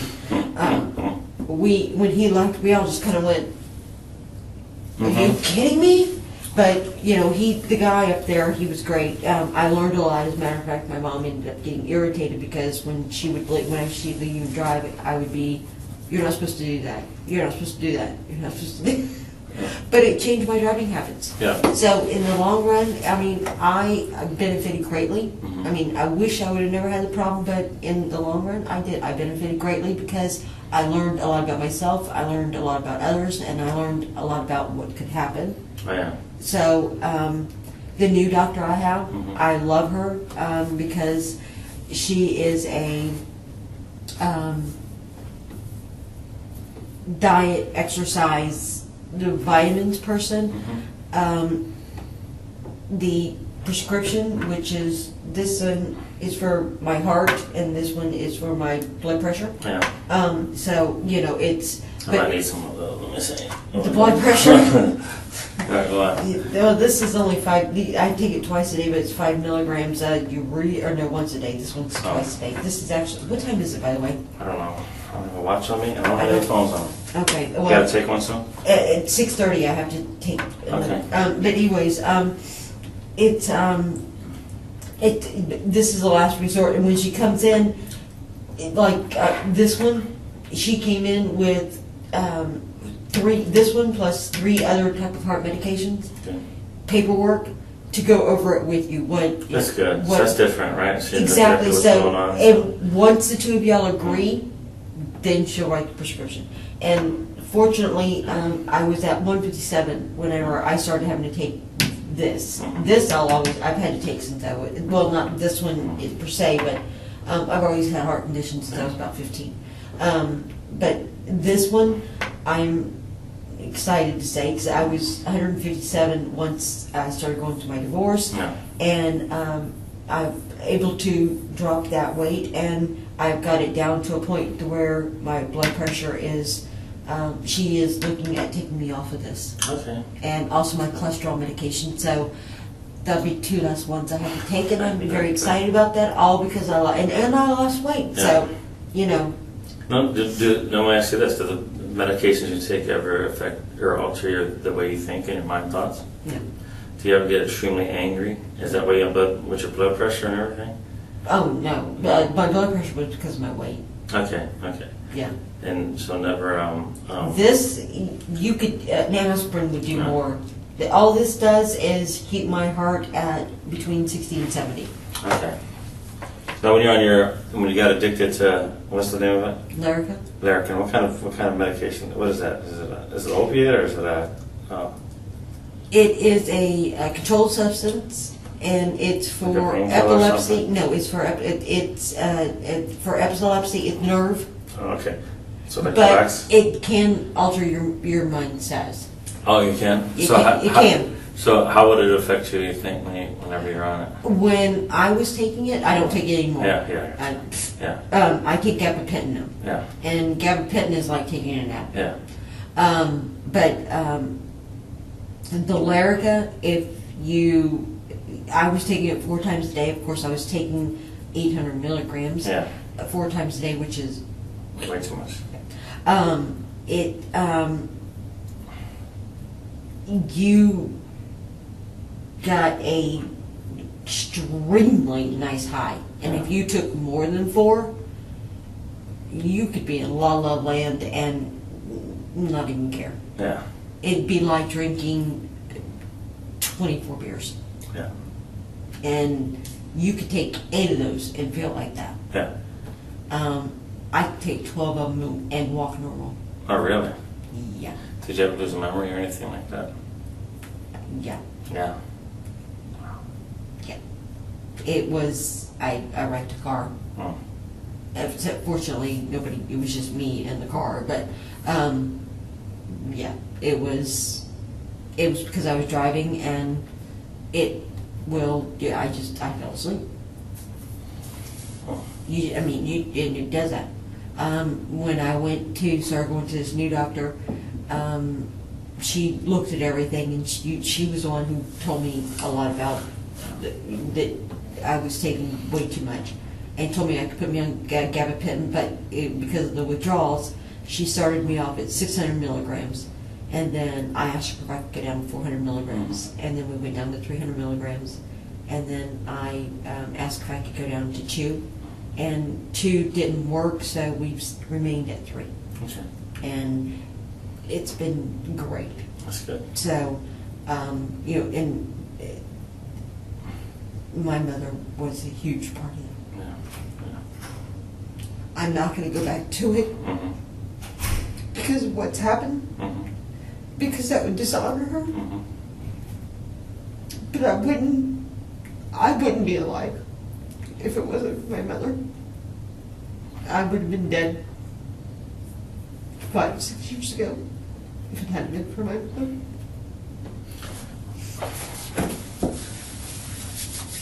So, there is no way I would go back to something like that, because that would just completely dishonor her. And I'm not going to do that. I'm not. I would never do anything to dishonor my mother. Well, how are you with drinks? Do you want some water or something? I do need a water, because at 6:30 I'm supposed to It take. might be around 6:30 now, so you might have to take some of those. I have to take this one at 6:30. Okay. Let me get you some water, okay? Thank you. Tight. It's my cried. I didn't think I've cried all my water out. What's that? I said I've cried so much I don't have any more water left. Get some water. I'll be right back. I was like, look for a cup everywhere. Hold on, we got some bottled water.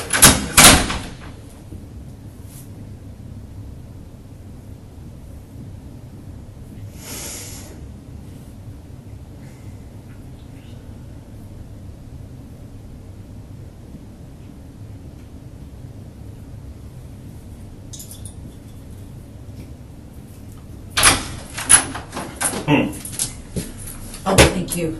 You're welcome.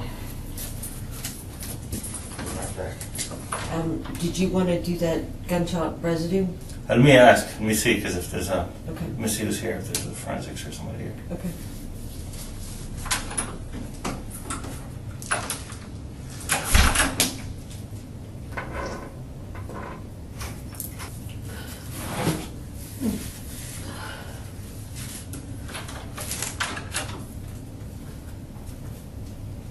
me?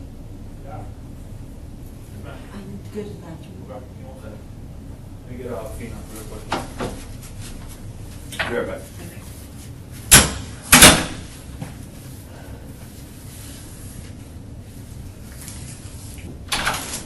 Hey, we got somebody coming up to take you to the bathroom. We just can't do it ourselves. I know you need to Okay, know. so there's someone that's going to be a minute, so. Are you able to step in? Can I ask you a couple questions? Do you know if I'm going to be leaving here tonight? I'm not sure yet. Okay. It's not my case, I know. all right? I have to get with the other detectives and find out exactly what's going on. But to be honest with you, I don't know yet. So. If I do, am I going to be able to go back to my house, or am I going to have to go back to my dad's? You can't go back to your house, not yet. Okay. Is there? The reason I'm asking is, I have a prescription I was supposed to pick up today, and I can't do it without my purse. Okay. I need a change of clothes. Okay. I mean, there's just certain things I need. I need stuff for my dentures because Okay. I've had them in and they're starting to rub me raw. Okay, I gotcha. You know, Yeah. I mean, this is, it hurts really bad. Okay. But I've already missed one medication because I wasn't able to pick it up today. Okay. But I can't do that without my purse. Okay. And of course, I need my toiletries and clothes. Okay. Um, I'll find out for you. if Okay. you wouldn't mind. Yeah. Just so bathroom's coming up. Okay. If you can hold Bathroom it for a little first. bit. Bathroom first, and Yeah. then the residue thing. Yeah, but in you still want let me go and smoke a cigarette while I wait. You got cigarettes with you? Well, let's see what happens. We have to wait for the female deputy to get here, Okay. and then we'll see what we can do for you.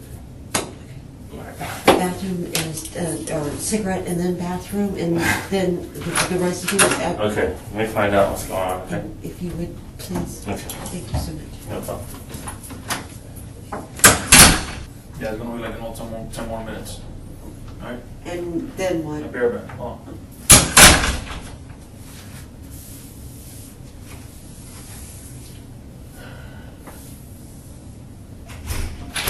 Best I could give is this. Okay. And do you I'll be right back, all right? Hold on.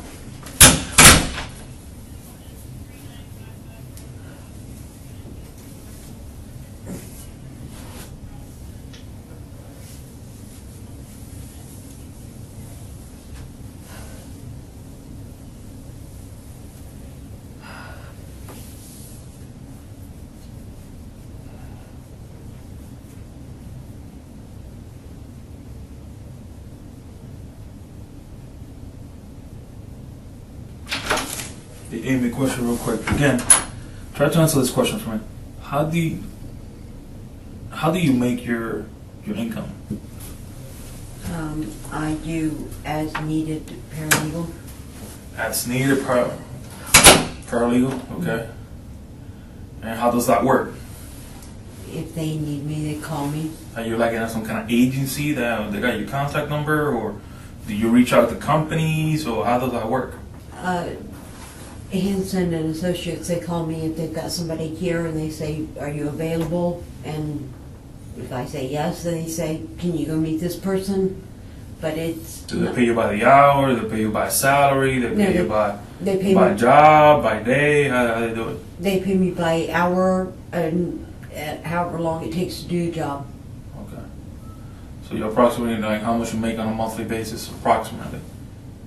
If I only That's have steady. And then, if I only have one client, depending on how long it takes, I can make anywhere from $900 to $1,500 that's what on a job or the whole month?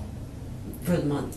For the month. Mhm. So how long you been doing this paralegal stuff like that? Working for About a year, about a year. a little over a year. So let's say on a yearly basis, like how much you made, how much your annual income last year?